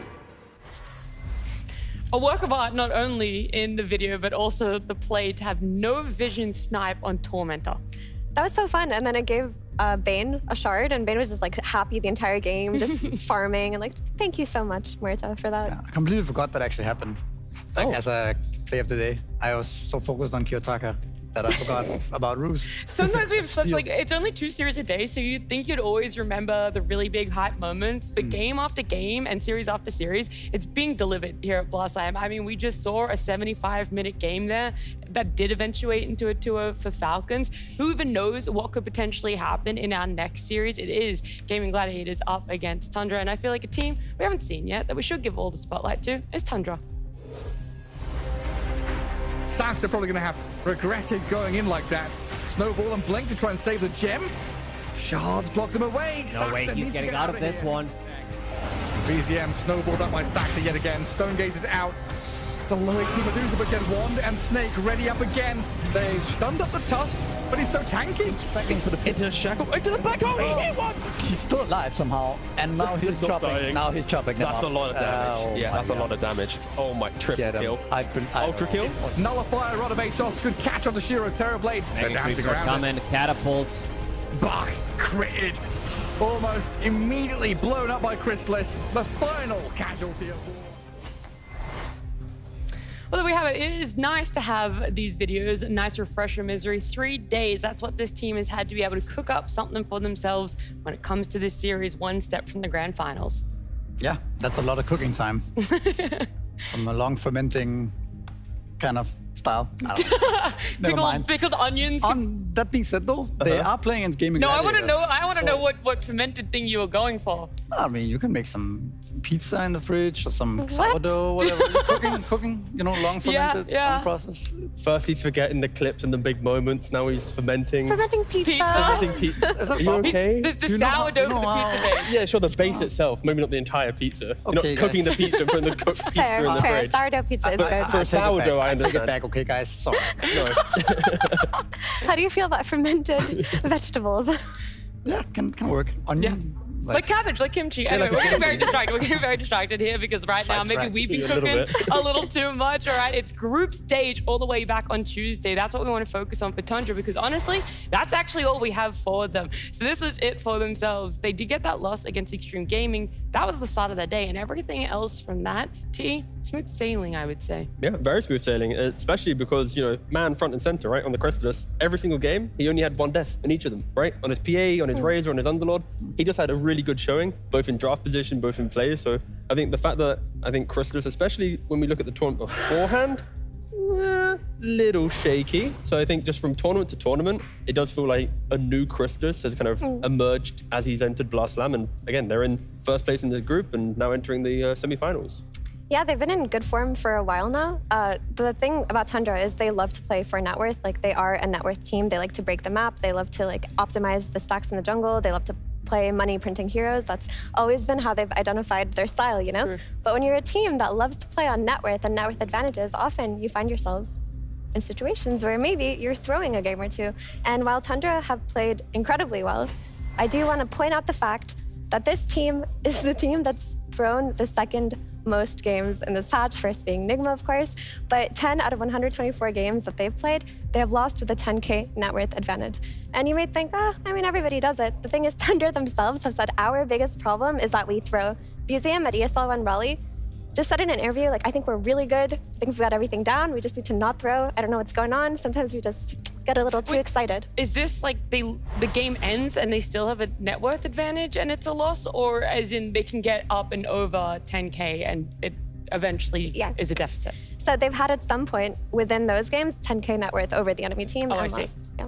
Okay, yeah, that's a really difficult position to be in. I wonder where, the mental is when it's like, all we want to do is farm, and then the net worth isn't amounting into a lead for themselves. But the other side to that is just how clean they can play when it comes down to it. They are a very disciplined team as well, Misery. Getting that gold, having the net worth, and executing fights. Yeah, we were looking at casting some of the games in the groups, T and I, and when I was looking it over here again, I noticed that they won really fast, all of a sudden, right? They were in a kind of even game, and then suddenly they took a Rex. And if we can pull up their game against Liquid here, top lane, the game is relatively even here in net worth, and actually Luna is top net worth, but they get a smoke and they end up killing her here. And then shortly after, there's a fight bottom lane. It's happening a couple of minutes, this thing, and they get another good fight going. Underlord gets another kill, and here's another fight 2 minutes later. And basically, this Underlord just goes ham here, and he kills everybody. And this is in a span of 3 minutes, all of this, and suddenly they have a 6-7 net worth lead. And what we're gonna see in a moment is that they've taken the entire base of Team Liquid. And it's 25 minutes in, you'll see it here, and that's GG. And from being, the game being completely even at 17 minutes to 25 minutes in, the Liquid has to call it, right? And they can't stay in the game anymore. The throne will die otherwise. That's pretty impressive, I think. And we have another clip later that will showcase a little bit the same thing, why they're so effective. Yeah. I feel like the big thing, though, that added to what you were saying about how quickly they could turn a game 10 minutes from even to having the team called GG is the Underlord carry. It's happened once here in the studio already, T. That was for Shiro and Extreme Gaming, but Chrysalis actually finding success with it and having some outstanding numbers to go with it. Yeah, he was the first to showcase it at the previous one we just watched, and then they bring it again here. It kind of feels like Underlord and Tundra, it is equivalent, in my opinion, to kind of OG and IO back in the day for like TI. It's the idea that they pick a hero and it feels like a certain minute, they're just going to insta-win the game. When they played against Tidebound in the previous time, again, 25, 30 minutes, they auto-win the game. It's just that one harpoon, that one setup. This time around, the clips that Mizu showed you, they had the Tinker. How many times in those clips was it a clutch barrier or a locket or matrix or something to keep the Underlord alive? But the amount of damage you can do, if you can protect the Underlord, he is going to do the damage. And it's what, 700-800 damage plus cleave, just ripping through everyone. Like, it is a obnoxious strategy that not many carry players would be confident to instantly try, but Chrysalis, 2 games in a row now, he's done it. 15-1 and 11 in that time. The time before, 12-0 and 10. Like, it is their strategy. I'm super excited to see it because like we saw it in group stage, and then I was maybe thinking we'd see it more during the gauntlet, and only one team played it in Tidebound, and it looked like it was cooking a little bit. It looked really cool, but you know, they are not the innovators of this carry Underlord. It's not their strategy. They didn't end up winning with it, but I think Chrysalis will show us a whole different beast. Do you guys want to have a look at the Tundra Tidebound game that you're talking about as well? Yeah, we have another clip here that shows exactly how effective they are.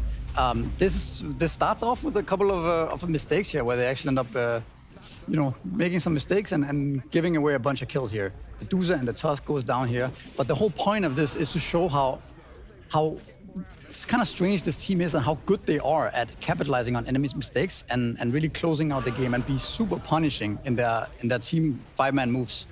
Dusa goes down here again. The Tusk, it looks really bad for Tidebound here, right? I mean, it looks really good for Tidebound here. They have 2 top networks. Tundra just groups up, goes as 5. After this is, again, 1 minute later, right? They're 5-manning mid, taking tier 2. Now they took a Rex. It's literally 1 minute later, right? Nothing has happened. Nobody has died in this time. They just understand that when things are on cooldown, when people are out of position, they can 5-man. They can be punishing. They can take advantage of these situations. So I think they have the ability to play extremely fast if they're given just a little bit of space. I do want to ask quickly, sorry, I know I'm backtracking a little bit here. The Underlord, what does shut it down though? All right, I know that we're kind of talking about Tundra right now, but I feel like it's a question I just need answered, and maybe some people at home do too. Don't get clicked by him. Disengage. Respect the fact that when he gets 1 kill, the damage compounds. Another kill, it's more damage, right? So as soon as you start seeing the fight snowball their direction, you have to disengage and just, of course, have stuns. His build, he doesn't buy BKB. It's Mask of Madness, Harpoon, SMY. Even though it's like glass cannon build, he has an aura and he's a big tanky boy. So any stuns and you're probably going to be fine. Okay, all right. I think also that we haven't seen it that much, but we compared a bit to a Sven. He has the cleave, he deals a lot of damage, but he doesn't have the move speed from Sven. He doesn't have the instant stun. It felt so wrong saying glass cannon though. But he doesn't buy the blink dagger, so it's kind of like maybe he is a little clunky, maybe he is a bit slow, and he gets kited. That's why we haven't seen it as much as you might, as good as it looked the other day. In the sample size of the 1 game we saw during the gauntlet where Tidebound played it, they lost to Spirit's TA. So there is going to be like maybe a bit of a scaling issue if it is a ranged carry. Okay. A team that feels like doesn't have a scaling issue at the moment is, of course, going to be Tundra's opponent, Gaimin Gladiators. He's still alive. Yeah, they couldn't kill him easily. It jumps forward here, Ace. That's the setup now onto Nightfall. Gaimin Gladiators, they turn over towards him. He just gets destroyed by the Boundless. GG. It is over. That's a lot of goose He pretty much just survived the entire jump. They'll now drop the Golem, but indeed Key Attacker just gets destroyed. Nightfall's going to try and look towards Quinn. Quinn, though, he's able to get the Jingu built up. Yeah, they jump forward for Key Attacker, but Key Attacker's able to get the built. The Abyssal there. They get the RP off onto the 3 of them. Tokyo get the skewer back on 2. They'll focus Ace first. Quinn, though, is able to stand his ground, get the Wukong's command off. Comes in with the buyback. They're looking to just end the game. Gaimin looking to close it up, but the fortification will come out. Can Aurora push them off the Ancient? Key Attacker gets the angle with the shackle shot onto Watson. Skewer forward on towards Ace, but the Ancient's falling. Gaimin, they'll close it up and get the victory here. We were blessed with seeing Gaimin Gladiators yesterday. They got the win, a 2-0 for themselves there as well. It was a similar sort of situation to they come in, they have a really good game number 1. Game 2, they're going to go in their favor, but prolongs way further than anyone would have expected. I demand that we get another 6-minute game. The fact that Gaming and Aurora, of course, yesterday they had the 82-minute game. We just had another one with Spirit and the the team are Falcons. So I have high expectations. I only want to see long games. I think this Blast is the longest amount of plus 60-minute games that we've had. It's just entertaining. It's what we all love in Dota. So that's all I care for. Okay, all right. Well, some of the heroes that they like to play are leading into, or what at least help them get into those 60 and 60+ minute games. And these are the ones that we can see right there: the Jakiro, Ember, Terrorblade, Morana, Muerta, Tide, and all of the win rates that go with it here on Gaming Gladiators for this patch. Yeah, I mean, this is over a longer period of time, but there's of course some stables here, but I wouldn't, maybe we won't see a single of these heroes today, you know? It's hard to say. Why is that though? In recent times, we just don't have that much data on Gaming Gladiators. That they have only played the 4 games in groups and the games we saw yesterday. So, and yeah, before that, they were not in any tournaments. So just, there's not that much information on them, so it's hard to know what they're actually cooking. I mean, you saw Bristleback 5 yesterday, so who knows, anything can happen here.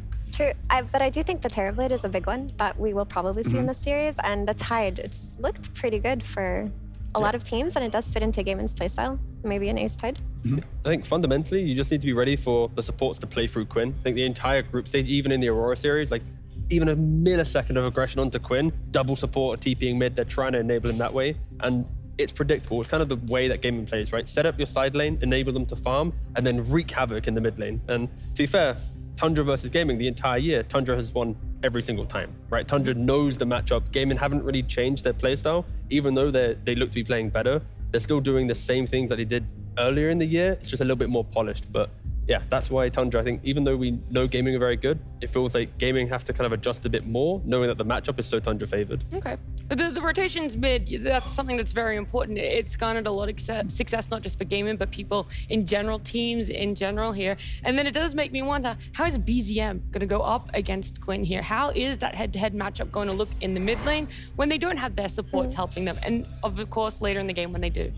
I think this one's going to be a banger because Quinn has really been popping off this tournament. Like, it feels like he's back to his old self in that if you let him wreak havoc from the mid lane or give him a last pick where he counters you, he's going to pop off. Yesterday versus Aurora, he was taking over games entirely on his Monkey King. So I would like for Tundra to input a lot of resources into the mid lane this time around because, like T was saying, they're bringing the supports to mid just like in the old days. They're playing that 3-man ball just like in the old days, and Tundra kind of have to equip themselves to bring that same energy to Quinn in the mid lane. Yeah, I do want to make sure that everyone is able to get some nice words before we get into this draft, and that is from our players, specifically 2 from each team. Tundra, Tundra, Tundra. Let me count the ways that they don't lane. I don't have enough hands, feet, legs combined. I could not count enough body parts to name the number of ways that they figure out to not lane, whether it's pulling creeps here or there, upside down. I feel like, I don't know what game they're playing, but it's not Dota because they do not lane. I hate Gaming Gladiators because they schemed the scene for the last 2 years. They won so many tournaments, just carried by Duracio, when the rest of them were so trash. Now here we're gonna finally show who's boss once again. I mostly hate Quinn, and he pisses me off. Also hate Tofu, he's too handsome. Watson, Malady, I don't know. I don't know anything about them, but I still hate them. And Ace, the previous teammate, but he's a piece of shit. I think Gaming is kind of good right now because they have the new post 5, Malady, and he's kind of high rank. And I think Quinn is in his prime now, so maybe they kind of good right now. Yeah. Yeah. So it's just me about Team Tundra that we're gonna play. It's not like I respect them too much and all. We're gonna play, and I think we're gonna win. But I do like how they play and the players generally. It's not like I'm too friendly with all of them. I don't have much to do with them, but I think they're good players. They deserve their respect. They won a lot of tournaments. I really like the Duracio iteration. Now they got Crystallis. I think he's undervalued as a player. And like people don't give him the respect he's due. They're offlane, like known players for a very long time. They always come up with some weird and fancy stuff and they stack and they play for gold. But like it's in the game and it works. Also their mid BZM, he's still young, but he's talented. He's showing what he can and it works well with the team also with Whitemon. He's like really stable, and I think whatever carry they bring in, they somehow make it work. It's just like a nice and interesting team to play against. Don't think that they will prevail against what's coming, but they can give it a shot. What's to come? They won't prevail. Oh. Not prevail. They got little secrets, so I like a little bit of good cop, bad cop. I also want to give shout out to Tyrion. That was maybe the best laugh I've ever heard in the background of Zark's shit talking Gaimin Gladiators. That was really good. It was nice to hear it. Like I said, a little bit of good cop, bad cop. Anything that you've learned about the player personalities from that, Misery? I'm just really impressed with that monologue of Tofu there. I think that was... He was positive the whole time. I was also confident that was in that win. just a word salad, but it made sense and it was great and described, Tundra better than we could. And it was amazing. Well, look, maybe you're going to have to chop up a little bit of letters because we got some word salad that's needed for us as we do have a draft on the horizon. It is our previous grand final rematch between Tundra and Gaimin Gladiators.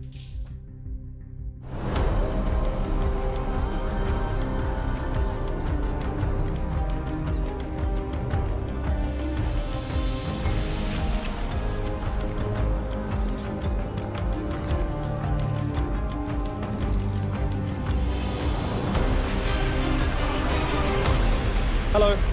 Kyle, first of all, really important question for you. Hit me. Do you have any bias in this series? I don't think so. You don't? Okay, No, I nice. just want good Dota, 3 games. One good Dota. Okay, for you, what do you define as good Dota? Do you want it to be a clean, methodical 30-minute win, or you want like 60, 70 minutes of back and forth and chaos? Let's keep it to like 43. 43? 43 or less. I think that's like the sweet spot for a great game of Dota. 3 Roshans, how many are you saying? Over, under? Game should end with the second Aegis. Second 8. Because I remember back in the day, Kyle used to do on the panel, you're like, this is a 3 Roshan game and it's done. You know? I haven't heard that one yet. I'm still waiting for it.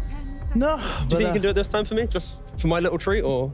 Well, depends if we see like a Queen of Pain or something. My favorite little thing is like, okay, at this number of deaths, this team loses. Yeah, that's true. That was the old one, yeah. I was getting some intel, so before the series, while you guys were yapping, I went into both team rooms to ask what were they planning on doing. I think they were lying to me because... You can just go to the printer and just print the last thing that printed. No, I'm talking to the teams directly. Okay, they sure. They said watch out for Huskar hard support. Oh, hard support. Yep, All right. Yep. Okay, I like it. We'll Could see be a how flex. far it goes. Yeah, sure. Did they give you anything else? Or is that all they gave you? Just trying to ascertain if they're trying to bait you or not. I think I was getting baited. Nobody wants to give intel to me. I'm really trying to do my job here, and nobody's letting me see their notes. Nope. Again, that's what I told you. The printer is accessible. We've not done it yet, but I'm just offering you potential avenues to the draft. Yeah, somebody stole my tablet. Cap keeps taking out my Wi-Fi, so I'm just out here guessing. Do you want to guess anything about the band so far? Any vibes on that? Yeah, was expecting TA and Bristle to not make it into this match. Tundra, big fans of Tinker. They ran it twice in the group stage, but they've actually bumped it up in priority now. They've taken it second pick first phase, and now they're overall taking it right off the bat. Shout out to Insania, who I think was one of the first position 5s to really pioneer this hero. He dabbled with it, but Whitemon, he is the one that I think is the best Tinker player in the world, and Tundra is utilizing it the best because they play with that forward-thinking mentality that a Tinker slots in behind that aggression. When we saw in those clips, right, the matrix, the barriers they sustain, it doesn't work when your team's being passive. It's why Spirit, they've struggled with it, why other teams as well, they've been unable to really utilize the toolkit of the hero, but Tundra already, it sets up for that underlord that we've been talking about. Very much so, and I can't believe I didn't even notice Nature's Prophet in the pool. And Gaimin picked that up right away. In fact, I haven't seen anybody play it as anything other than carry, right? There's no flexing to 3 or something anymore. It used to be a mid lane, especially with like Malrine utilizing it. He was actually one of the first players with the Mjolnir to get the Treant, to drag multiple waves, keep it in vision, and then TP in just to leech all of that XP, because you know how important to get 25 is? That X3 damage on your Treant, just take over the game, but everyone quickly copied that strat and it just moved to carry. Yeah, I like the AA ban from Tundra. It's a hero you really don't want to play into Furion, and the double global ultimate damage is pretty nuts. I really want to see Underlord. Like the way that Tundra been playing it, I'm super intrigued. Does Gaming respect it enough to use their only ban in the second phase on the hero that is not touched by anyone else other than Crystallis?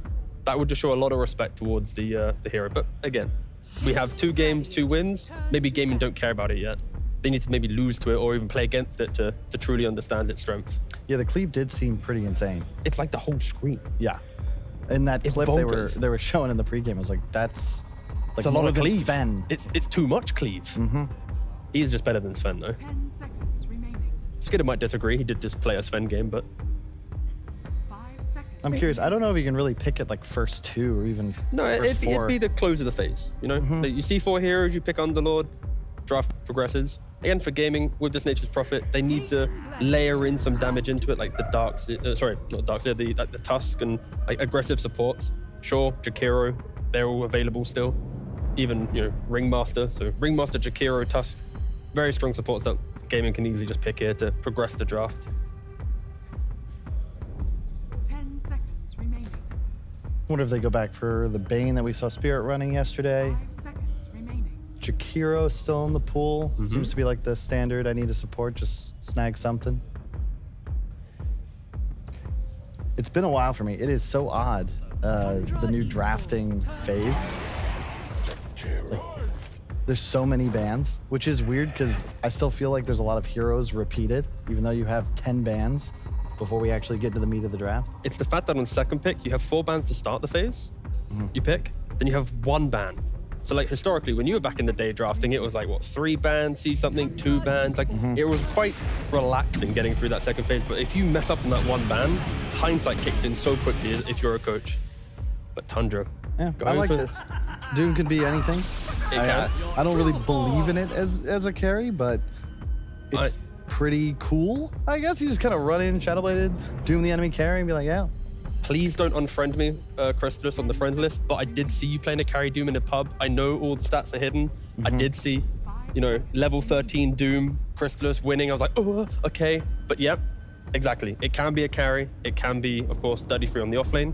I think the key thing from the carry role, it's using the Alpha Wolf for the crit. The fact that when you have level advantage, you do more damage. Like, in theory, it is pretty good, but you need to get through that laning phase. But for gaming, they are punishing this Shaman quite nicely in the fact that it is his shackle that does all the lockdown right now. If you don't shackle a hero, you press Stampede, they're always getting away. Under the cover of Hex, you're out. Under Doom, you're out. So Tundra, they do need a little bit more stun. Otherwise, the story of this game could just be Ace pressed 1 button and the fight's so good. Yeah, and both supports really need levels and like items to not just be paper mache that falls over. Gaimin can play with a lot of tempo right now. I'm a big fan of Fury and Jakiro. It's going to dominate the lane. Yeah, very easily, you win the lanes. I can see a scenario where they just have all tier 1s down by like 12, 13 minutes. Not to cheat or anything, but I did think I saw Ringmaster hovered on the pick there when we saw the camera pan over. Yep, there we go. All right. But we did mention it earlier, so nothing too special. What does Ringmaster do? Would you like the honest answer, or shall I convince you that it does something very different? I mean, like, what does it actually do? Okay, so literally, its first spell is a whip. You no, I know it up. that. Yeah, you got the whip. Okay, you got so the box, how literal do you want me to be? You got chipper rockets, and then the ult is like a... So the chipper rockets, you get level 1 at 1 level, right? And then the impalement arts, the chipper rockets, as you like to call it. Very good, percentage-based damage. Right, so any beefy boy, you step up, that dagger hits you, you're losing all your HP. Level 1, 1. Level 2, you get 2 charges, and then it stacks up, right? Oh. So it's very good. And he's good at the Rubik's Cube. He had that unsolved earlier and now solved. I can only ever get it solved until I've got the corners left. I don't think I've ever solved a Rubik's Cube. I don't know if I should admit that, but... I wonder if he did that in the interview. Show up like, hey, I think I'm ready to coach the Dota team, and just doesn't say anything, just does the Rubik's Cube, leaves it on the desk, walks out. Tundra Esports. Lifestealer. So it's not going to be the Doom carry. It's going to be the Doom offlane. And potentially a little bit worrying in the fact that the Jakiro and the Prophet can dominate that lane, right? Shaman isn't going to be too good at stepping up by himself to try and pull waves. He can die, but I'm really looking towards Tundra. How do they find a way to get that farm? But it is 33 in stacks, so they always find the way to find the farm. It is rare that they have many, many deaths between them. I think lane's just going to be super important. Tundra's lineup feels real slow at the start of the game. When you say slow, you mean the fact that they don't really break from lanes to overlap and make moves. It's more just kind of the independent farmers, right? Yeah, Lifestealer just hits creeps for like 15 minutes and gets a Radiance. So now I typically see like the second item picked up before he really gets involved. So we want BZM now to be the playmaker, to fix the problems of that static nature. And they don't have last pick. So we're looking towards Storm, the Embers. They're banning out Pango. So it doesn't really feel like they're looking towards like a puck or something, because they wouldn't ban that out. To be fair, they are just respecting Quinn. Again, Quinn's had a standout tournament so far. Indeed. I could see maybe I could see Tundra rocking a Leshrac, perhaps. I don't know how meta that is really anymore, but I've always liked the hero when you had 2 cores that were running in with you and some form of shield or defensive on a support to back you up. My fear is it's, again, another unreliable stun, right? You need an ATOS. No, you lightning into stun. It's if you're a professional player, it is a reliable stun. If you're okay. What happened to Kiyotaka then yesterday when he missed the stuns? Don't recall. Oh, okay. I wasn't you working don't see, that you don't know. Very smart. But this, I mean, this is top 4, man. This is the best teams in the world right here. We hold them to a different caliber. Different. Look at the respect though. Like the fact that they're going for an Invoker ban as well. BZM, it's one of his specialties. You wouldn't historically say Invoker fixes the pacing that we expected, but if you don't break Tundra in the early game, a late game Invoker, Lifestealer, Doom, that is going to be very hard to deal. So I respect the fact that Gaimin do still ban out some specialties, but you're still opening up so many options. Again, I don't think they care about the Ember because there's some Quinn specialties still available if they wanted to play into that. If they pick like a Storm, there's still a Puck. There's a lot of options for Quinn to counterpick BZM. And when we were looking at the series, it really is the battle of BZM versus Quinn, and Quinn has the counterpick. Yeah, I wouldn't mind a Puck for Tundra though. Coil for I mean the cores in the March. It is the counter to the Centaur, right? We've already mentioned right now that there is no real pressure on Gaimin to fight outside of the Shackle because Stampede is so good. But now with a Sniper ban, it is going to be the Puck. Yeah, it's going to be Puck. Exactly. I've seen the Sniper Puck matchup a couple times. It's so funny. It is you very just can't funny. play Dota 2. All right, now we need to start already thinking. Oh, and there's a Warlock. Hold up. It's a Tinker mid. Okay, Is that we're a thing? cooking. Yeah, it is. It's big damage, right? So basically, Tinker from mid, you rush the Blink Dagger, you're getting Aghanims. Hear me out. Okay, I'm listening. What if it's Warlock mid? Congratulations, Gaimin. They have won game 1. We will be looking towards game 2 very shortly as the panel goes There ahead. was an era, okay? 2015, 2016. All right, only a decade ago. It could come back. It's not too late. Okay. I will eat my shoe if that happens this game, live on stream.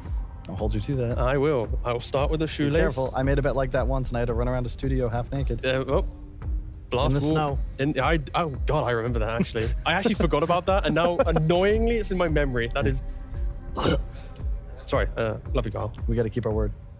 All right, so Tinker mid. Again, the key thing here is we mentioned that the side lanes are very static. Now Tinker as well, static. If Gaimin can find a hero that progresses the map, it will force Tundra to have some problems. They don't defend their triangle very well. Tinker needs the triangle to farm up. Doom, Lifestealer, they play so far away from the triangle in the first 15-20 minutes that, to be fair for Gaimin, they can just really break the game for Tundra. Even though the draft looks quite nice on paper, I'm still worried for that early game. Just saying, BZM hasn't played Tinker on this patch. Okay, so maybe there's some spice occurring here. I'm telling you. Have you clicked the more button to see more heroes? And they still go for the Puck. Again, Puck was hotly talked about in the tail end of this draft. Okay, I lied. He has played Tinker 11 times on this patch. Okay, there we go. But I do like Puck. I think that's kind of the go-to matchup against a Tinker with Storm not in the pool, so... Lock him down. I don't know. I kind of like what Gaimin's cooking with right here. I love globals plus Puck. You got a lot of tower pressure, good team fight early. And I worry for Tundra. If they don't come out ahead in the lanes, I just think they've 3 cores that need items and 2 supports. But the flip side to that, if Gaimin don't close out this game early on, the late game, nuisance, the damage, right? The Tinker survivability, the Doom, Shivas, BKB, Lifestealer running around. Can the Watson Nature's Prophet do enough damage? And we don't know. Oh, yes. Okay, Yes. we do know. Yes, he he will. can. And you know who else might know? Who might know? That guy called Fox used to work with him. He's ready to talk to you Most now. underrated analyst of all time. Let's hear from him. Yeah, there you go, Fox. What do you Thank sort of you, make Kyle. of this? The way that they've closed this one up, Gaimin and Tundra. You know, the Tundra say, you know what, we are happy to put the Tinker in the mid for BZM this time. They want to hit creeps, right? Tundra, this is the kind of style that they like to play. You heard it from Quinn in the confessional before, too. They do like to play a little bit of a different style of Dota where they wait for these timings and go for them. It's going to take them some time, though, for sure, because it does look like it has some greed in this draft.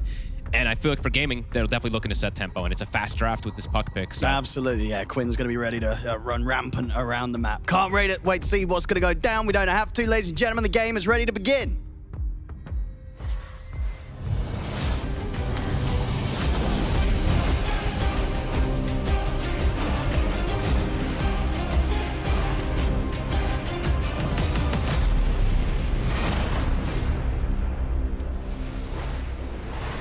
So let's see indeed if the action from Gaimin Gladiators they want to be bringing is going to be enough to take Tundra down. Because indeed this sort of draft style and play style that we're going to expect to see from Tundra, it has been doing them pretty well, right? It has been, yeah. It's very up their wheelhouse. They love to hit these creeps, and it tends to work. You know, most of these games, even when they're behind in the game, the gold is not really that behind, right? Sometimes they're even ahead in gold, and there's even like 16 kill disparity. They are very good at hitting those creeps and finding the farm. This puck last pick definitely could run into some issues there for Tundra. The catch, it's pretty much just Saksa, right? Very limited until they do get itemization that comes out, maybe a hex eventually for BZM, something along those lines. But yeah, Quinn, his last picks have been pretty devastating a couple of these games. Sure, the Monkey King yesterday, one of them was a last pick and it went 18-1 or 19-1. Yeah, so a crazy game. We'll see what he can do on the puck this time around versus those limited disables. Well, he can press pause. That's what he can do.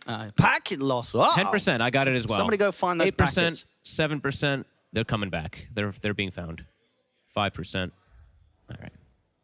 And let's see, yeah. So this is an old school combo. It's actually funny that Kyle's up there and we're getting a lot of old school stuff. But we got Nature's Prophet and Puck together. This used to be a traditional duo that people like to play because the Coil usually comes on, the Wrath of Nature comes on, boom, easy setup to get a kill across the map, and it always just gets that +1 that can come in. So definitely something that they can worry about on the side of Tundra in the early game in particular.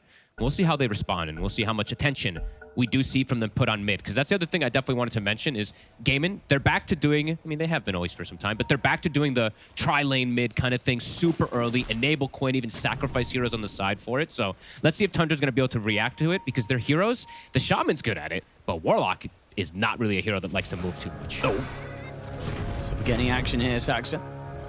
Not going to be able to get any sort of setup. They've got the 3 of them here, Gaimin. And he's stepping back up. See BZM have eyes on Tofu. Whitemon turns up as well to keep Chrysalis backed up and ready to toss the blood grenade. And they're not going to find anything there. Maybe they could have settled for Tofu instead. They have the shackles. Should have Use Tofu. the shadow word here offensively. He might just be able to walk. He's kind of speedy. Nah, the open woods gets him. They got him. First blood coming in for Chrysalis. Very nice for him to start off in that safe lane. Where's it going? He gets left. He got him. Pesky little keep. Whitemon also will get the D ward immediately. And when you get first blood, it's a Warlock, right? So definitely have to count that in. Grimoire stack, number 1, coming in for Whitemon. So that's going to give him nice levels whenever he wants to pop it early. Yeah, let's see how this mid lane goes, right? Quinn got a lot of time to be able to pick that last pick as this puck versus the Tinker. The laning phase for BZM should be pretty solid overall, but overall in the game, you can definitely understand why Quinn wanted to play this one, as we were mentioning those limited disables besides the Shaman. No, because that's the thing. It does feel like it's going to be a very easy game for Ace to save people with his Stampede, right? Yes. It's literally just Shackles. It's just Shackles. Is going to hold you in position. Everything on else, you're hexed, you're doomed, you're still getting a run out of there. Like Stampede saves are going to be very effective from Ace. Yeah, and overall, a game that can be definitely difficult for Saksa to even cast his shackles in a lot of situations, right? There's always going to be this ice path coverage that can stop it. There's a whip. There's a save also from the escape act eventually from that Ringmaster as well, too. So yeah, we'll have to see what Saksa can do, because we did see a pretty good performance in that last game from Crit, in particular, how much he was able to do. But he did have a lot of extra disables. A couple of these arrows from Snake were clutches. Oh, can Quinn get this? He's got Orb again in a few seconds. He's fine. Yeah, BZM should be able to pull it back. He's got the March, too. You don't want to dive into that, and then he Fairy Fires Marches, and you actually get turned on, so. But it is, as you mentioned earlier, definitely looks like a very gankable lane. If Gaimin want to bring those supports in and try and dive the tower for BZM. And they've got the ganking, I would say the easier to gank with supports. Yeah, absolutely, yeah. But this lane setup, top lane, they're setting up Crystos for success. This is the traditional counter pick versus the Centaur. You just pick the Lifestealer, and there's pretty much no way that this Lifestealer should ever get brought down. He should completely free farm in the matchup, and even slow down Ace a decent amount too, so. Yeah, this is like the dream setup to allow something like a Lifestealer to just be able to find that radius. Bottom lane, Saxa. Fairy Fire. Should be in trouble here. 1 or 2 more hits. The Blood Grenade after. And for the last. Watson's able to reach in and get the kill. This lane is not going to be easy for them. Tends to be sacrificed a lot of the times for these Dooms, but Watson is set up to free farm when he's got this Jakiro behind him in 33. Got to take a bit of a beating there, but he'll be okay. He's got a salve, so he knows he just needs to... This is just to withstand the pressure lane, right? From Tundra, they're just looking to try to get that farm. Very unlikely they get a kill unless there's a rotation that comes out from, like, the Warlock, or just a misstep that comes in from Malady, but they've got more than enough regen down here on the side of Gaming. Yeah, but both carries just feel like they're set up for really nice lanes. Yeah. And the core-to-core matchup in this one, it's a bit of a weird one, right? Because Lifestealers sometimes can struggle to get into the Nature's Prophet, and you can get kited out in some situations. Usually there's like someone that you can infest and jump into versus some of these range cores to get into them, but not the case. As Tofu will find double couriers. Okay. Mid matchup so far, BZM. Making good work with the laser, yeah. He's getting a lot of extra denies in against the puck. Yep. The resource war is difficult, though, as we see these double. I mean, he literally just walks up and gets both. I can't believe that. But there's not much Warlock can do to prevent that, right? He just has to watch and just give those auto attacks. This is not really a kill lane by any means that we see Tundra having. This is just a farm for the Lifestealer lane. But yeah, looking at Quinn, we'll see how the resource management comes into play. Because this one's like, the puck is playing with his puckish innate, and BZM is playing with the March constantly to get the setup. Looks like they'll do what they did in the game the other day to just swing Tofu over to take away the runes, so Quinn will have that advantage of regen. Sentry War. No, they just got the trade. But does mean BZM's able to hold his observer for a little longer. And that's an interesting approach if BZM does want to go. This is usually not the first item that we see a lot of the Tinkers go for. He's going straight Kaya at the moment. He even buys the robe with the Magi. That's a bit of an interesting one. Usually it's just the Blink Rush. Saxa. He's looking pretty dead. Caught a dangerous spot. Yeah, that was a pretty aggressive angle to come in from. Yeah, I mean, I imagine you going for the Kaya first, right? I feel it just kind of fits with Tundra's playstyle, right? You know, the Blink, does. It's about farming. Is he going to be looking to make plays? Exactly. Probably not. He just wants to keep farming like the rest of the boys on Tundra. Yeah. I mean, we'll see if he does that, because I feel like they're literally just going to be... I mean, the lineup is about hitting creeps, but... According to this stat, so BZM 3-6 on Tinker in his career, and he last played the hero back in 2023. Wow. I thought we had a more recent game from him, but apparently not. I didn't really remember one from him either. That's quite a while ago. Whitemod's coming in for the rotation. Yeah, they're going to focus down Watson. Now get him, but Tofu's coming in with the backup. Might be able to set up for 33. No, the heal's already coming from Whitemon, keeping 33 safe. They can even turn with the shackles now to try and look for more. They get the setup onto Malady. Whitemon ready to come in with the blocks to make sure Malady cannot escape. Tofu's trying to bring down 33 in return. Will get him. They do get a trade out of it. So ends up just, it's the 2-for-1. But indeed, Gaimin Gladiators, the one that they do find is the 33 Doom. I like this rotation from Whitemon. Either way, gets himself the extra Grimoire stacks, right? It's put in a position now where, Centaur's in this Lifestealer 1v1, and this is where Centaur thrives. He's just going to cut waves, and he can actually maximize better than the Lifestealer can, because he pulls the neutrals together with the creeps, and you just use your... And he just can't die. Like, who's going to come up here and set up onto this Centaur right now? Nobody. Until Doom is online, it's very unlikely that they go for any type of play onto him. He does feel very safe. 6-minute power in. There's going to be the Arcane. Malady able to grab that. Again, and he's looking dead once more. This time, Shackles are not going to save him. It's not an easy game for him to play in this early one. Playing versus the Jakiro and NP lane, it's just very difficult, and he is giving up quite a lot there. He also gave his courier again, right? So, extra gold going the way of Gaimin Gladiators. And they're scouting the stacks, so Malady, he makes his way into the triangle area, and he does see these stacks being made. Whitemon gonna take a lot of damage here. He might even die.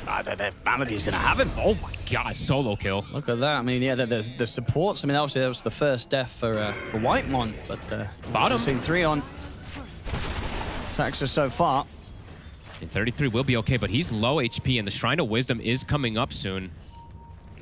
Contesting it looks kind of good. Yeah, they've got the two of them. I mean, Tofu is ready to go over with Malady. Further TPs are coming in, though, from Tundra. BZM has to come over here to get this shrine, and they will be able to claim it. They need this XP. And Whitemon, he'll be able to one to claim it. He actually has 3 Grimoire stacks, so pretty close to having that 6 for the next move. Yeah, that's interesting. They'd rather give... I guess they both got it right. Yep, they got some on the Doom as well, because I was going to say 33. He was very low level. 33 was the one who got the XP from it, 33, speaking of him again, an instant move from the 2 supports. Let's see if they've got enough damage. It's close. He'll survive. Yeah, Whitemon coming in, making sure that 33 does not die to this pressure. The Cloak Aura plus the Lotus actually saving his life. If he doesn't have the both of them there, he will probably go down. I mean, Ace is just chilling. He's massive. They just can't go on him. No.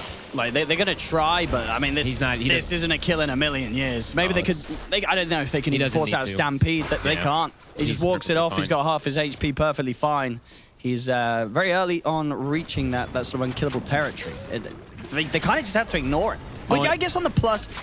you know, it does mean that top lane Crystallis is also just having a very free top. You know, he's not going to die to the Centaur. He's top net worth at the moment, on track to get a very good Radiance timing. This really does feel like it's going to quickly become one of those games, though, that Tundra just avoids. Tundra just avoid and farm. That looks like what it's going to be pretty quick with the way it's setting up. And that does normally do pretty well for them. It does, but Gaimin has been very good at setting tempo as well, too. Gaimin's been stepping it up recently, so Gaimin might be the ones to be able to break through that Tundra playstyle. Yeah, I'm definitely a little worried if they can't defend their early tier 1s on the side of Tundra. If they start to hemorrhage these kills and lose towers, there's going to be big problems for them.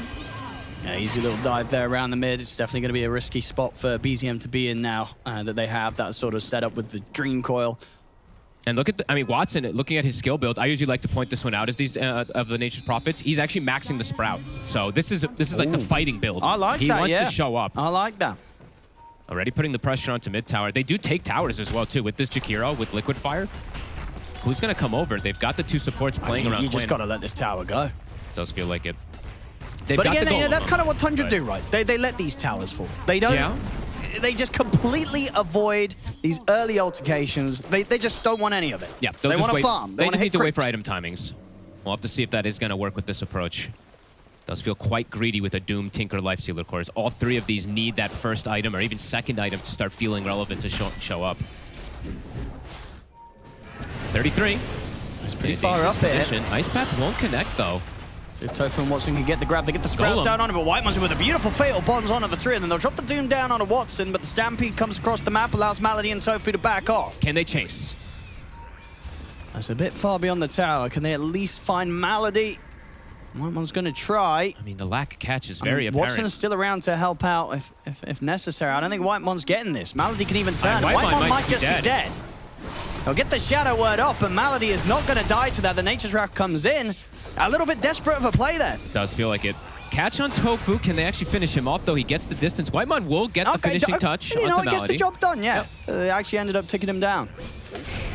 Tofu, he's got the Strongman tonic. I mean, 33's going real deep for this Quinn. A beautiful Dream Core there, able to get the angle on both of them. These sort of aggressive plays from Tundra. I mean, it doesn't feel very Tundra-y, really. No. I think they're going to be saying to themselves, hang on, this isn't what we do. What are we doing? Let's just sit back and farm. Why are we diving these towers? And going for these aggressive plays when Stampede is threat, you just see the lack of catch. There's only a Shaman stun. Everyone just walks away. So they do get at least a one kill on Malady, but it's not quite worth the cost at the end of the day with them sticking around that tier 1. And Quinn, he's just going to go the straight Witchblade this game on the puck since he's playing versus that laser. It's very effective. Saksa, be careful. He's got backup coming in. I mean, they're thinking about just setting up onto 33. They've got quite a bit of damage. It's a lot of nuke damage. I mean, even we saw as well, Crystallis was even considering TPing over there for that one. Yeah, he was maybe thinking like he has to come in to just infest to protect the tower. But Tundra, they'll bring the numbers. They'll stop the push for a moment here. Maelstrom is already finished up for Watson. Wants to continue going for this push down here. BZM does have the Blink. Now he can start getting involved. So Blink and Kaya's online. Eyes on BZM to match, to maybe make these plays versus Gaimin. Maybe, but he might just hit creeps. Because that does feel like it is the archetype this game for Tundra. Bottom tower. Can they get the deny? They cannot. Quinn gets the last hit. And Ace just, I mean, it's like the chillest game ever. For full Crimson. Crimson and Pipe. Going to be pretty good this game too. This is why I imagine if you ask the offlaners, they probably quite like playing Centaur because it's very chill. Like the amount of games that you see a Centaur just get to have this space, people aren't interested in going over there because it's a Centaur. You just get to hit creeps and just live your life. It definitely, I don't remember what the win rate is, but I was actually surprised that it's not getting picked and favored more. Because if I'm not mistaken, I think yesterday or the day before, it was like a 70-something% win rate. Is it pretty high? It was really, really high. Especially when you're playing versus limited catch. Yep. There we go. What, Tofu's killed 5 couriers 7 minutes in. Something that 9class also did back in Blast Slam 2. Only 7 players have over 5 courier kills in LAN history. And they killed 33's courier, I think, once or twice. Sox's like 3 times, and then we saw the double kill on the top ones. Those matter. It's a gold that definitely starts to matter. You see a 3K lead now for the side of Gaimin, and they're continuing to set tempo. Look at this move top. Crystallis almost has his Radiance. Does not want to get caught here. Oh, they're going to get the setup with the silence, closing the gap with the Stampede. They're going to have him. Oh, in this game, Gaimin, every move is hitting. Oh boy. I mean, Tundra, they are hitting creeps, as we said they very likely will, but it's a 5K gold lead, and they've now lost all 3 tier 1s after this one drops. That tempo is being set. Yeah, they certainly are. They certainly are. They're hitting them pretty hard so far here, Gaimin.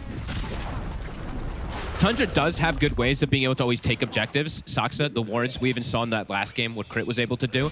You can guarantee Roche a lot of times, but you know that has to be a position for you to actually take that. Because Gaimin, they can take the fights, but if Tundra's able to sneak it, they absolutely can go for plays like that too at some points.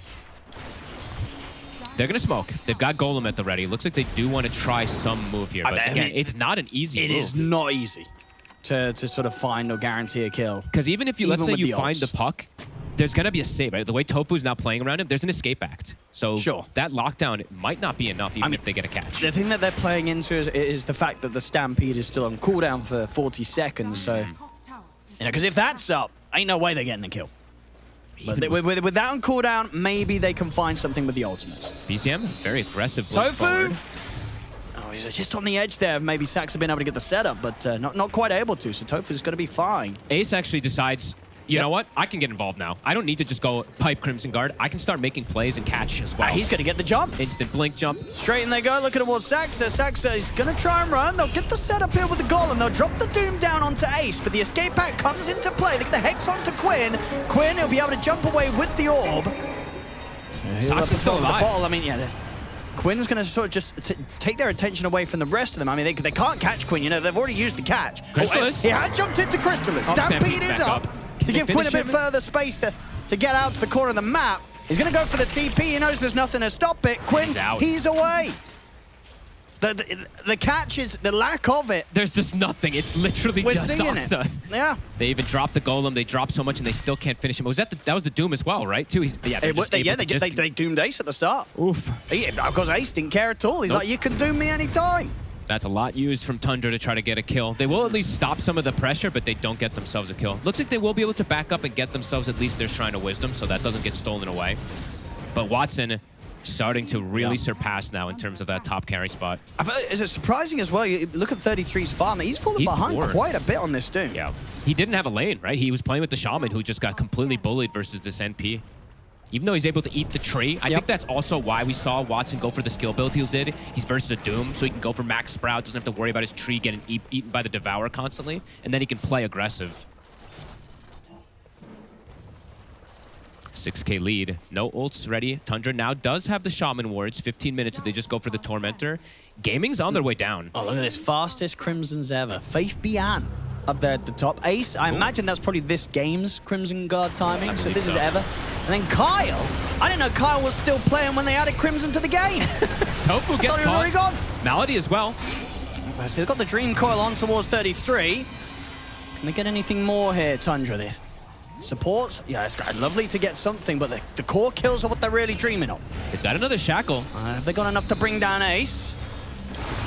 The Sprout. Oh, it's kind of locking Ace off. Ace is able to get the Stampede off at the last moment. He'll get away. Crystalis is getting healed up and will jump in with the Infest. That was so close. If he gets hit by the Orb, he might just die there. He's able to jump in. It's something though for Tundra. They get a couple of kills. They can't finish off the cores, despite getting pretty close to getting Ace. It's a good... And that Sprout being a little awkward. Sure. Just sort of trapped Ace back with him as well. It's a very nice Ace gets out. 5-man that they can do with the March, right? Then you're starting to see that sustain kind of coming in where they can run through. Here's Saksa, rest in peace. Goodbye.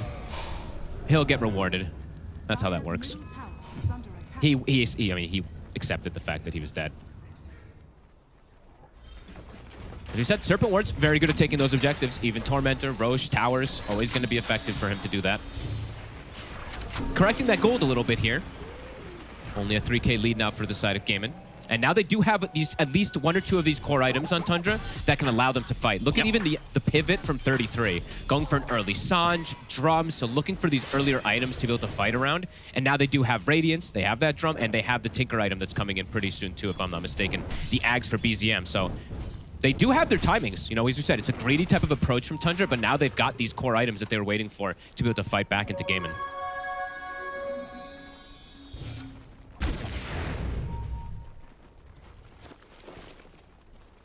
Still going to be limited catch, of course, versus Quinn. But the sustain is definitely there. And also to point out, 33, he's keeping the Cloak Aura. So that's also something pretty interesting. Looking to like have this 5-man aura kind of thing coming in from him. Saksa. Look at the jumping in. BZM's going to TP over, but won't be able to save him. He'll pay his life. He got the D ward. Yeah, look at that. Even more things like to point out from 33. Usually don't see them take this 10 talent immediately. Devour grants magic resistance. So 33's trying to be this frontliner for the team and just soak spells is what that tells me. Usually not something you see. A Cloak Aura plus the 10 talent. Could be pretty tanky. Yeah. I mean, as you say, but between that and the sustain that the rest of the team can offer. Yeah, kind of cool. He's got a chance of surviving the initial jumps. That Fast Crimson by Kyle was actually a win over Quinn in 2016 9 years ago. That was a while ago. My goodness. That's kind of crazy. The Crimson Guard's been in the game for 9 years, honestly. Yeah. I felt like that was added like maybe 9 years ago. I feel like that was it must have just, was it added in 2016 or was it actually around even earlier than that? I think it was in 2014 that it was added. Really? 15. Oh my goodness, that's crazy. Yeah, that was back what, when people had 33's hair. running it! 33. And he's going to be able to close the gap, but Stampede is there. They'll get the jump on a Malady, but Malady's with the rest of the Stampede. Can he escape him? He can't. Gets burnt down by the Radiance. So Chrysalis. He's got Aegis, but he's going to get doomed. They've got the Doom. Dreamcore will momentarily hold Chrysalis back, but Quinn's looking in a whole world of pain. Can they get him the second time too? Saksa is there with the Hex. He's ready for round 2, Saksa. Is there going to be a save? There's the Hex to open. Ace is in with the jump boost on Quinn. He's able to jump down to the low ground with the Waning Rift. Quinn will get out. They used the buyback here on Malady. They got the shackles onto Ace. Chrysalis, he's just diving the tower looking for Watson. He's going to get it. What a They play. bring Watson down. Relentless trace from Crystal. And It works. He's trapped in the circle boards. Quinn's going to try and jump back in to help Ace out. We'll be able to kill off Saksa, but Ace is dead. And Quinn might continue to get chased here. He certainly will. Chrysalis is going to charge straight for him. The orb's going to be back up in a second for Quinn. Oh, Chrysalis is doing so much work in this Look fight. at where BZM's coming over. Okay, Quinn's able to blink up and go for the TP in the trees, so we'll make it out before BZM finds it. But Tundra, they've closed that gap. That was a cool fight. 33. He is very tanky. Yeah, he's just running through spells. He's recovering the game for them nicely in a very Tundra fashion. We've seen Tundra do this before, right? They get a little bit, but well, they were quite a bit behind in this game, like 6K pretty early on. But they find these opportunities to sort of stabilize the game.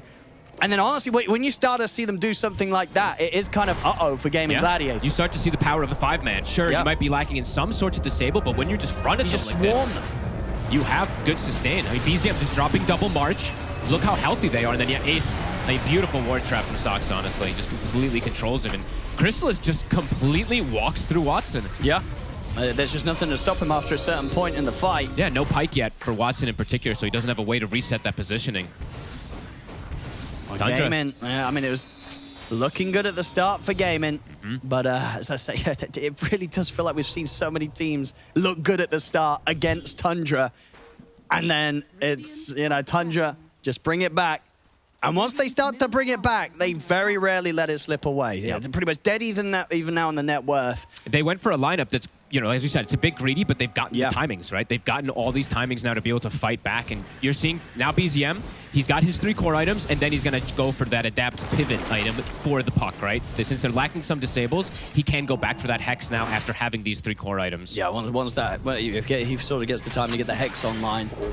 And he did get blessed too. He got the Keen-Eyed Mana Draft, so he's got the cast range with that plus Aether Lens. It's the dream for a Tinker to get these. Yeah, Quinn's going to try and get that Lincoln's on. And 33 now, you know, after going for these earlier game items, now he can go for the minus. So he did pick that one up. Yeah, he's going to catch up. You know, we'll see 33 start to rise up the ranks of the net worth for sure. I really like him having this Cloak Aura, plus just having even the Devour thing. Like, these small things do absolutely add up.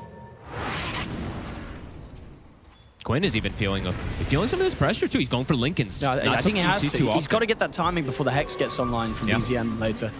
That'll block. It needs Lincolns. Yeah, that'll always allow him to get the phase shift off before the Hex and the Shackle comes out. But a huge recovery. Tofu gone for the Yule's build, so very good versus Tinker. If he finds him, you just throw him up in the air the one time and you set up the combo for the wheel. Malady's going way more greedy. Malady's actually got the Aghanim's queued up for him, so no Force Staff. A bit surprising to see them not go for Force or Solo, though. I think it is kind of necessary, though. They need the damage, and they do have the setup between the wheel, between the Dream Core, right? Or even the Sprout. You know, there's a lot of stuff to make sure that Malady can line down the damage. And as I feel like we saw in that last situation, because they do have so much sustain, they've got to find that extra bit of damage Gaimin to actually have a chance of getting these kills against the 5-man. Yeah, I'm always okay with it. I just sometimes, you know, when I see the NP, he only has his own force staff to work with. I guess if he gets Stampede too, I guess, is why he maybe can go for this greedier route on Malady. But sometimes it's like having that extra force. Yeah, that you get solar. caught by a shackle and suddenly the Stampede's not saving you. It is risky, but I can see the need to just get that extra damage online ASAP. Yeah. Saxa. Oh, he's alone. Yeah, they'll find him in the trees. There's backup coming through the portal now. There is, and Saxa, he'll finally die. 33's able to bring Crystallis in. Got the Stampede to try and get the 2 supports out of it. Tofu and Malady, but the Golem's going to get dropped upon them. Tundra, they'll be able to clean up some more kills here for Crystallis. Crystallis up to 300 Feast, getting tankier and tankier, getting a bunch of these last hits. 4-1 and 4 on him now. Nice movement through the portal. They're actually, I feel like they're outmaneuvering and outnumbering Gaimin in these last 5 to 6 minutes, even though Gaimin is the one with that global potential from Watson. They're just bringing the numbers just a little bit better, getting that catch up. Yeah, I guess Watson doesn't want to turn up until he's got the BKB now. He's about a recipe away from it. It makes sense. I mean, with the Pike, he is a lot safer, but yeah, it made me feeling just some of that concern when he sees that 5-man ball running at him. It's going to get to the point where, you know, can they kill this Lifestealer once he presses Rage? You know, can they kill this Doom? They're getting pretty tanky. They sure are. On Tundra. And I mean, even if they do kill those targets, it might take them some time, which allows BZM to do Tinker things, right? Gets those constant blink lasers off. I mean, Tundra, they're catching their stride, Gaimin. Yep. Still in a comfortable spot, of course, but you can see that Tundra starting to feel very comfortable to take any fight. Yeah, it's definitely getting into more of the Tundra era of the game. And BZM, he actually has the shard as well now, too. This Warp Flare is really nice. This is extra catch. So pivots his build a little bit more. He also buys Ghost Scepter to protect himself, too. And he's got a shield rune. So for this next fight, BZM is super tanky. And they're smoking. They're looking for a catch. Well, they settle for Tofu. They will. Saxa gets the catch.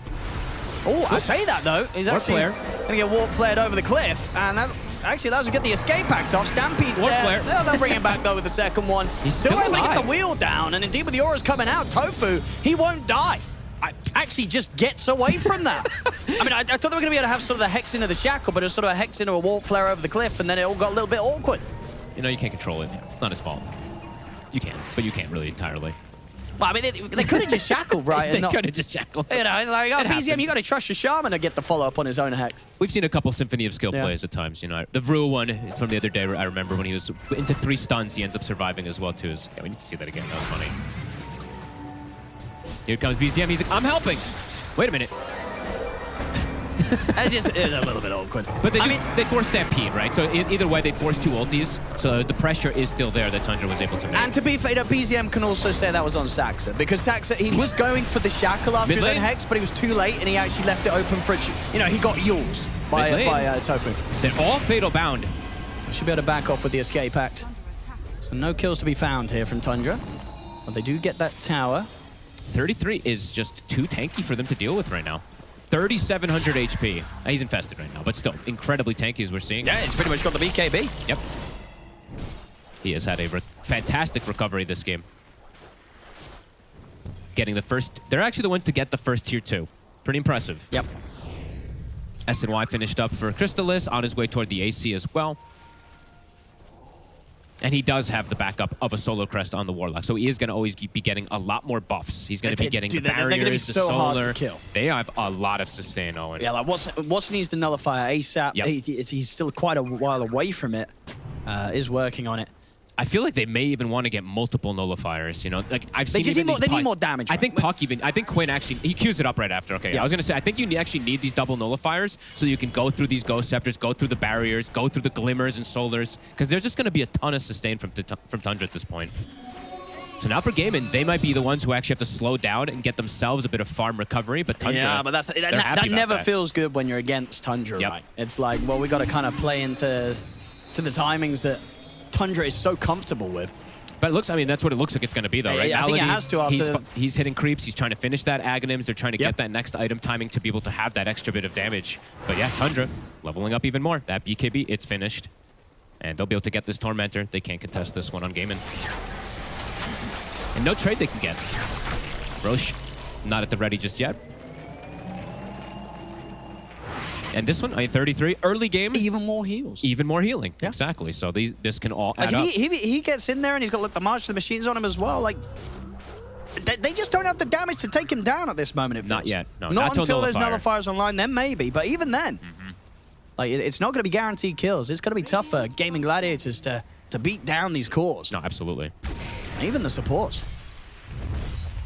There's that smoke. They've got Golem back up, so they looks like they'd want to fight around that timing. And they know Roche is going to be coming up pretty soon. If they get a catch, just opens up the Roche. And Crystallis actually does the disassemble play himself now. So they have Nullifier on the side of Tundra to be able to deal with the escape back potential saves, these Yules. Yeah, I like that he's going for the Ags as well next. Yeah, I like that he did this disassemble play at this point right now, because he can go for a fight, and then he can just reassemble the Radiance as well, too, and just constantly keep doing the disassemble, reassemble kind of play if he would like to.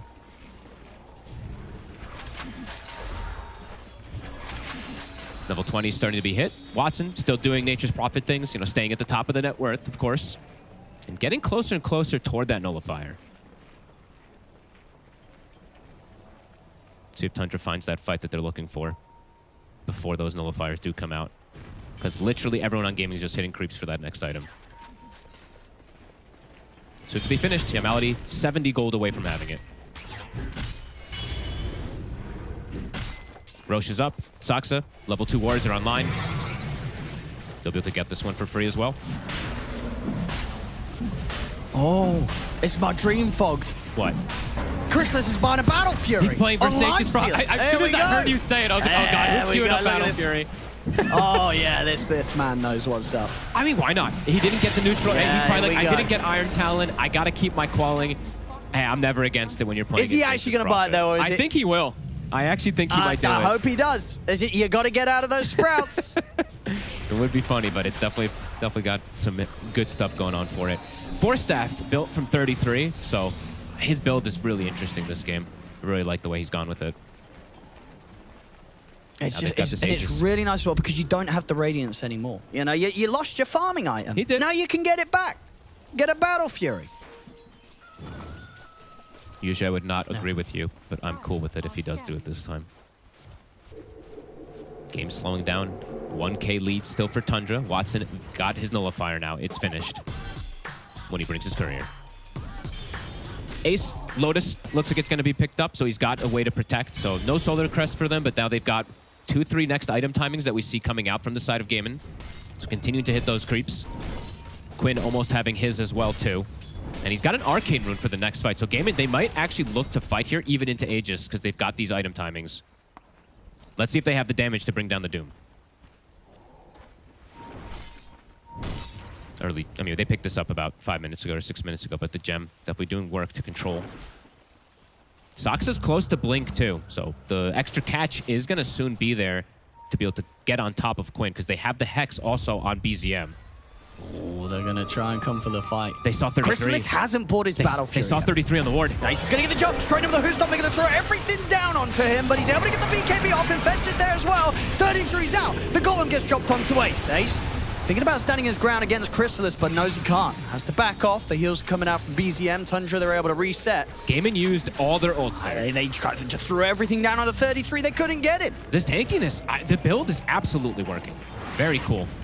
They even saw him. They had that ward, so they're like, they have a chance of opportunity to go for it, but the Infest save comes out, and that sustain is there. I mean, it's classic 33, right? You know, this game, he had a rough start in the lane, but, you know, he sits back, he does the calculations, he knows what he has to do, how he has to play to fix the game. He's fixed the game. I mean, look at his magic resist, right? You don't really notice it because he doesn't have pipe, right? But he has the Devour plus that, you know, the creep that he'd eaten before. 54% is a lot. Especially against this lineup. Yep. You know, because what is the damage is the Nature's Almost all Prophet, but magical. you know, that's also a Mjolnir Nature's Prophet, right, as you expect. So a lot of magic, a lot of damage is being reduced. So he actually also got stunned the whole duration of when he got whipped. So it actually didn't proc the Wheel of Wonder either, because the potential, if it does pop, he might actually die before he gets the BKB off. I think the Infest probably still buys him. Perhaps, yeah. Oh, they're going to catch him. Tofu. He's going to try and get out with the escape back. He's got the Yules to hold back 33. Drops the Wheel of Wonder. A nice whip. He's not down. Won't save him. Tundra. Getting themselves a kill. Yeah, and he's still going to go back for the Exhaust, the Battle Fury Crystallis. So like, and this is a But he bought the build. Battle It's a Fury, good though. build. It's a good... I'm all right with it. I'm cool with it. I usually hate it, but yeah, like I said, versus Nature's Prophet, you can always allow yourself to have And then when this. you infest someone and they stand near their team, they're going to get destroyed. I don't actually know if that works. Does that work? You know when you infest aggressively, are you still cleaving those hits? Yeah, when you're but inside them? I don't know how the hell that Like- directioning even works. Does it work? Why wouldn't it? Yeah, I guess it does, because you bash your hit on it at Yeah, Vex, right? Yes. it should. You got to be careful. I mean, Don't that's- stand next that's to the irre- guy that is that's not the got a part life that he's stealer with a going Battle for. Fury That is inside his not what gut. he wants it for. That's big brain. Watson's going... So he's understanding. They're like, we're lacking damage. Watson's just going Daedalus. They need damage. Absolutely, they have to. I don't blame him. They just don't have the damage. Yep, they cannot bring down... They need a this tanky dude. Daedalus, they need a Rapier, they need another Rapier. Okay, maybe not Rapiers yet, but they definitely need a Daedalus. Tundra. And this sustain is crazy. BZM now at this point too almost has another protect, but he hasn't been picked off at all this game. Literally just the one death.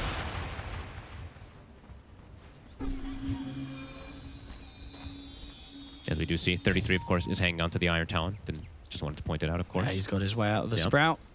Gotta have it. Who hasn't got a way out of the Sprout? I guess The heroes Well- that don't really need ways out. Whitemon's got a way out of the Sprout. He just couldn't golem himself. Okay, come on. He's got a way out. Okay, come on. Yeah, no forces. He's never in position to be sprouted anyway. Yeah. He's got the ninja gear. The greedy ninja gear. Also, definitely had to point that one out. I didn't see how many greedies that we did see. Actually, we've got, yeah, 33 can save his boys with his 4 stuff. Yeah, I think that's why he got it too, right? Yeah. He's like, well, my support's up buying 4 stuff. I guess I'll have to. Yep. 4,500 gold here at the moment on BZM. What's he going to buy? He's thinking about that BKB. Yeah. I wouldn't blame him. I think he can get away without buying the BKB. Sure. This game. And I think that's what he might be thinking as well. This game is very farm heavy, so definitely Does he have to? potential. I think he doesn't have to buy it yet. We'll see how greedy he wants to go. Yep, he's not getting picked, so definitely a possibility that he does go for the greedier approach. Gaimin looking to catch now that Aegis does get reclaimed. And they do have the Daedalus now, Okay. so Now they've got they damage. should have that damage. And he does have, the Nemesis Curse with Alert. He did have it before as well too, but yeah, all this damage will add up if they do catch one of these frontline heroes. Oh, and Chrysalis didn't buy the Aghanim. It's very disappointing. Ends up disassembling and just getting the Manta from his SMY. Okay. So wants that extra Dispel. Sold the Talisman, right? Yes, Talisman is now Gaimin, gone. They're getting the flank here. Who are they going to find? Oh, they're going to see Chrysalis. And with the silence, but the Manta's there. Comes into play straight away, removes the silence. He's able to get the rage off. Turns up to the high ground and join the rest of his team. They're able to take Tofu down. Chrysalis. Ace trying to move in a position, but the Golem gets dropped down. She's trying to hold back Gaimin. Gladiators, the silence again, coming in on towards Chrysalis. Chrysalis is gone. They get the kill. They bring down the Lifestealer. Whitemon also to full double kill for Ace. The Sprout on a 33. Now Stun's holding back the Nature's Prophet for now, but Watson's able to doing so continue to much. bring in the damage. They take 33 down. Ace moves forward over towards BZM. Can he get out of this one, go for the TP away? He'll escape, but Saxa will not be quite as fortunate. Or maybe he will, because he's actually going to have backup from BZM once more. BZM trying to come back in to help again. Gets the Hex onto Ace. Saxa with the follow-up Shackle. The damage coming in from BZM of each round. The punches from Whitemon's Golem will make the work happen. They get the kill, and Saxa survives. Cool fight from Saxa. He's able to actually stand his ground. Yeah, It looks like they were going to die, but yeah, BZM resets, comes back in. That was a very cool one. And indeed, off the back of the fact that he was sensible and did buy that BKB He did. Before that fight. Very important for him, that one. That was a cool It looked like it was going to be good for Gaimin, right? Yeah, I mean, the start, They were getting the Chrysalis literally just got the Manta. I think it caught them off guard a little bit there, but then they do get the chain control onto him. But as we said, it takes them a while to kill these heroes, and watch BZM the entire time. I didn't get to see exactly how many lasers it was, but I'm pretty sure it was like he did a lot. 10 lasers, if I'm not mistaken. So the damage really started to rack up from him. But Watson started to see that damage from him now too. The Daedalus is absolutely having its effect. How did Quinn get brocked? Oh, he got hit by the Warp Flare right at the end there. I was wondering what actually controlled him. It was a good catch there from BZM. Yeah, and I think this BZM as well. Something else that he was doing in that fight, he did get that Hex onto Watson, which basically sort of stopped Watson at the start of the fight, or like after the finishing first the kill, target. killing Yeah. off Saxa. And if he kills off Saxa, then they don't lose Ace at the end of it. So BZM pressing all the buttons in all the right orders. There's going to be a lot of high-skill, small little plays that come into fact in this game. Like Saksa getting an instant Hex, getting an instant Protect, but also now BZM has an Ethereal Blade, and he has the Magnifying Monocle. He's got everything. Crazy cast range from him. He's got the Yashikaya for insane cast speed too, and he can save now from either a Hex or from an E-Blade onto a target to protect versus Watson's damage. So, I mean, eyes on BZM, he's now feeling like he's the real carry in a way. Yeah, if he's able to control Watson, the damage output is just not going to be there from Gaimin. Yeah, eventually, once Quinn sort of gets those next big items on those, he's trying to get the Parasma. I think he pretty much has it. Yeah, he's going to get the Mystic Stealth with his creep. So he's got the Parasma. He hits decently hard, but still, the amount of reductions and sort of sustain that Tundra have, it's really the burst physical of the crits of Watson's that's the only real threat for their tanky heroes. Yeah, the rest of them are just, they're mostly controlling on the side of Gaming just to allow Watson to get those right clicks off. That is kind of why I was saying I wanted to see the solo crest on for somebody to give it to Watson. Sure, just to buff now him you're up, starting all to in see on he Watson. wants the damage. But now at this point, you're too late to be able to go for that. You want to just go for your Lotuses, your own other items. Malady went for Blink as well, but then he's pivoting and gonna queue up a Glimmer to get that extra protection. And yeah, Ags is obviously going to be the very important timing for Ace, because that will the allow him save. to just turn Watson into this invincible turret, which they desperately need in these fights. Amp damage for the next fight also. Quinn does have that one. How many Ogre Seal Totems as well too, since this tends to be a big game decider as well. Brawny Pyrrhic Cloak on Ace too. This is a lot of damage he can reflect. That's a very good one. Coming in, 33, full show. Ace is going to get the jump on him with a hoof stop. Nice part to follow up. They've got Wheel of control. Wonder down. Watson's in position of bringing the damage. The Infestival coming from Crystallis. He allows 33 to get the BKB off the Glimmer as well. They're getting 33 out of there. Ace tries to chase him down, but 33's fine for now. He'll head back up to the high ground. Can he survive? He's going to be okay. They actually dropped the Serpent Ward down onto Ace, but Quinn, he fires to jump onto Saxa. Nullifies there as well. Saxa will fall. Quinn, still with this amp damage. He's got another Nullifier soon. Tundra, they used quite a lot there to disengage and protect the Doom. He still has Doom available, but he has to be careful how he walks into the next fight. Yeah, big saves. Clutch saves coming in from Tundra as a team to just do everything they could to keep 33 alive. I can't believe he actually does survive. They completely locked him down. They did get the wheel connection this time from the side of Tofu. In these fights, they're crazy. Let's have a look. Very Watson. close. Oh, I mean, Watson's got the Lincolns queued up next. I mean, I'm never a fan of Lincolns. I feel like you just stay on the offensive. Get yourself some more damage. You know what I mean? It doesn't Lincolns feel a bit... It can have its use this game, though. There's so much control, right? That's the one thing. It's possible, but he might just skip it. We'll see. Yeah. BZM coming in with Crystallis. Can they get there in time? Roshan falls. Watson's been able to get the pick up on the Aegis. Crystallis, he's straight in, though. Straight away, Tofu will fall. They'll turn towards Watson. Watson's able to get the BKB off, and Ace is able to get the Stampede. Ace? He's going to get caught by the Warp Flare. He'll get left behind. They get That's the catch great. on him. Oh my god. Did you? I think it was a 5-man Fatal Bond into a 5-man laser. And just into Crystallis just being on top of them all. I look at the damage coming in from the Warlock and the Warlock and Tinker mostly. It was 5-man Fatal Bond and then 2-3 lasers right on top Watson of it. got out of there, though. And he has did. the Aegis, and he has the level 25. So now, the Treant stuff's about to happen. Quinn! It might be a solo kill. I think BZM. it is. BZM's got him. Is there any way for Quinn to play his way out of this? He has got the blink in a second. We use the core to try and hold back BZM. Saxa's going to have to reach, though. He gets him with the Hex. Into the shackle. BZM's able to jump over. Lincolns will protect him with the laser. The Warp Flare pushes him back. He gets another orb off. Oh, it's a bait. He baited him. Oh, okay. Oh, he's tried to big brain it, Quinn. Is that going to work? No, it's not. Hex is there. Quinn will fall. BZM able to take him down with the help of Saxa. Little bit of misclick. And then straight down the mid at the same time, of course. What's this is going on? Tundra. They clean up the mid racks. They're ready to move down towards the bottom racks. Hey, Quinn's dead for 80 seconds. He doesn't have the money for buyback. And BZM's in. He gets the jump on Watson. Crystallis slams down the Nullifier upon him. They get the stun as well. Watson. He's in trouble. The escape pack will come out in time. Watson's able to get back towards the safety of the fountain. BZM. I mean, they're getting the space, though. And Malady's trying to get the setup onto BZM. He's got the protection. Watson's thinking about aggressively TPing in. He's trying to look for an angle to TP in on. They're using the Stampede. They get the jump on him. Golem's going to get dropped down there and return on Ace. In 33, he's straight onto Watson. They've found Watson. He's gone. That's the Aegis out of the Nature's Prophet. The Shackles is there on towards Ace. Ace will get the heal off of... And that might be enough to allow him to live. They've got the Who Stomp onto 33. Watson. There's nobody to save him. He's going to try and bounce away with the Ogre Seal Totem, but the final right click from BZM finishes him off. He does have buyback on Watson. Ace. Crystallis is trying to look towards him. He's getting controlled. There he is. Bash is coming into play. He's dead. He also has buyback available, but still there's 20 seconds without Quinn. Hey, Watson used his. He wants to get extra kills. He'll get Saksa. Get the ice path onto Crystallis. They're taking the barracks. They're going to get the full set by looks of it, unless Watson can find some sort of setup. Crystallis has hit 25 as well, too. More rage duration. They're going to keep going.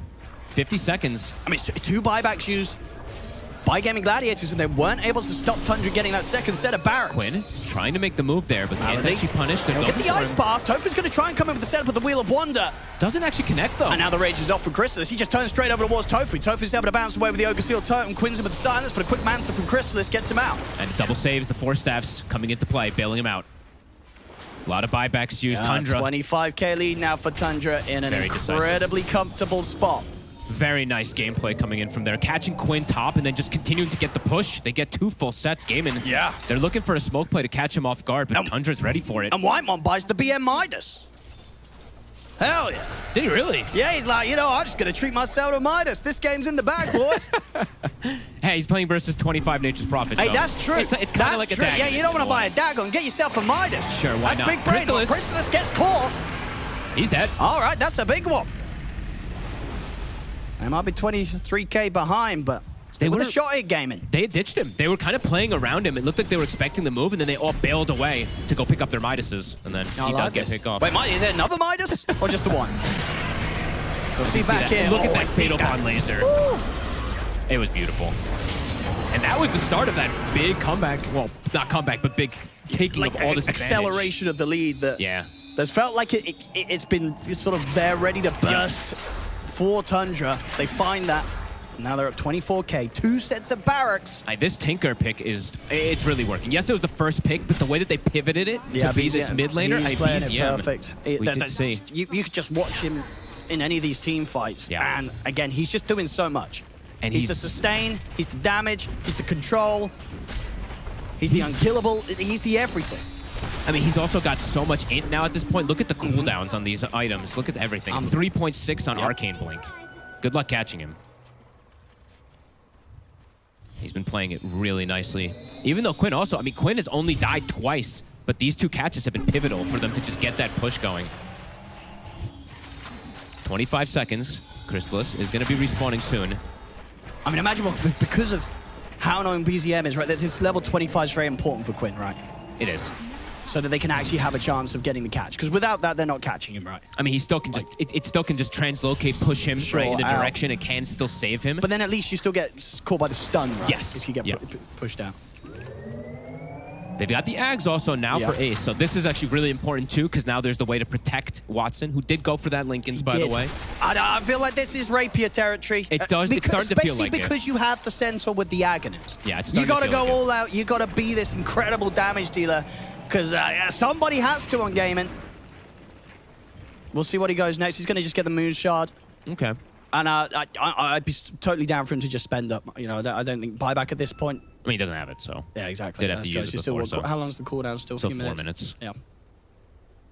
Double Midases for Whitemon. He's saving the Midas charges for the tree. I mean, you're absolutely right. It's the alternative to the Dagon. Yeah, I think this actually works. I mean, you just hang on to the double charges. Well, maybe use one of the charges. You still want to get some benefit, right? Why do you need to hold both? Because the cooldown. The cooldown of tree is so much lower than Midas. So if you want to use it once and then have it again for the secondary. I mean, that is a true support. I think he's being a big brain. You know, it's like you expect the support behind the Midas to grief. He's doing the opposite. He's doing the big brain. He's not even using it for any sort of selfish means. Gaimin. He's saving it. Looking for a play. Crystallis, the Manta dodge. Gets the rage off. Okay. He is coiled. And they do. They get the golem drop down from Whitemon's trying to hold them back. Ace caught by the Hex. That's a big macro fire. It's going to clear out the golem of Whitemon pretty quickly. There is another coil. And Quinn's going to make the jump over, gets the silence from 33. Will drop the coil down, but shackles are there from Saxa. He's got the lockdown on towards Quinn. The escape pack comes into play. Quinn still looking to tease around with 33. Might want to start backing up the fight now. Watson's in trouble. It's caught by the Hex into the roof. Watson. Oh, look at that damage again. Oh my God. They'll come in here with the Axe, trying to save him, but Ace is caught by the Doom. He's going to tick out almost certainly. And now Watson, is there any escape for him? He'll be able to bounce down to the low ground with the Ogre Seal Totem, but Saxa and Crystallis, they're hot on the chase. Watson tries to the TP out. He won't make it away. Crystallis in with the Abyssal. No buyback. He's dead for 2 minutes. Let's see if they can catch more here. Tofu. I know they don't have their carry for 2 minutes. Tundra can just look for the They push. don't have their offlaner for a minute. Yep. 2 heroes down. The damage from this, I mean, I think it's his Fatal Bond plus laser. The damage is insane. so much Watson at the start of the almost died. Did you see? He went from what, 80% to 20% see it in again. one laser. Whoa. We see it again right there. There we go. I mean, look at this damage. It's coming in a moment. I mean, Quinn, very over-aggressive blink forward, gets the coil only on one target, and it makes things very awkward. Wow. Oh, this is we're back in They're the just real getting game. caught. I was like, is this another replay of like an earlier? But no, we're back in the game. They're looking to end it. Crystallis will catch 20 two. seconds until Ace is back up. BZM, Quinn, don't breathe. They're not using the buybacks on Tundra, so they're not even forcing it fully. Crystallis just feels he can go for the push by himself. BZM, does he have enough? I think Quinn's fine. Quinn should be able to play his way out of this. BZM on his own. Ooh, nice little jukes there for Quinn. Saxa's coming over too. He's the fine. base is dying. Yeah, the base ain't so far. They're That's the zoning mega Quinn. creeps. Mega creeps out now for Tundra. They're botsing in. Can the 3 of them hold? They don't have damage. Chase. Crystallis is ending it. He is. I mean, he can pretty much just keep hitting the buildings. BZM. Can they actually stop him? I mean, Serpent Ward's dropped down as well. Tundra, they're just looking to close. 30 seconds until their damage dealer's back. They got the Stampede. They're going to get in on top of BZM. They got the damage there to bring him down. They don't. Chris is able to help out the offense. It's a good macropire. Into the ice path. Gets the angle onto them. That's enough to bring BZM down. Malady might just have been able to hold the game open for them. They had to use the fortification, though. They need to clean out the Serpent Wards. Crystallis is actually dropping low Ace as well. is just dying. He's getting Upheaval. very, very low. He's dead. Whitemon with the upheaval. I mean, Quinn is able to jump in with the orbs. They're trying to deal with the supports. He Whitemon, gets he's going to get Melody. another golem out. The golems. Can the golems end it?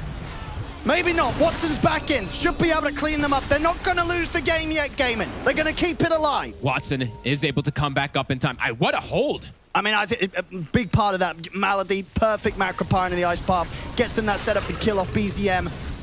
My goodness, they're keeping the game going. They did get Mega, though, and they lost a lot of structural And damage. he has realized, he knows, It's as I rapier said, time. he needs to get the rapier. He's going the rapier. He's very close to getting the rapier. He's going to have to sell something, though. You just get rid of the Lincolns, honestly, I'd say. What do you reckon, Fog? Because he's got to get rid of something. I think you just play without Lincolns. You've got BKB. You've got a center ready to save you the axe. Quinn knows as well. They He's both picked up just a need rapier it. as well. We're I'm going not to get sure the he double replaces, rapiers but- online. Quinn needs his... He does actually have the Ags also for this timing, so... That's big. I mean, Quinn is actually now the real carry, too. If they don't get him fully locked down, he could It's just a kill lot everybody. of damage. It is a lot of damage. How long on Roche? That's the next one, big one to watch, because if Quinn gets Refresher Sure. Shard from It's a up. Roche, then It's it's up. huge. But Tundra is back alive. They should be able to claim that one. I'm surprised they weren't able to close it out there, though. Sure. Throne is down to 3,000 HP. They might just go for the play even without going for Roche. Well, this is Chrysalis is going to get the rush. Chrysalis, he's also got nearly enough money to get the BKB because there is going to be a point where he can just go rage, BKB, rage, just try and end the game. I think they can just full commit But to end it. if they have the 2 rapiers online, then they just might have the damage to sort of just hit the life stealer and stop him from being able to just get away with rage, BKB, and hitting the ancient. Do they give Saxa the Refresher Shard is my question. And then you yeah, just drop a double Serpent Wave, there's absolutely. no glyph, and they can just full commit. They're gonna do that for sure. I think so. Yeah, give it to Saxa. I don't know if they, even with the rapiers, I think the throne might just die too fast. Let's see. It's going to die very fast. They don't have fortification. Gaimin can't let them hit the base. They're going to get the jump onto Ace. They drop the Doom down as well. Ice Path will catch on a BZM. Good angle here with the Macropire. We'll slow them down from chasing onwards. Ace is going to get the chance to get away. 33 is going to try and chase, but the BKB is soon to come to an end. The Dream Coil gets laid down. It's going to be a lot of damage. The Glimmer comes in. Saxa, it'll drop down the 2 Serpent Wards. They're going to try and get rid of these Serpent Wards ASAP. They're trying to deal with them. Quinn, Lincolns will protect him, give him a chance to jump back. They get the Ice Path again on towards Chrysalis, the Wheel of Wonder as well, locking him down. They managed to clean out sort of half of the Serpent Wards. They've got to get rid of the rest of them. The banner's down. The creeps are coming in. They're getting rid of all the Serpent Wards. They've dealt with the banner, they've dealt with the Serpent Wards. Saxon nearly dead. The 4-star back, Infest comes in, he's able to blink out. Able to hold. Even versus the double commit, they couldn't just full hit the throne. And that's actually because of the Crimson Guard. They're hitting it for 0 damage when he pops that block onto the that's building. big, actually. It's actually huge. I think every time he has Crimson, he can protect versus the damage, and it blocks literally every instance of damage that they're doing. Crimson, is that one where there is a cooldown on the thing getting Crimson? Like, is there a world where they get a second... there's still a cooldown. You can't get a second one as a team. Also, it's not as effective on other heroes because it's based off of your HP. So that's true. Ace actually. is the one that wants to have it because it gets the extra block from him having 5,000 HP. So yeah, getting a second one is just not something for like Tofu at the moment. He's considering what to buy. He's got 3,800 gold.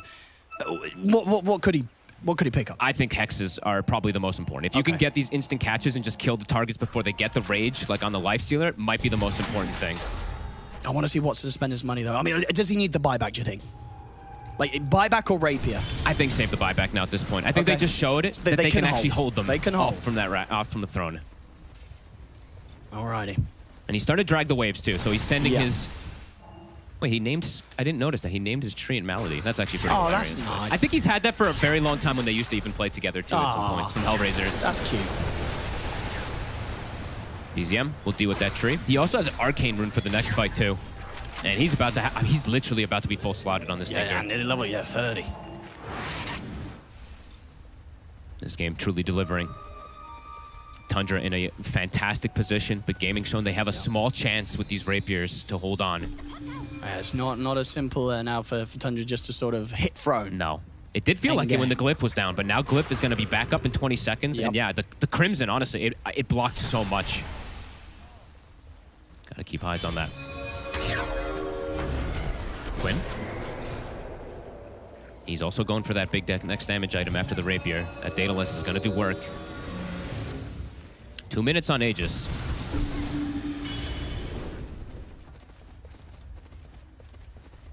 $33 has a lot of control on himself too. He has Hex, he has the War Stomp, he has Refresher, Double Dooms, and he has hit 25, so that mute is definitely important as well. Whose Ags is this one? Is that Whitemon? Yeah, he's got his Ags. He's been those Midases. He has, because... Jump. They're going to go in. It gets reflected. It does. 33 also taking the effects off the Doom. They get the Dream Coil down on towards him. 33's going to fall pretty low here to the damage of the Dream Coil. The Infest will come in. They're trying to save 33. They'll force him away. Is he going to live? Oh, the Doom. It's got to tick him out. He's gone. The Watson. reflected Doom kills him off. Watson's going to get the Golems dropped upon him, but Ace comes in.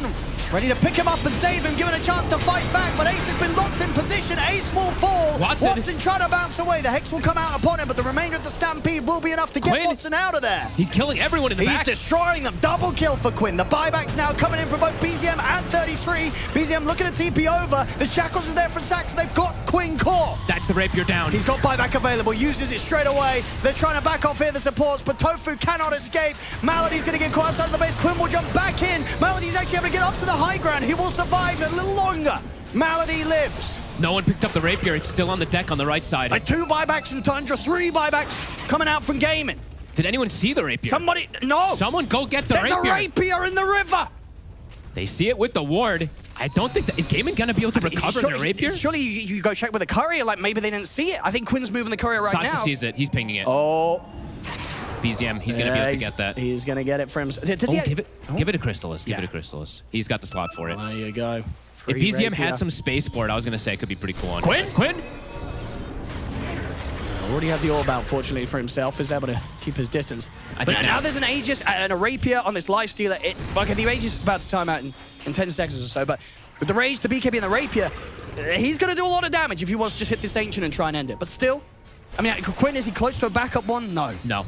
He's not. Watson might commit for his now, though. They're going to smoke out. 15 seconds, no Warlock. Small window. Yeah, without that rapier, it's definitely going to hurt for Quinn. He needs that extra damage. So much. Yeah, it really was. He did a crazy amount. They now at least need Watson to somehow get out and get his rapier. His courier is not going to be able to do so, I don't believe. You got to do it from the enemy. Yeah, you might have to just...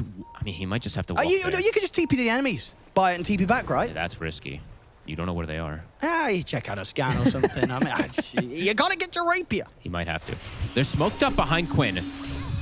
They're probably expecting a move to come onto him here, and they are right behind him. Looks like they're going to Rainbow TP back. Okay. Tense moments. Yep. Gaimin hanging on by the skin of their teeth. Is this going to be a game where Tundra get his 60 minutes, get 4 Book of the Deads, and just win? I hope not, because this game's stepping up to be quite something. But it might be a game that Book of the Dead's come out and then it's all over. Who's going to get more of them as well? That's going to be the question. That's true. We are 3 Maybe if minutes Gaimin away. get enough, the Book of the Deads could lead to a comeback. They can definitely do work because the book. I mean, I'm not gonna actually say it. They have the. You can even disbound proc Lincolns and all these different things with these Book of Deads. They're pretty busted. So the potential will be there. 30 has been hit. 28 on Chrysalis, and he has this rapier. But Watson still doesn't have his. He does not. He's just got 10k gold in the bank. They're smoked up. They're looking for the jump. They'll drop the Golem. They're looking for Watson. Watson will get the BKB off. The Stampede's there as well. He's able to get back towards the base. Chrysalis trying to focus the Ancient. He's hitting it hard. They're trying to look to close it up. They're holding on for now. They've got the fortification at the ready if necessary. Whitemon's beating into the Ancient as well with the Golems. They'll be able to deal with him. The Hex will catch on towards Quinn. Ace will pick him up. Keep Quinn safe. Ace is trying to head him in. But the Abyssal's there. Ace is dead. Quinn, he's pretty deep now. Watson, controlled. He's got caught up by the Hex, the secondary Hex as well, but the 4-star's there. We'll get him back to safety. Chrysalis, he's just looking to close it. They're hitting the throw, the fortification will come out, but BZM's cleaning them up. The triple kills in for the Tinker. The fortification's going to come to an end, and so will this game. And Tundra close it up and get the win. What a game by Tundra. I love this kind of approach from 33, going for this tanky build, being this frontline nuisance, soaking so many spells. This game truly delivered. Gaimin showing their power in the first 30, but then afterwards, Tundra showing how strong they can be when they get all these item timings. And BZM, this pivot, going for this Tinker, was the first pick of the game, and they made it this mid laner, and it looked great. I mean, if that was true, that's about not playing it since 2023, like the Berlin Major or whatever, but that's crazy. It's kind of like, he's got to be doing this more. This is some top tier Tinker performance from BZM. Really cool game. Yeah, another crazy. We're getting some bangers of a game here. Blast Slam 3. This is only game 1 of this best of 3. Can't wait to see what the rest of the series has got in store. Game 1 is going to be Tundra's. Yeah, it was a fantastic game from Tundra. We got T. He's not talking to himself, all right? We got Gork joining as well. I'm going to ask him, man, what's in the end of that game? The way Gaimin were able to hold, and I feel like there was a sliver of chance, a potential. You felt it with the rapiers. I mean, there was always a chance. But I feel like this game, it was almost like Tundra would regret it so much that they didn't buy back earlier, because they could have bought back and ended 3v5 right when they got the megas. But they made it a little bit exciting for the viewers, let them get their rapiers, a little bit of fun. Yeah, they're like, okay, you guys haven't seen us in 3 days. We'll make it an enjoyable game number 1, a good series for you. But yeah, it was a big one, T, here. It felt like at any point the tables could have turned, and big props to Tundra as well to be able to stall out, delay the game, and really just give it a 180. Yeah, I mean, I feel like Tundra so far at this tournament are just being obnoxious, right? They're doing Underlord carry. No one else is really doing it. Now they're doing a BZM Tinker. He hasn't played it since 2023. Like, you come to try and draft against them, and they're just doing stuff they just haven't done for so long. Like, you cannot prep for that. And then on top of that, they're just playing so well. Yeah, their execution is really next level. I had Moon a little bit, like 30 seconds after the game, and I was like, I think, like, Gaimin, what are we doing? You're walking to the right, boss. Don't worry. There we go. Oh, thank you. I think Moon came on the stream a little bit, and I said, like, I think Gaimin maybe won this draft, but he said there's a new meta. You don't understand. Really? And he was right. He actually thought that. No, I thought so. Oh, you thought? So Okay, he sorry, corrected sorry, me. No, you don't misunderstood. understand. There's a new meta, Yeah. and honestly, I think it is because I started like understanding the synergy between the Tinker and the Warlock. They have the Flex, and then the Fatal Bond laser combination with the Ags. Some real beautiful stuff. Yeah, sorry. Production was also in my ear at the same time, so I was listening to. But no, I don't want to spoil it. Yeah. You are? Yeah, No, don't okay, worry. well, Okay, just so I you're was aware, going to guys. build up as to why we were going to fire Gork. Oh, you are going to build up? No, okay, you can do it. Shall I? You Yeah, sure? no, you can- okay. you So can do it, honest. basically, as the game was getting really hype, I walked into the room, and we were watching the game, and obviously you have to be quite quiet. The players are here, the players are there, right? But no, Gork, he's there watching, going, "Oh, rapier!" And then he's right next to Tundra. Guess what happens? 5 seconds later, Chrysalis, he walks all the way over to get the rapier. Like, come on, my guy's doing spoilers. Listen, I wasn't live. that loud, and I wasn't that high pitched. I don't know. Run back the VOD. Run back the VOD. Okay, I Okay. may have exaggerated for comedic effect, but no, that is why he will be getting fired, and he's going to bless and enjoy every minute he has. It was on the nice panel. enjoying like 1.5 minutes on the panel. Yeah, exactly. It's good. No, you have until the end of it, all right? But you got to make the analysis really good for us to consider keeping you here, all right? I'm gonna step it up. Okay, so how did the off lane of Tundra, the Doom and the Shaman combo, after what feels like feeding a bajillion deaths away, actually turn it around, made space for themselves to come back into the game? I think part of this new meta theory, I think is Rasta is one of the highest skill supports out there. And Saxa showed that it can like almost solo carry an entire fight if you get your hexes and shackles off. And that happened later. I think the pivotal moment for me was honestly, I think Gaimin should have won this game. And the pivotal moment was the way they took Roche on Gaimin, where they have a 6K lead, but they hadn't finished Ace Esports Exodia, I call it, which is Crimson Pipe. They weren't like fully ready yet. And Doom just sprints right in there, dodges an ice path, gets an angle, and that lead evaporates. And the Gaimin were just shook by that. But I think they had it in the bag until then. And late game comes, and that's where 33 and Saxa are a little bit more comfortable in this game. All right, I like it. Do you feel like we could keep him, T? You feel like it was good enough to rehire him? You know what? We can keep Okay. him. Listen, I can go to the other side and I can yell the rapier there. For game number balance it 2? out. Yeah, no, so we could get that's a a game good idea. 3? I like that. Yeah. No, we can do that. Okay. But also, I'd like to, if possible, have a little bit early on, right? I think Yeah. you're praising Tundra, and I want to further praise them, right? There's the fact that when they look at the early game, they play as a 5-man, right? Even though people say that they're the farming team, they're slightly potentially greedier on certain heroes, I think the fact that, if we look at the screenshot here, is at the 15-minute mark. It is so critical that we have the vision. Look at that ward there. They have this vision to then chase down at the Tormento. If you are contesting Tormento from Gaimin, I feel like you need to follow the correct steps, right? Have the sentry, deward the area, then look to get to that Tormento area. The fact that they kind of blindly walked here, they enabled Tundra just to swarm over them, but they're here as 5. Tundra, they are ready. And that is going to be the same story after we see the tail end of this clip get some kills when we look towards Roshan, right? It's Gaimin. They themselves, they're the ones that take the Roshan, and Tundra, they're ready as 5 once again. I apologize. I did show you taking Tormenta because that was quite fun. It happens every game. And after this clip, there it is, right? So now Gaimin. The comeback fight right here. Exactly, right? So if Gaimin are to take this Aegis to disengage from the area for free, we might be looking at a Gaimin win, right? Yeah, I mean, honestly, I love their picks in general. In theory, I think the Centaur pick was beautiful. Like, they used Stampede early on to disengage from both Warlock ultis and Dooms. But for some reason, this fight, they just felt a little bit disconnected. And honestly, that's all Thunder needed was one moment.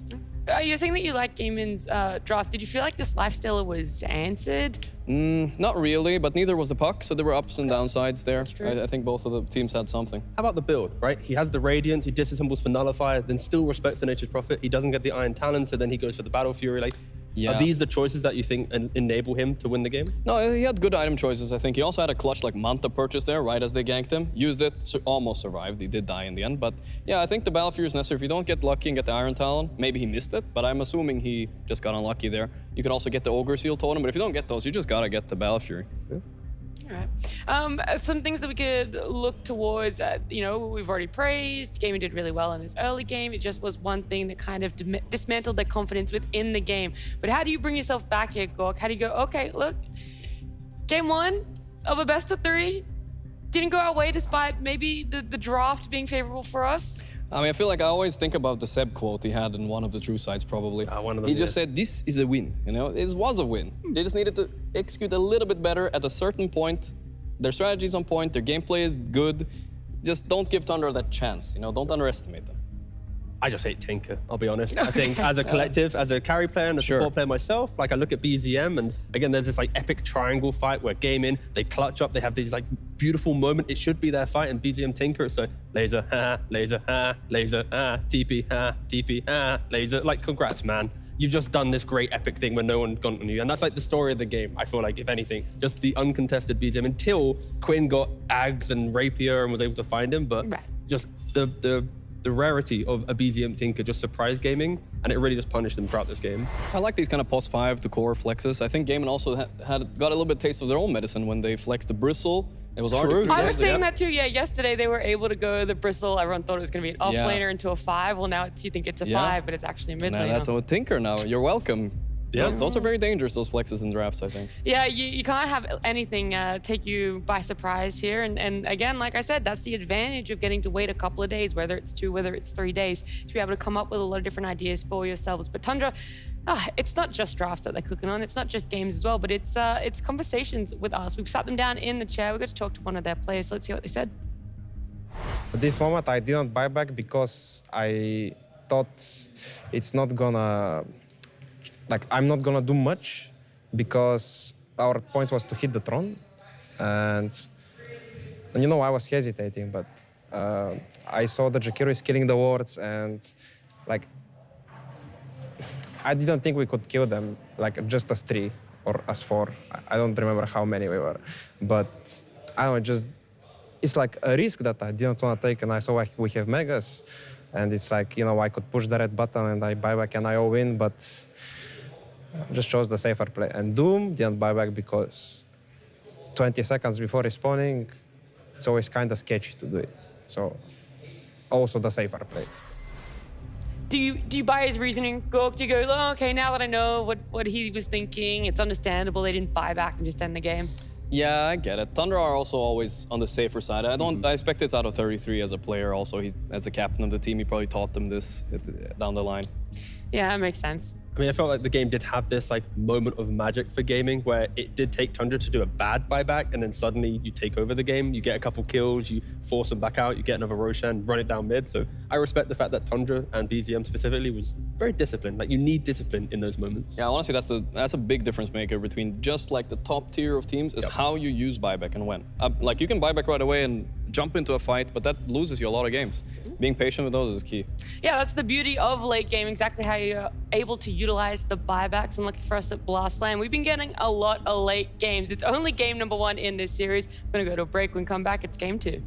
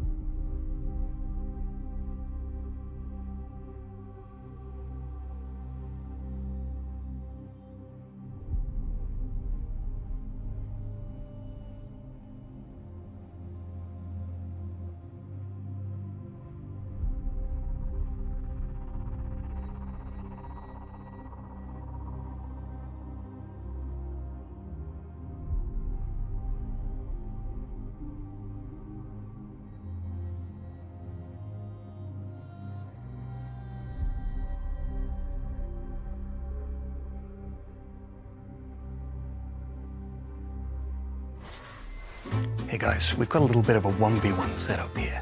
We've got Maureen in that room, and I'm going to introduce him to Henna, a lovely lady who he's going to be playing against, but actually he can be playing against Quinn. Blast ran a competition, and basically anyone could enter, and the person that won was like this old lady, like a mum, So she does play Dota. She's been playing it for a couple of years, and you're going to play a 1v1 against her. But just, yeah, don't destroy her straight away. It's nice. I'm Quinn. Yeah, I'm a big fan of you. Thank you, I appreciate it. And this is Maureen. She does play a bit of Dota, don't you? Yes, I do. Yeah. How long? Couple of years. Yeah. So shake hands, competitors. I am ready. Okay. I'll steal myself. Okay. I'm gonna beat you. Perfect.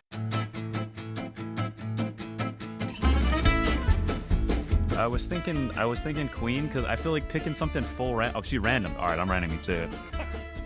Huh? What? What on earth? That was on camera, right? What? Did you see that? That's unreal. This is the hero's dead as fuck. Yeah. But you should still win. I mean, come on. You gave her a chance. This looks like one of my blocks. You let the creeps go. Like what? She's got them under the tower, dude. Dude, Herald gamers don't mess around, I'm telling you. It's just aggro, aggro, aggro all the time. Oh, no. She is not Herald. I don't know who this is, but she's not Herald. There's no way. Either that or Heralds have gotten insane. I'm gonna go check on her. I wanna see what she's doing. This is crazy. She's playing quite better than I do. Of course she's playing quite better than I do. You said she's Herald? Well, like Herald Guardian, something like that. I feel like she's pretty decent for Herald. Yeah, I mean, this matchup is just too bad. Yeah. There's not much you can do. Yeah. I feel kind of bad. Like, do I kill her? I don't know. I feel bad. I would tell you so. I went in there to try and talk to her a bit, and it was just like, yeah, she's just not talking. That's dope. You're going to base? Quinn! Holy wow. Jesus. She's cooking. When I'm retired, this is what I'm going to be doing. I'll have to beat the great Quinn 1v1 mid. You're not used to having to buy awards. Nah, you. Classic mid player. She's got a salve and a raindrop. Okay. She's like, I don't know, she did her research. Anyway, I'm going to see how she's doing. Ugh, my old knees. I think he's getting suspicious. Yeah. Let's see what Maureen makes of it. Oh, I think she's got her. I think she's baiting. She's got her ult. Oh, you got her. You got her. Easy game. Okay, he knows the tree. Okay. Oh shit, dude, look out. Oh my god. That was a bit brutal. Can I bring her in here and you can say hi to her? Right. Come on in, Edith. You was playing. Huh? You was playing. Okay, I knew it was a pro. I didn't know who it was. She pulled aggro on the first one, so like there's no way she knows how to pull aggro. Like I said, she all started with the wand, and then she's ferrying salves. And like this grandma cannot ferry like salves. She's never played Dota in a... No, never. So did you guys have any idea? Like, were you suspicious? The wish is, July grip is like, there's no way. Yeah, give him a life flat. Well done. I was impressed by your play. Yes, great job. The Cheeky Pyrians setting up our pro players there. Sorry, can we just really go to the point that Quinn is going to do a 1v1 against a grandma and decide, maybe I should pick Queen maybe of I should Pain. Queen of Pain. Like, come on. Like, maybe he could have done like the PL mid himself or a Terrorblade mid, but he goes for like one of his actual competitive tournament winning heroes. He was going to pick it, and then he hit the random button, and the game gave him Queen. I get he random, but the fact he even thought about that's it to true. pick Yeah, it. piece of shit. I think Quinn is traumatized. Say it. No, look down the camera and call him a piece of shit. You want to get him fired again? I burned enough bridges with the copenhagen, right? Like I do it in pubs instead. Okay, that's true. That's no, true. but I feel like Quinn is a bit traumatized because he lost that one other when he was peaking as a player. They had a 1v1 mid tournament, and he lost that one pretty early on. Yeah. I think after that, it's like, in no way, I'm not fucking around anymore. Yeah, that's fair. Yeah. I mean, he did go easy. He's like, oh no, I feel bad killing her and stuff like Going that. easy on Mallory. And then it was Mallory just sitting on the computer having fun himself. No, it was good. It was nice to see that the players are a little bit suspicious from the start as well. But a lot of content coming out of here, a lot of fun as well. Sure, Tundra having fun. Maybe they want to give us a little bit more content as well, Gork. 60+ minute games. That seems to be the name of the Blast Slam right now, ultra late game. Yeah, I mean, I'm noticing in the top 4, top 3 here, most of the teams are very good late game. Spirit, Tundra, Falcons. Gaimin are a little bit of an outlier. They do like ending games fast usually, but now with the addition with Watson and Malady, maybe they're not too uncomfortable. And it's always fun. I love a late game, you know. Sometimes it can be dragged out and boring, but it's still like very exciting if both teams are clashing all the time, buybacking. buying rapiers, dropping them. It's also nice that the Picking hero them up. rapiers again. Yeah. Do Let's you want more not talk rapiers this about game? that. Yeah, I mean, a couple more maybe. You know, I want to okay. yell something. But that's the thing. I think the heroes that we have are so great for the meta because it's like, even if the game doesn't end in 30, like I feel like we can always go to 60 to 70. When you have like Jakiros and Pucks and all this, like Terrorblades, they feel like they are the iconic heroes to play out a longer game. So again, I said, starting the series, I wanted long games. Yeah. That was your expectation. Expectation, but we got 58 minutes. We can do better. Well, we can. 62 minutes, 68 minutes. Like we got close to it, but my standards, they're very high. That was not an hour-long game. 58 minutes. All right, I feel like you guys are being a little bit picky here. Is there one thing you'd love to see though, Gork, in a game 2, despite the game length? Anything out of it? The game length is important. I kind of would want to see. I want to see a hero. Just name one hero, very quickly. Oh, you put Queen of Pain for Queen. And I want PL for Malrine, please. Okay, well, maybe wrong series. If he's playing. I know. Tomorrow, I'll talk about tomorrow. Tomorrow, exactly, that's right. But for right now, guys, there's a lot of things we would love to see, and that is a game number 2 between Gaimin, Gladiators, and Tundra.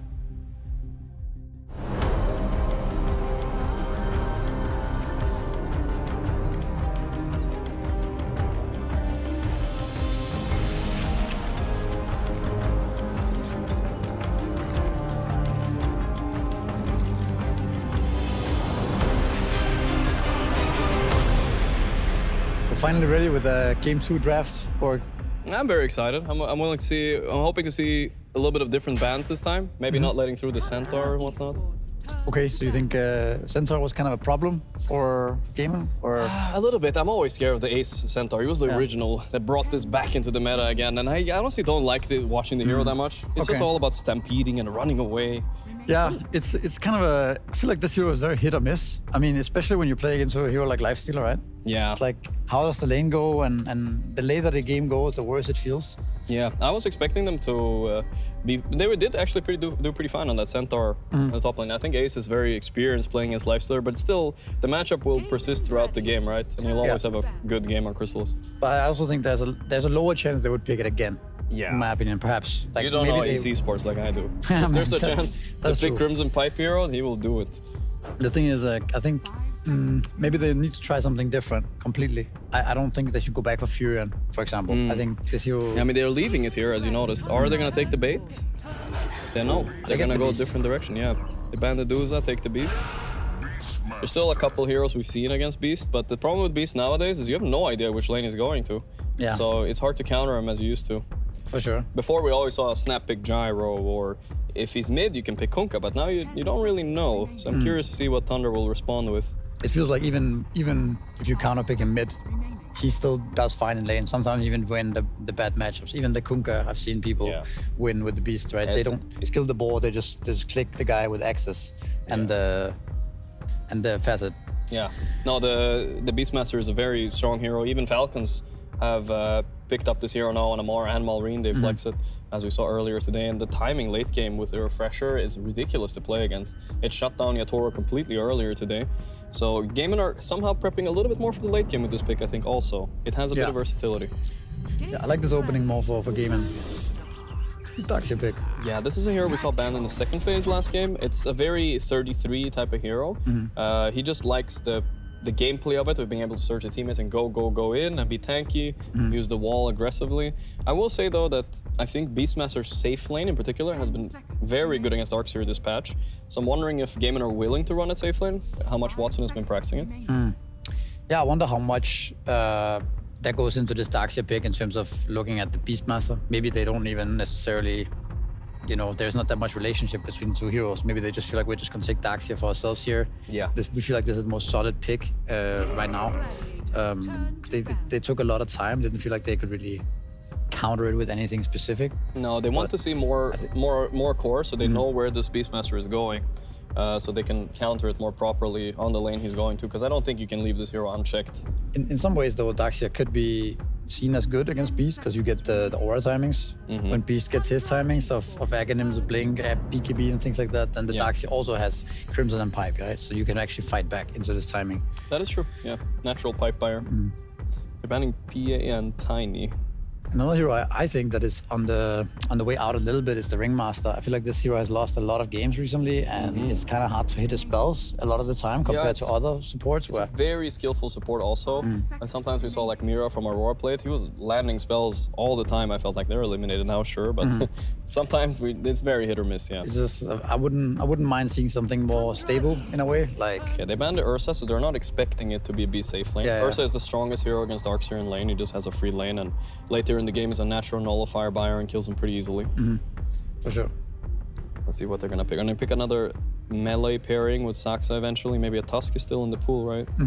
But to finish my point about the Ringmaster, I feel like heroes like Shadow Shaman, heroes like Windrunner, heroes like Warlock are just easier to execute right now. There's so much chaos. The games go very late. It's hard to hit those spells, right? Yeah. But Warlock, you just throw your stuff on the ground and it's gonna hit everybody, right? Yeah. The Shaman, you just hex the target and burst him, right? The Windrunner, you have the Power Shot, you have the Shackle. Like I think what those. What did Ringmaster do to you? Just hating on him? No, I just don't really want to see it for Gaimin. I think it's a bait. I think that's what I'm thinking. I'm with you on that. I think the A pick here, yeah, this is kind of like a deny pick. Of course, you can't just leave this in the pool freely nowadays. You have a little combo with the Darkseer, you can vacuum, and with the new shard on A, it's actually a real combo. You can stun. They won't be able to run away so far. I think I want to see them pair this with some kind of synergy on the safe lane. Whatever Crystallis can play that's either stuns or slows. So How about some Underlord? Yeah, down the line. I can definitely see that. Very nice. Yeah. I think they're going with your concept a bit more simplicity with the Warlock. They're a little bit jealous of whatever he could do last game on Whitemon. Yeah, I like it. Those 5-man Fatal Bones were whew. Yeah, I mean, but the thing is, it's not even that hard to use, right? You just click the first guy you see almost, and then it just spreads. So it's like, that's what I mean, is like, it's much easier than hero like Ringmaster. Even Jakiro, I think, has similar problems where you have to land that ice pad, and it's not always that easy. Same with the ultimate, right? Yeah. So sometimes they can fall off later on. That's for sure. Underlord you mentioned. Let's see what Gaimin. They're probably gonna maybe snag up a second support here unless they see a core they really want. I would want to keep the core flex open a bit for 18, so I would rather pick a support here. And we've seen Tofu Muerta do really well, and that's still in the pool. Maybe he should snag up that. That's a similar-ish hero.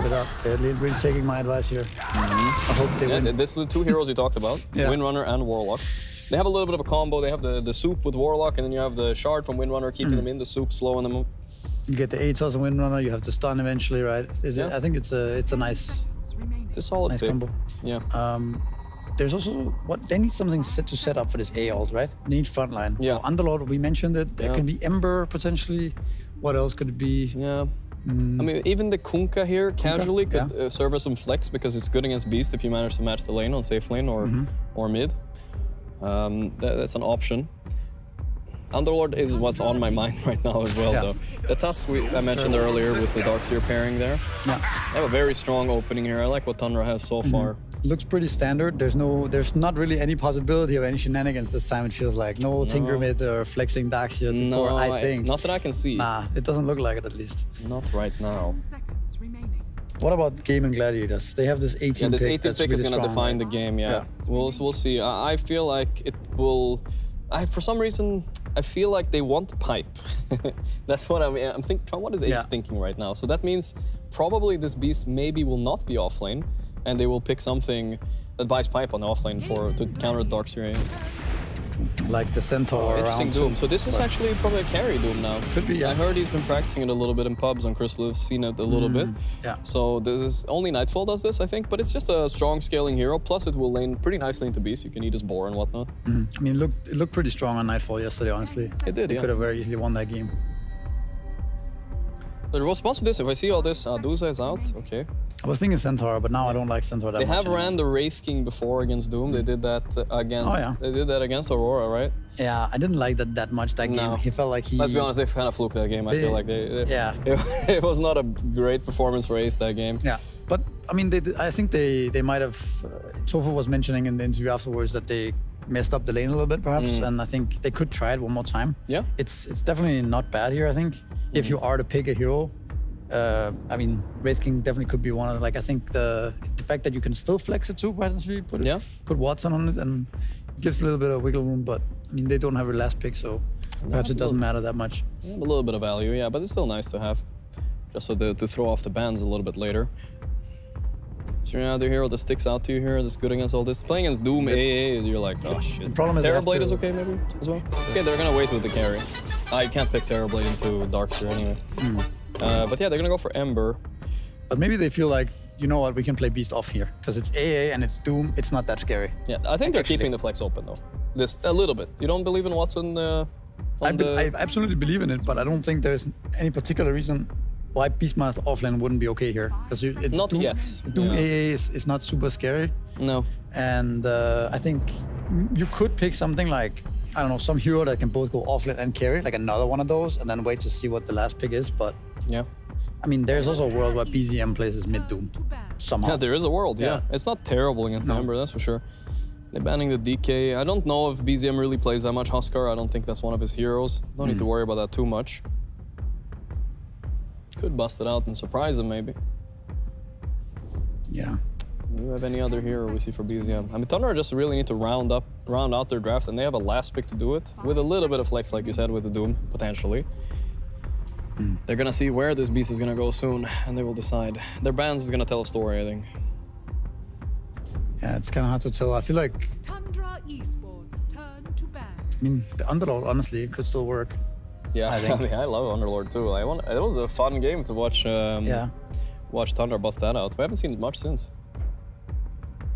No, I mean, maybe I'm overestimating this hero also because that game was just so absurd. He got plus 400 damage, and you could literally see the edge of the screen had the cleave range on it. It was ridiculous. He cleaved the whole screen. Yeah. So that looked completely absurd. It was. But I mean, getting there it might not happen that often that you get there. No. I'm expecting something else probably this game. Most likely a BZM mid last pick against this Ember. The usual suspects are out as counters. Could also be Invoker actually, if you're not gonna... I don't love the mashup into Ember so much. Sure. It's a little bit annoying. But that's definitely... Interesting that they banned the Terrorblade, even though I said they're not gonna pick that into Darkseer, but maybe they have some Scrim history where Terrorblade's done fine against Darkseer. It's usually the biggest. And they also banned the AC Sports. I think the lane is totally fine for Terrorblade. Yeah. Weaver. That's one of the stronger laners, particularly against Darkseer. So that means they're gonna keep the Beast off lane. It's a pretty good Weaver game, right? If you look over in theory at least. How good Weaver is, I'm not sure, but at least there's not much disables here. The only way you really kill him is through Doom. It's decent. It also scales really well into the late game, of course. You do have the Ember semi-carry and the Beastmaster semi-carry, so you don't need this super hard you need carry. to win that lane, that's for sure. Yeah. And also he's a natural Lincoln buyer again against Doom and whatnot, so he could go into that. So what's BZM's mid here? I'm having a hard time seeing his hero mid here, honestly. Because he doesn't play Huskar, but if he could Huskar here, I'm just saying, it looks really good. Kind of does. You are a little bit scared of Windrunner, perhaps? Yeah, that's fair. The Windrunner is better nowadays. Oh yeah, the Morphling, that of one. course. Yeah, that's a hero he does for mid, yeah. That's we've seen that quite a bit. It's kind of nice also because it gives him a way to push towers as well. And he has great targets to steal in fights, both Weaver and the Ember and the Windrunner are three of the best targets you can steal. And if he beats a mid, I don't know, I think Tundra smoked him this draft, in my opinion at least. What do you think? Oh yeah, the 24 Morphling, man. It looks terrifying, honestly. And like you said, the fact that you beat Ember in lane and you also steal his slide chains, it's just such a problem hero for them, actually.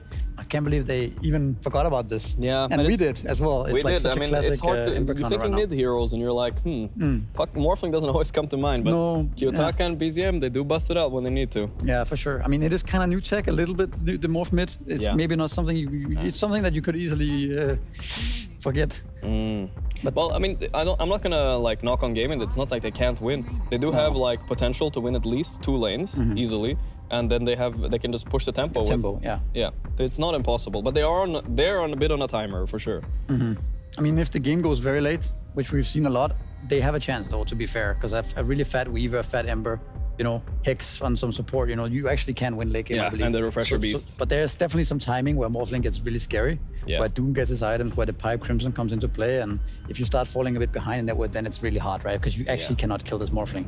Yeah. But yeah, enough from us. Let's throw it over to Odie and Fogt. Thank you very much, Misery and Gorg. Yeah, looking forward to this, and indeed, they let it through. Did they forget about it? Did they not care? But BZM Morph, he got last pick, gets to have that lane against this Ember Spirit, which the Morph mids, they love. They do. And it's not even just about that. Looking at the rest of the draft, right? Some limited forms of Disable. There's a Roar, tough to cast, of course, with that animation versus Morphling. Wind Ranger, You can just dodge the shackle shots in a lot of situations too. So yeah, this looks like a pretty dream setup for BZM. Really looking forward to see what he's going to be able to do with it. And let's see how much more fighting we do have, because they have a much stronger draft in terms of early game also to fight, right? Last game was about that 15-minute timer for Tundra to come online to get the fight for the timing. This one, they can fight earlier. Well, let's see if Gaimin could give it a bit of a better shot this game, or if it's going to be another tough one as we're ready to get into the action.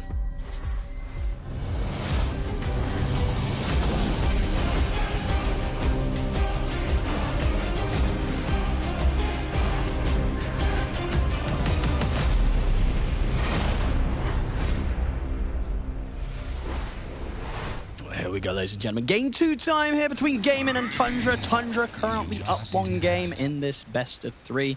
I mean, but yeah, indeed to talk about, do you think they did forget about the morph or they didn't care? I'm not sure. Because there is a lot to think about. Morph game. And that's the thing, right? It does feel like maybe they did just forget about it.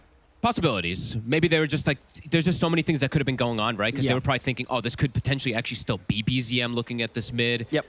Maybe they do think that they have this answer, though. Perhaps the one thing I'm thinking about is exactly this, with a stat that we're bringing up for look Tofu. at that. He's never lost. I think what they might look to do is make the early rotations with Tofu toward mid, because Wind Ranger versus Morphling is one of the best things that you can actually play in early game, because you can just catch him off guard. A little power shot when he's doing his little shift thing, it really can get the snipes. And we've seen Tofu, he makes the moves to mid, even at 2 minutes sometimes. We saw that the other day versus Kiyotaka. He killed him, literally at the 2-minute mark. So eyes on that. I think that's going to be the move that Gaimin looks to do to set up Quinn for a better approach versus that morph. But let's see how things go down. Because a lot of answers, I would say, from Tundra that they did with their opener versus Beast, too, right? He's playing versus Tusk, so Snowball save versus Roar. He's playing versus AA with the Blast versus the potential Ags builds later. So it does feel like Tundra has the edge in terms of hero matchups, but let's see how these lanes end up going down. Because like, obviously, we're very much impressed and, like, by this last pick morph getting through. It's like, wow, this is a pretty good game for BZM to get the mid morph. I mean, but before that did come out, though, Watson going for the Weaver, it did feel like a pretty smart carry decision, right? 100%. To take the Weaver into this game. Yeah, the lane in particular, right? You're playing this. I think Weaver and Ursa are the two that we've seen that destroy the Darkseer the hardest in terms of the laning aspect, and then also the lack of catch can definitely be apparent. I mean, we talked about maybe some lack of catch versus the morph. Look at the lack of catch versus this versus the Weaver, right? There's a Tusk, and that's pretty much the control. Until BZM turns into some heroes, right? Gets some chains or shackles. So we'll have to see how much BZM can do in terms of catching him, as Saxa will find a courier. That's the Tangos. And an interesting build. I did want to point this one out from 33. I think this is the first time I've seen it. A Bracer he starts with. So kind of cool. I don't think I've seen that from the Darkseers lately. And Gaimin, with their first move, we saw their initial start to this game. They get into the triangle, and they already put wards down, which you don't really see that often. A ward to block the Ancients versus the Darkseer, and even one to scout. Very early on. So very early stuff we'll see it from that. Yeah, we'll see how many sort of potential stacks that messes with. Quinn right now in the mid lane is doing excellent in these first few waves. Yeah, he's been able to shove the first few in pretty nicely against BZM. Yeah. It's not about that lane only, though, right? For the Morphling, it's about him being able to turn into that Ember Spit a lot of times. So Quinn is pivoting a little bit here, because usually what ends up happening, from what I've seen some of the times, is they still do the slight chains build, and then the Morph can use it against them. So maybe Quinn is going to go at like only one point in the chain and max out. Flame Guard, something like that. So we'll see what his adaptation is going to be toward that matchup. And they absolutely, like, that's the one thing I would say for Gaimin that they did go into this game with, is looking to win at least 2 of the lanes. Tundra's perhaps a bit of a slower one, but definitely ways to fight around the early game depending on how BZM does. Yeah, really so far just he's doing very great. well played by Quinn here on the first few waves. Yeah, and he's going to be the double points in the Flame Guard to be able to play versus that Morphling. BZM will be able to get that Water Rune. We did see Tofu actually skilled Wind Run level 1, so he was looking to trade and assist more with the Beastmaster. Not going to check that first rune. Perhaps the second one, we could see that rotation. Yeah, for sure. I think, 4-minute Water Rune, you're going to see Tofu maybe look for potential snipes. Yeah, you just get hit by that power shot when you're shifted down, grabbing the rune, and you could just die, so.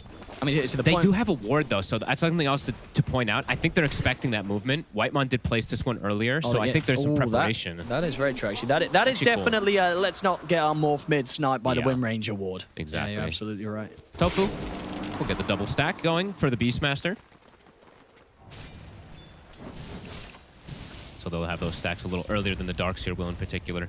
33, soon to hit level 3. Usually we talk about the timing of the Ion Shell. This one's hard to actually kill the core in particular. And even killing something like Warlock, he's deceptively tanky. You know, if you do go for him, you get Fatal Bond. You could end up losing a hero yourself if you do go for the kill. So absolutely, he's got Lotus. He's already getting a few one charges. He gets that Shadow Word off on himself, and he ain't dying that quickly. Yeah, and they might just be able to turn for you because of the damage that the Weaver can do. And speaking of the Weaver, 33 will be able to get the Surge off. Takes quite a bit of a beating there, but will survive. The 2 lanes looking quite good for the side of Gaimin. Yeah, look at that there, of course. Yeah, Quinn, sure. Ember Spirit, the most played. He likes these 4 heroes quite a lot. Not the Void Spirit anymore because it's a pretty awful hero right now, but he used to love it until they nerfed the hell out of it a million times. More double stacks coming out. We're going to see the same thing coming out from 33, but I don't think he can get the double stack. So they're stacking that top lane. We see that a lot for the Darkseers. So Watson gonna have full free farm. And what kind of build have we been liking on the carry Weaver in this patch? Usually just Falcon Blade, and then they... I mean, like in this game, Maelstrom build or Deso build? I think I could see merit for the Deso, but he might just do the standard. Saxa might get caught this time. Tried to step up to the lane. He's going to be going down. First blood goes to Malady. XP, that Grimoire. Always likes to get kills on this Warlock. We saw an insane performance in that last game. We absolutely do have to highlight that. The amount of damage Fatal Bonds did in that last game was crazy. The Tinker plus the Bonds, and there's definitely a lot of AoE damage that they do have with Bonds this game also. The Slight plus the Beastmaster eventually. And yeah, Quinn, 0 points of chains. So this is the pivot that he's gone for. I like this quite a bit versus that Morph matchup. Because, well, just to reiterate, all the Embers we see, nobody goes the Flame Guard build. They go. They usually have more. They usually actually just have more points in the chains. Yeah, straight up. Yeah. Yeah. This is very much a situation-specific thing here. He's doing against this Morph. Yep. Cool to see the pivot. And yeah, it's definitely working for him. I mean, 28-8 to 28-6. He's completely fine in this matchup at the moment. Yeah, and he can't die. Nope. BZM also, though, shouldn't die unless there is that rotation that comes from the Wind Ranger. But again, Whitemon instantly placed the ward again. Not the same one that he had before, but the one to scout the movement. So you see on the bottom side, actually, sorry, he's watching. So for the Wind Ranger, if there's going to be that rotation, they'll see Tofu coming. So yeah, I mean, I guess it's as if sort of Tofu's aware that they might have set up in such fashion because he's not actually attempting to make any of those plays. Yeah. Towards the mid early on to look for a snipe. And maybe it is also him just being like, you know what, we're going to play the stack game for the Beastmaster as well, too. Yeah, so. which he has done very nicely. Set up quite a bit of farm there for Ace to clean up. No Ancients here, though, as we do see that Sentry. Whitemon, he came with the preparation today. Power Rune. Whitemon, our BZM will be able to get it, so an Arcane Rune being able to be denied away from Quinn. Of course, not the most crazy one on BZM for now, but he is holding the skill point, so definitely the potential of him looking for a Morph play.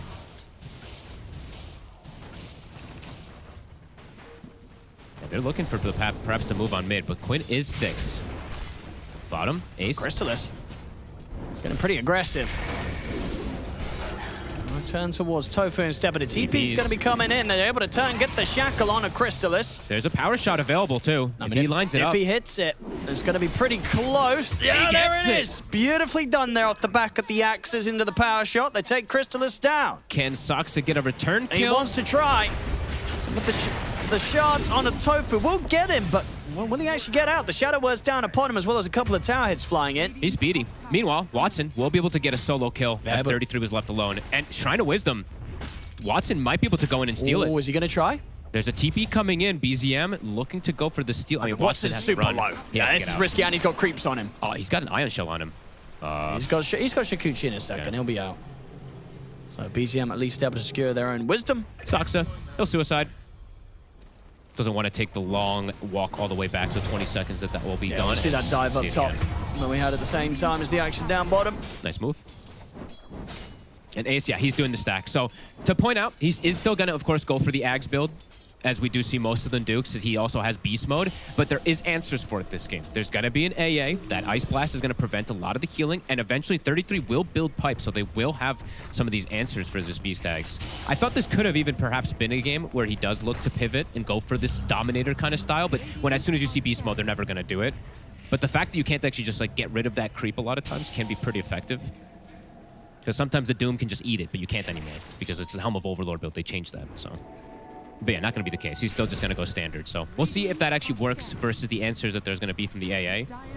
And speaking of the AA, Chrysalis is jungling, and they're giving Whitemon the lane. So they're trying to get that Ice Blast on. It's going to be huge. Top. Snacks are in 33. Not going to go on Tofu. They're a little wary whilst Watson's around. Malady has the level 6 too. He has the 4 Grimoire stacks, so can just pop it and drop a Golem.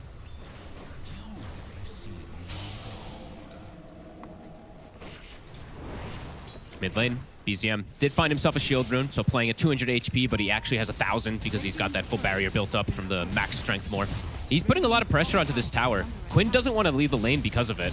Doesn't want to just give up this tower, so he can't make moves on the side lanes because of it. So, and I guess the question is as well, for Quinn, like how far are you going with the not skilling chains? Like do you eventually do it, or is it going to be one where you are just taking stats and just not skilling it at all? No. You do still skill it eventually. Absolutely going to get it, yeah. Just not at this point still. As bottom, Doom comes out. That's got to kill. Can they get a return? Tofu is actually getting killed. He's got to run himself. So Chrysalis, he's able to step up, get that. And, no TP's coming in to be able to turn it around. It's a beautiful solo play. Yeah. Ace was farming a lot, too, because he was getting all those stacks on the sides. That's huge. Level 7 solo kill.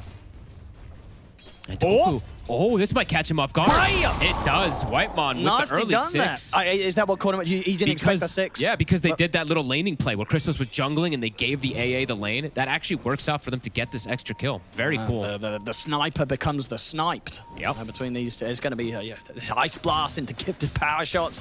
And early kills like this are important for these supports, because if you can get an early Atos this game, we were talking about lack of control, can be pretty huge. So Whitemon, he's going to rush it. Even walks up, places a sentry to block the camp. Whitemon is doing some heads-up moves this game. Just these wards and little plays that they're doing absolutely are adding up in this laning phase. Continuously just having the coverage of BZM, so there's no power shot angles, blocking the camps of the Beastmaster. Oh, here we go. Yeah, ready to make an aggressive move with 33. Yeah, they're looking Ice for this Blast back move. up in a few seconds. They have the smoke. Quinn is holding skill point. He does have a point in chain now. Looks like they are trying to make this aggressive move.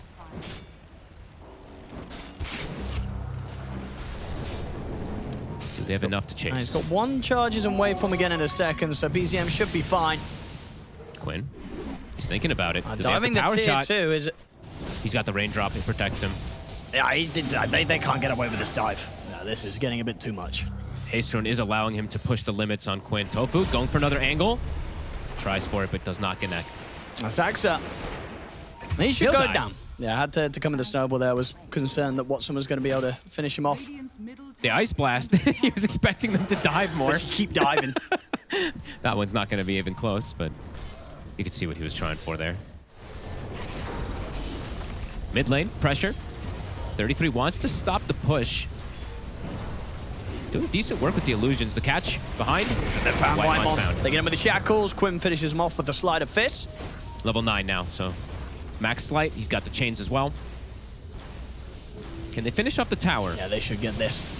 Looks like they will be able to with the Weaver here as well. He is going Deso, at least at the moment. We're seeing him queue it up. And you know, I'd like the because Deso. he has the Ember, it makes sense. It just enables the two of them a lot. So I do quite like that. It gives him a good, a lot of mixed damage in particular. Right? Ace is going to have magic damage, Malady as well too, and then they're going to have tons of physical and ways to take early objectives too. Yeah, exactly right. Allows you to keep the pressure up. Yeah. Something that you really want to do against Tundra. As soon as the game slows down, Tundra's sort of been the masters of taking over. That was a sick time lapse from Watson. Oh, but that was a sick vacuum for 33. 33. The bug. Get it off him. He's going to live. Watson goes all the way back to base too at the TP. That's okay. Very nice vacuum from 33. Keeps him safe. That was cool little plays coming in. Very clever little time lapse for positioning. Quinn, he sees Whitemon. He's going to try and get the catch. He'll find it. Whitemon will be able to take the Ice Blast onto Quinn. Snowball save comes in as well. Pulling him deeper. He's thinking about dropping the Golem Malady. He will drop it. But tell you what, with the pick pole, Whitemon's able to get out of this. Ends up surviving. Playing AA versus Ember, this tends to happen. You just get ran at. You just don't have any way to play against it really, but he will get the bailout there from Saxa, so a nice play from him. Yeah, and very close as well to having the mech online on 33, so further ways to ensure that in these sort of skirmishes, the supports aren't going to get taken out that easily by the sort of the poke of Gaimin Gladiators heroes. Gaimin is Getting off to a pretty hot start here, though. A 3K lead now since they've been able to just back up, farm those stacks for Ace. We have seen this before, though. We absolutely have, and we know how Tundra likes to farm. They do have a Midas finished up also. And also, a lot of times with Darkseer, right? As soon as he gets the first item timing, then they start to group up, and you start to see the power of the sustain and the 5-man fight. But Gaimin, setting tempo at the moment. These early towers. They're on the hunt for Ace. Can they get him here? He finishes off the camp just in time. That's a tricky one. Might still get caught here. They got him. Can they get him with the shards? They can. They lock him down. TPs are coming in, but Ace already dead. Can they get out? Whitemon's going to go straight for the TP out. He'll make it away in time. Saxa will not. He's looking for Saxa. The chains into the shackles will catch him. He'll take that, though. Saxa's very happy about that. You get in, you kill off the Beastmaster, and you end up losing a support for your efforts. Crystallis is under vision. They have a lot of wards bottom. He might get caught. Watson in position.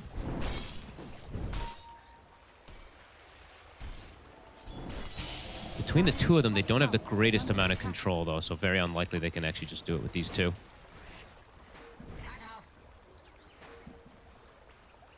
Yeah, very impressed with the way that Quinn has, you know, adapted and pivoted a bit here, just with these small little things. He's got the Mage Slayer done now, too, so this timing, Gaimin does have a very good one to be able to pressure here on these towers, too. He's diving. They're going to go for this. They get the setup on a Christus will turn, drop the Doom down, but the Shackles will catch on towards Christus. The heal comes in as well as the Snowball. Give him a chance to live. They close the gap onto Quinn. He goes down. Watson's trying to finish Crystallis off. Will manage to finish off the job in return. But still, Gaimin, they might just lose Tofu as well. Blast. It's coming in. Won't quite catch him. The Blood Grenade. Is it going to be enough for the chase? They've got another Snowball.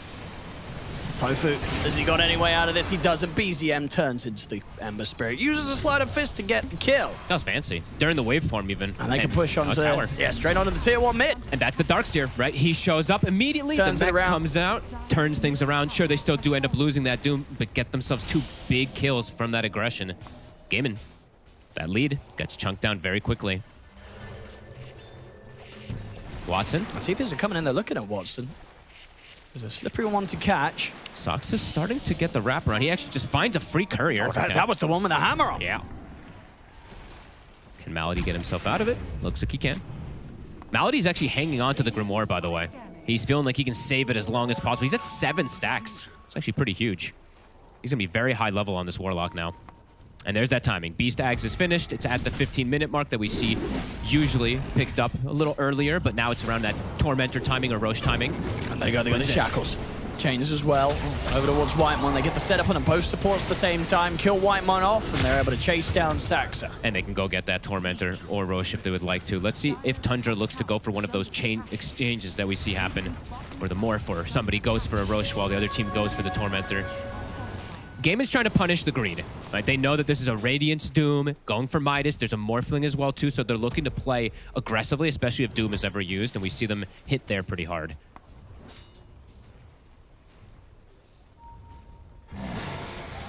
Does Tundra go for the Roche? I saw BZM was kind of lingering in the area, but looks like they're not going to be able to do that exchange there that we do see. Tofu? Tofu might be dead.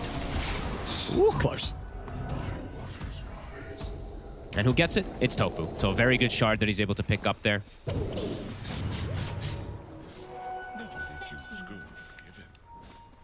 Crystallis, Radiance is done. Time to farm. Even more.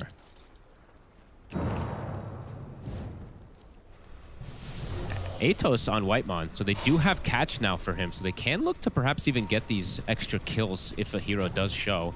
Top 33. He's able to get himself out. Tofu. They've got the shard. Are they going to be able to close the gap? Give it a bit of a chance to set up onto him. There's a shackle available. A little bit of time for us to try and close him, but not enough to Here's land the numbers. off. Now BZM's ready to turn. The Golem will be dropped onto the 2 of them, but Chris is able to get the Doom down straight away on towards him before he's able to get the Roar off Ace. Ooh. As Ace is gone. Same time down bottom, Watson and Quinn will be able to dive in. What? Can Malady get out too? It looks like he's actually sneaking himself away. Saxa won't be able to play himself out of it. But somehow Malady just walks away. All right, he actually ends up surviving that there. They chase too far. As soon as the shackle doesn't connect, you can see it's just they pushed too far there. They got a little bit too messy. The shackle connects, sure. Perhaps they could chase, but yeah, not able to. BZM very close to having the Manta. Then, I mean, he's yet to die, and once he's got Manta, it looks very complicated to bring down this Morphling. Quinn will be able to get himself a power rune, so this amp damage could be something to look at here for this next fight. Well, they've got that Deso, so they've got decent damage. They have a lot of damage now. They actually might be able to just go for that Roche here with that Deso pickup. There is a ward right outside it, though, so Whitemon, I actually didn't even see him place that one, but he will be able to have the information to go for the Ice Blast if they do go for that Roche. Quinn, just gonna go SNY. So the usual build we see on these Embers, especially when you're playing versus Doom, it's gonna have that status resist, and yeah, they're gonna start the Roche. It's seen, though. So that ward is scouting them go through it, but they're gonna kill it very fast. And pretty healthy with the Shadow Word coming in, too. Whitemon still just might throw the AA Blast anyway. Let's see. Not gonna really prevent them from doing it.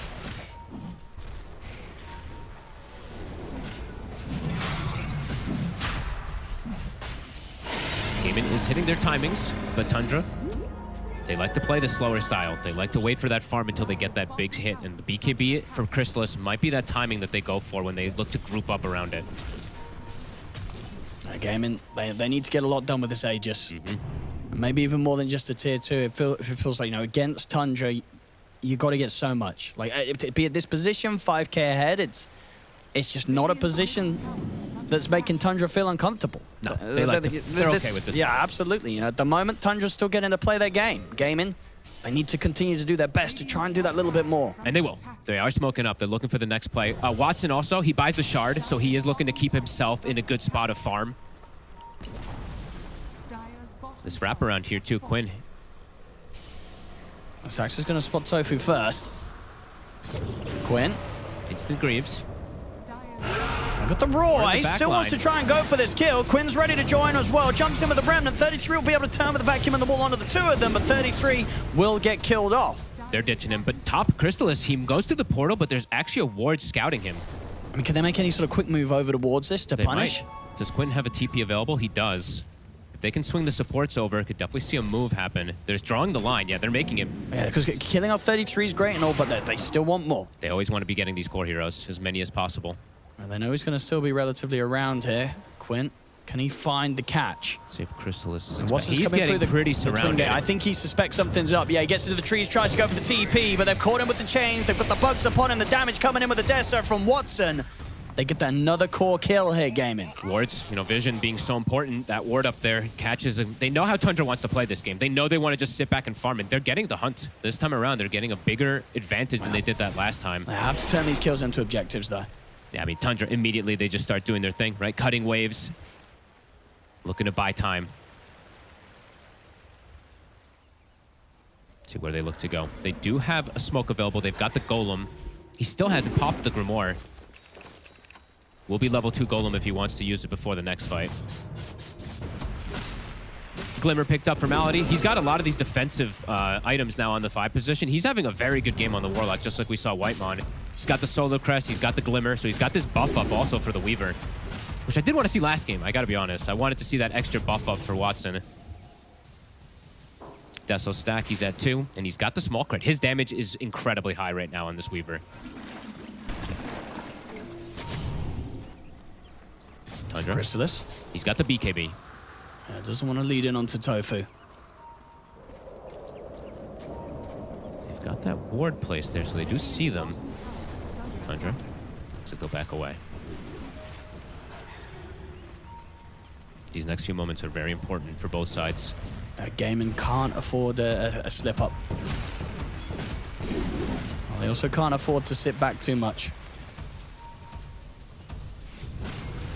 The Weaver's in a pretty comfortable spot in terms of like his farm, and he's also a pretty good matchup overall versus Morphling if he is keeping up with this type of farm, because he does have the mana break talent also too. These things add up for some Morph.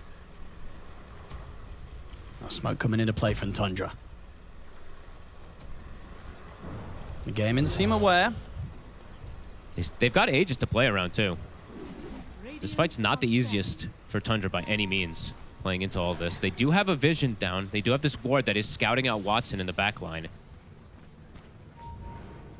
trying to get the catch. They might be able to find him. Watson, he gets caught. He's doomed. Ace does get hit by the Ice Blast. He's going to be stuck in the wall as well. Ace in trouble. That's going to be him going down the once. What a move. I get the shackle in, Tofu, but straight away, Chrysalis steps up in with a BKB. Will get caught by the Roar, but Chrysalis is perfectly fine. They can't hurt this dude. And Ace is dead. The catch on Watson they get before the fight, it's massive. Yeah, Tundra already.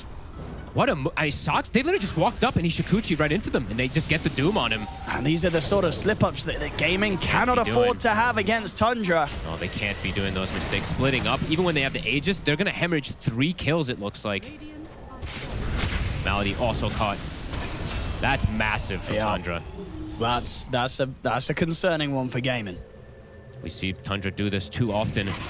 They find a window, and then they just come back in the game completely. That's a huge series of kills. 20 seconds they've got, too. They're looking for BZM, but he is perfectly healthy, so he's just life-stealing. These two can't kill him. He's literally just hitting the creeps, life-stealing. Quinn will find himself another amp damage for the next fight. But what a catch. And, oh, that's a cool pivot. BZM, an Orchid picked up for him. And yeah, let's look at this one. The catch, they literally just walked up to him. Indeed, the way that they were able to get Watson at the start of the fight set this up to be a very rough one. Yeah. And yeah, looking at BZM, look at this build he's gone for. So Orchid, now he's got the catch for the Ember as well, too. Sure, Quinn's got an S and Y, but that's not going to be an end-all protection versus that long silence as well. Sure, he can reduce it a bit, but BZM is now level 18, so a 2-level separation between him and anybody else in the game now. I mean, he can mess with all of them, right? Yeah, Ace still hasn't got his BKB quite done, and of course Watson. It's good for all of them. He's not looking to build it at all. He wants to just get the Hurricane Pike finished, so that this silence I like this quite a bit from BZM. Incredibly disruptive. Yeah. Very cool build that he's gone for this game. Yet to die too, still on this Morphling. Yeah, he's had a great series so far. He truly popped off on that Tinker, and yes, looking to do similar on this Morphling. And now he has a good separation between him and the Weaver. That 2K is going to protect him quite a lot here.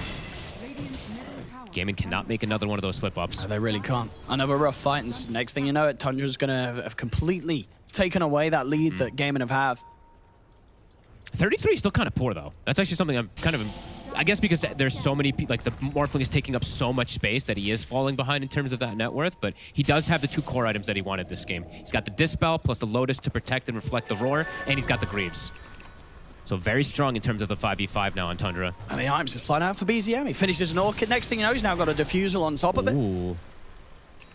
That's nice. Not the Diffusal itself, but once he gets that Disperser, there's a lot of things that he can dispel. The Fatal Bonds, the Chains, just so much work he's going to be able to do with that. Starting to get the tower push going too, this tier 2. Gaimin, they're not even going to glyph it. What's the plan from Gaimin? They didn't even glyph. They just let it drop. It's starting to look very difficult for Gaimin. Yeah, I mean, BZM is just getting way too much. You don't imagine, right? The Gaimin's looking at BZM's morph and being like, how did we let this through? I'm clicking around and I'm checking to see if there's going to be any like pivot in items. Like maybe Ace needs to go for BKB, but I'm starting to feel like they're going to need a Hex pretty early on at some point just to deal with this Morphling, have that extra control, because BZM's just getting too much space. And just, yeah, there's just such limited ways to really catch him. And he's got a snowball save, you know, Saksa. He's got the blink finished. Not the fastest blink by any means on a Tusk, but even if you get the Roar, let's say, on the Morph, there's gonna be ways to bail him out. Hey, Blast. We'll come in toward the end of it. Then we'll be able to claim that shard, of course, there for Malady, who has still yet to consume the Grimoire. Very interesting. It's going to be giving him a lot of XP, right? I mean, 2,500 right now, right? I mean, I guess at this point, you sort of just save it for trying to get that power spike to hit the 18 at a point. Something like that, I guess. Get the level 3 golem. It's not going to have like the biggest impact by any means, but I guess he's just trying to hold it on as long as possible. I mean, they're keeping themselves farming, but it's just this Morphling is the issue, right? It's just the scare of the Morph. Yeah, it does. Like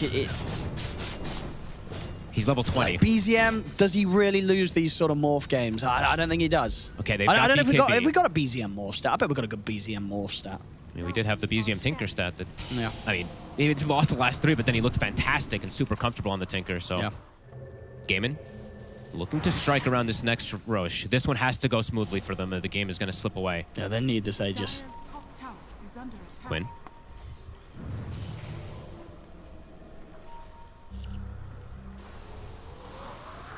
Did that Boar scout out Saksa? I think it did. They were looking for a move onto him, but won't be able to get him. Quinn continues to get all the power runes. Looks like they are going to be camping that Rosh. About a minute until it spawns. BZM in the tree line. They're smoking Tundra. Tundra's ready to fight themselves. They've got a Mant on Crystalis now, too. The chains will come out here onto the two of them. Ace is going to jump forward. He's going to drop the Roar down on towards the Tusk. They'll burst through Saksa. That's a nice start. So if they can try and chase him for more, they're looking at Crystalis. Tofu is dead in the back line. Mules. BZM found the snipe. And they're still a bit scared about chasing onwards. As Crystalis is going to get the position to sort of get back, step over to the safety of BZM. He's on a 4-game win streak with there we that go, makes sense. Yeah. He gets this. I mean, this fight, they get the catch on the ideal target, right? The Roar on the hero that's going to save them. But then BZM actually gets a snipe and catches the win range in the back line. And Gaimin had committed quite a bit for that kill. They committed BKB and Roar, so scared to persist forward to it. And Tundra, Roshan's up. They're thinking about going for it. They've got the disperser now for BZM too. I mean, honestly, It's so BZM, fast. if he's primed to maybe even get rampages this game. Definitely. It feels like with the lead that he has, the items he has online at 29 minutes in, he is terrifying. And look at what he's got with him, too. He's got the pack leader aura. So Crystalis, he's picked that one up for the extra bonus damage, and that's the dream on something like Morphling. So much extra damage for him. Yeah, the disperser's done. No Roar. Actually, coming back up now. BKB also in about 20 seconds, so Gaimin patiently waiting for that next catch with the Roar, but they have to know where Saksa is.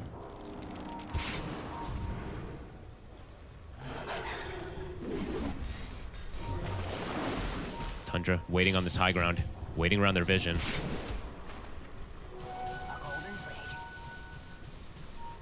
Okay, BKB Roar, it's back up. Rosh gonna start shifting position to the bottom side.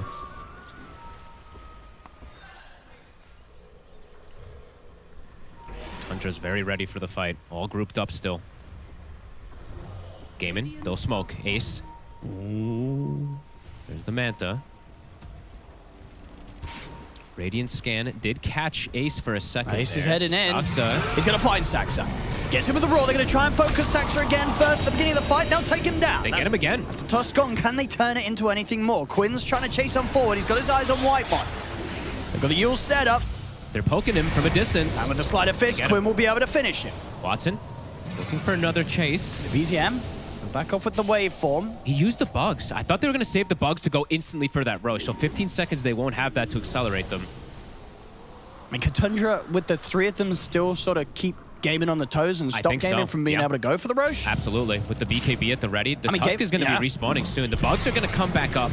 I mean, because, Gaimin's going to start hitting it, but Tundra are starting to move over towards still with just the three of them. There's the bugs. It's going to start accelerating. They know that they're in here. Double Mantis to scout.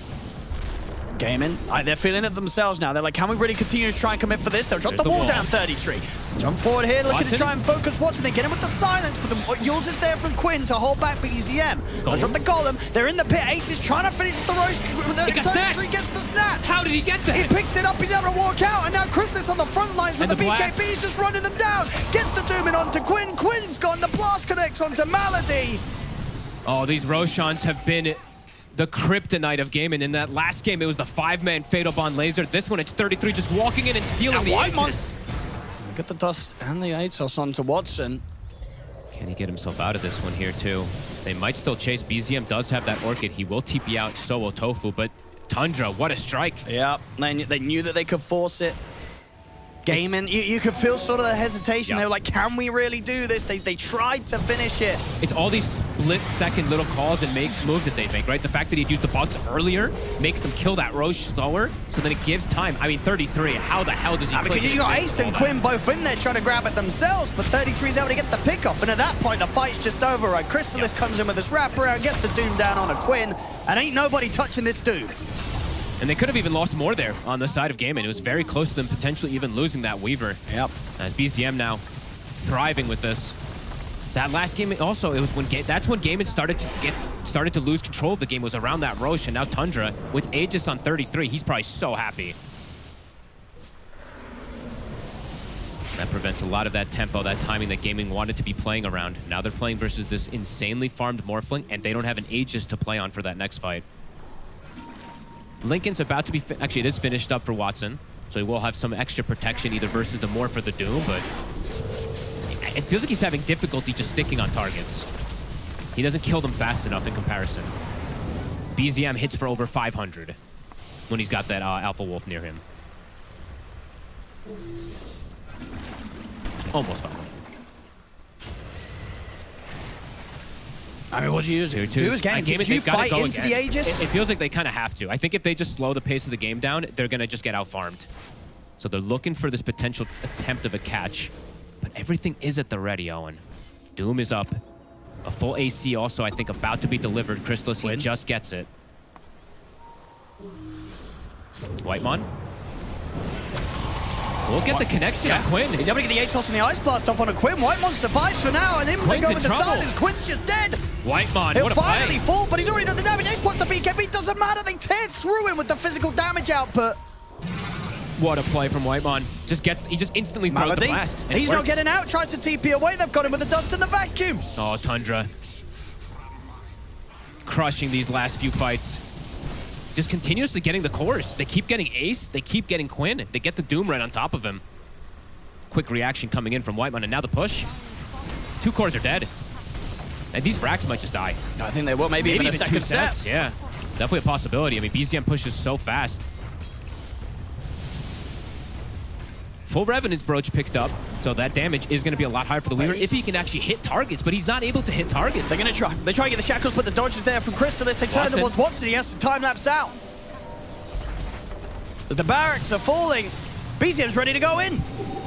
He turns in his win range. He gets the pushback with the Gale Force. He's just styling on the BZM. He's out of control. Watson. This game is just looking impossible for Watson to do anything. I don't remember the last time I saw him really just getting to hit targets. The approach from Tundra, it's perfect now. And they still have the Aegis. Another Linken's also picked up. We see 33 grabs his, so now the Roar, they've got an answer for that. And my goodness, BZM, the items just keep flurrying in. A full Scotty for him.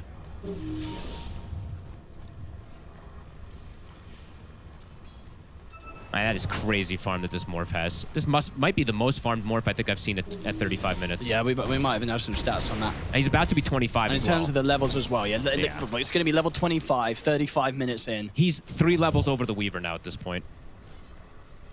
You know, as we talked about from the draft, maybe they really did just forget about it. They let him have it. Because whatever plan they had, if they, you know, indeed were like, you know what, let him have the Morph mid, it's not working out, folks. No, I mean, Quinn did good in the matchup, but overall in the game, you're seeing the problem of that matchup. The Morph just thrives. There's just not the control for him. And the Roar, it's never really going to go on him either. Yeah, full Scotty now for him. It's just insane how tanky he is. 2,300 HP. Now he's hitting for over 500 when he's got the Doom near him too. And where do you go from here on Gaimin? That was them looking to pick those fights, and it's just not gone their favor at all. There we go. So in terms of the Aegis snatches, as we just had one from 33, he's done 8 before. So this is the 9th one that he's done here. And the last time was quite a while ago. Back in 2018. That was in a winning game. Oh, that's true. So maybe he's done them more recently in a losing. If I'm understanding that indeed, it is written like that, but maybe that's, yeah, we'll go with it. BZM, he has the protection of all these buffs. Lotus is thrown on him. Oh, he's just going to go in. He just one-taps Malady. Ace is going to try and turn with the Roar. Can they kill him? The circle save comes in. They get the vacuum in onto the 3 of them. The 2 gets dropped down onto Quinn. Quinn's out, no buyback. That might just be it. It's just 3 of them versus the 5. BZM healing up off the creeps. I look at his damage. I mean, they're just looking at the tier 4s. Gaimin, have they got anything left? As BZM is destroying the towers, he's looking to destroy them as well. Tries to head and get the silencing onto Watson. BZM. He's going to get pushed back for now by the Gale Force, but they just can't bring him down even the once. They're just ending it. They're just onto the Ancient. Gaimin, can they do anything here? He's just killing the throne. Yeah, he is. They're looking to close it up here, Tundra. As Gaimin have got nothing left in the tank. BZM's ready to be diving the fountain. GG's called. It's over, folks. What a game by Tundra. They're going to the grand finals. They are just insane. Once they get the ball rolling so many times, you're like, yeah, okay, other teams got like a 5K, 6K lead, and then bam, they just wait for that timing. Tundra, they strike. And I'm going to give them a lot of credit. Yes, BZM in particular, but this man on your screen too, Whitemon. These little small things, these little preparation plays, putting these ops wards, blocking cams, preventing all these moves from Gaimin. Instant Ice Blast too, a couple catches on Quinn. This is a huge game from Tundra. Absolutely, absolutely. Can't wait to see them in the grand finals tomorrow. And Gaimin, whatever sort of lead they had against Tundra, it was never enough. And it's just the same story we've seen so many times against this team. It feels like, you know, a 5K lead, that's not going to be good enough in the early. You got to have like a 10K lead or more against these guys to actually have a chance of closing the game up. And overall, like these Roshans, right, for Gaimin, the ones that they did get, the Aegis they got, they ended up losing 2 heroes right afterwards with it. And then the other Rosh, they ended up getting snatched from 33. So, yeah, both of these games, those Roshans seem to be the kryptonite as Tundra. What a performance. Yeah, and it really just a reminder, I think, for all the teams out there. You cannot forget about the BZM morph. You cannot just give this up. The original ones that just, he sees an Ember in that mid, he's like, I'm going to play the morph against it. Indeed, as you mentioned, you know, Quinn on the Ember had a decent lane against him, but he does have to change up his playstyle, go for this max flame guard, change sort of the flow of his game as the Ember Spirit. And of course, on the other side of BZM, it just, the slower starting lane didn't matter at all. Did not matter at all. Ends the game 10-0-8, insanely farmed on the Morphling. Absolutely unstoppable today, Tundra. What a series for them. 2-0, a clean victory as they're moving on to the grand finals tomorrow. Yeah, it was. Chrysalis joining me now after that win. Game number 2. Look, you know, I want to know exactly how it was going, how the team felt, because it wasn't necessarily always in control for you guys. Yeah, I mean, I guess, you know, my offlane just lost or something. I don't know what happened. I didn't check the net worth graph. I'm playing Doom Carry. I don't know what I'm doing. I'm just trying to copy Nightfall as best I can. I wanted to play Underlord, but Nata's like, no, go play Doom. And I'm like, okay. And then, yeah, you know, it just took us some time. Then we won a fight. And all of a sudden, it's like they can't play the game anymore. After like 2 fights at least, not 1 fight. And then, yeah, and then suddenly we just kill a guy, and then we kill another guy, and then you win the game. It's like Dota, you know? I feel like you're missing the important part, snatching the Aegis on 33 there. Yeah, I forgot. I was busy flaming him. But yeah, no, he's not Aegis. That was kind of good. That was kind of good on him. Yeah. Well, it's really awkward that you don't know what you're doing on Doom Carry, because I actually wanted to ask you about how it differs from offlane and how you're able to win with it.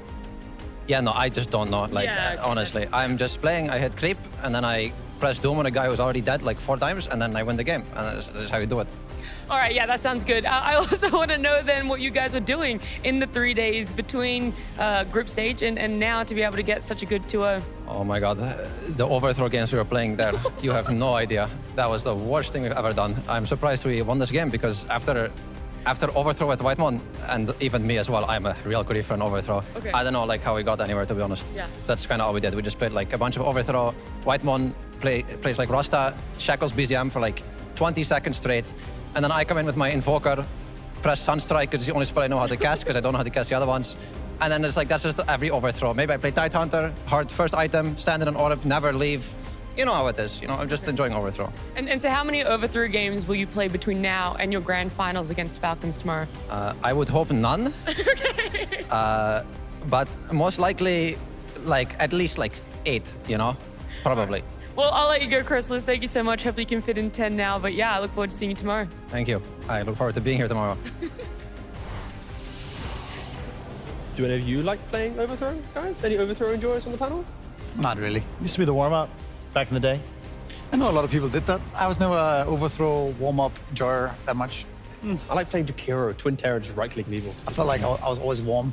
I didn't warm up. Yeah. Oh, sorry, Misery. Are you guys forgetting about how hyped this game was? You just got distracted by Chrysalis talking about his overthrow. We're just intently teammates. listening to his warm-up. We're trying to just learn from it, if anything. But again, for this game, for Tundra, you know, early on, sure, there's a bit of momentum for Gaimin, but based on the draft, you felt like there was this inevitability that one fight, one moment, and then the Morphling will just take over the Doom, etc. So that Aegis still was kind of the breaking point for them to just do kind of take the game. Kind of the same story of game 1, right? Where they put Gaimin on a clock. You know, if this game drags on to 30 minutes plus, they need one fight, right? I mean, I feel like Gaimin Gladiator has a bigger chance this game in some ways. I just think that I don't know if it's Tundra playing really well or doing the right things. It's probably maybe both, but I think Gaimin Gladiators made some crucial mistakes this game, like using the first rock on mid lane, overextending at different times, chasing on the top with a Windrunner, for example. It felt like they were not really confident to play like a more chill game and scale naturally into the game. They felt like they were on a timer, and I think that kind of showed in the mistakes they made. But again, it's probably also because Tundra are doing the right things, right? Yeah, I mean, Tundra have just beaten Gaimin the entire year. 2025's Gaimin is yet to win a series against Tundra. Thoughts, Kyle?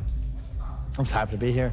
Okay, nice. I do actually have to ask, you know... Wait, is there a soundboard back? I've heard that so many times. There we go. It's actually production in his ear, just repeating the same thing over and over again. No, I do want to know the answers. I know Chrysalis was joking a little bit about this carry Doom. We saw Nightfall playing it. He wasn't able to get the win. Chrysalis able to get the carry Doom win for himself. But T, the man that knows so much, what are the advantages of a carry Doom compared to an offlane Doom? Again, it's the Alpha Wolf that you eat for the crit, so you're pretty much getting a free item based on your neutral that you consume. On top of that, you then itemize really nicely to be in front of the fight. You have SMY, you have BKB. It's easy for you to kind of transfer your items and stuff into damage. And then you're innate. When you are high level than your opponent, you do more damage to them.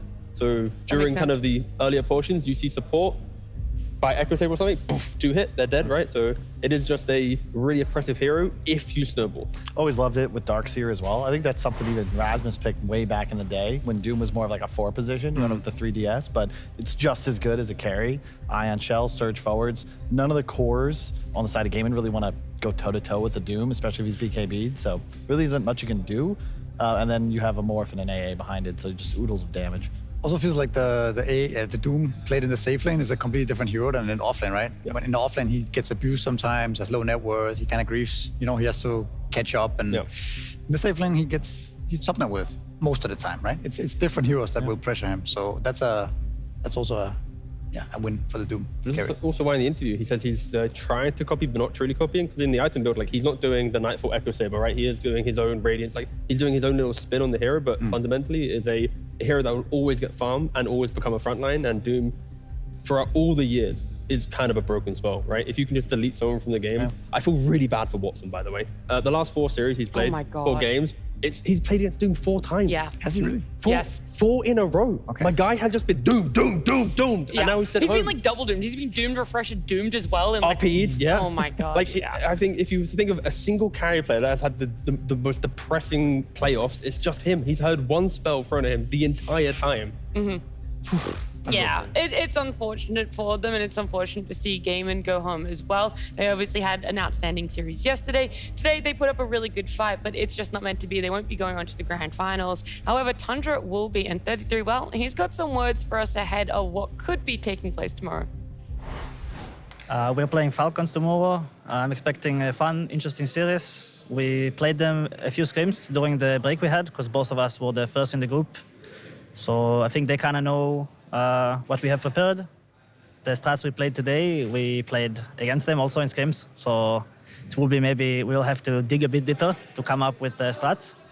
At the same time, we know them very well. So I think it should be, a fun series. It feels like the grand finals already started earlier this week, scrimming against each other. I've known these strats for a little bit. And there's going to be a lot of out-of-pocket picks that no one really expects, Kyle. Yeah, indeed. I think I was talking to Moon on like Tuesday, and they had sets like 3 days in a row. So they definitely know each other quite well. It'll be really fun because from our POV, you know, we won't have that data, but let's say they've played 6 games. They're going to have their own little meta that's developed completely off of Dota buff, unless you have one of those special keys. And I'm really curious to see because we're going to see some weirdness. I heard some rumors of flex heroes that we haven't seen yet that no one's going to expect, but I was sworn to secrecy.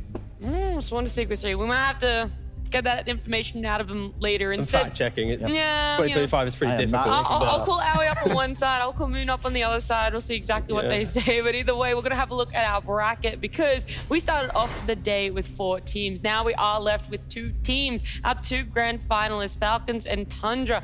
They topped the groups, and they topped the groups for a reason, T. They were able to knock out the teams that have been making a bit of a gauntlet run for themselves. Yeah, but we now find out once again, the gauntlet is just too harsh for the teams, right? Having to adapt every single time, a single elimination, doing the best of 3s. Sure, for Spirit, they beat Liquid, Power Vision, Tidebound, but they get to Falcons, they fall short. Same thing, you know, Gaimin, they only have to beat Aurora to get to Tundra, but the first in the group reminds them why they are first in the group. We are just seeing the 2 best teams from the group stage get to the grand finals for the best of 5.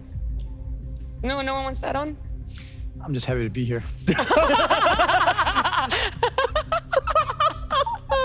All right, well, something else you guys can be happy about is our play of the day. We always make one at the end of every day just to highlight how amazing and high Kyle. skilled these players are. So let's take a look at yesterday's play of the day. Smile and wave. I mean, this team is just absurd. I don't know. How did they do it, man?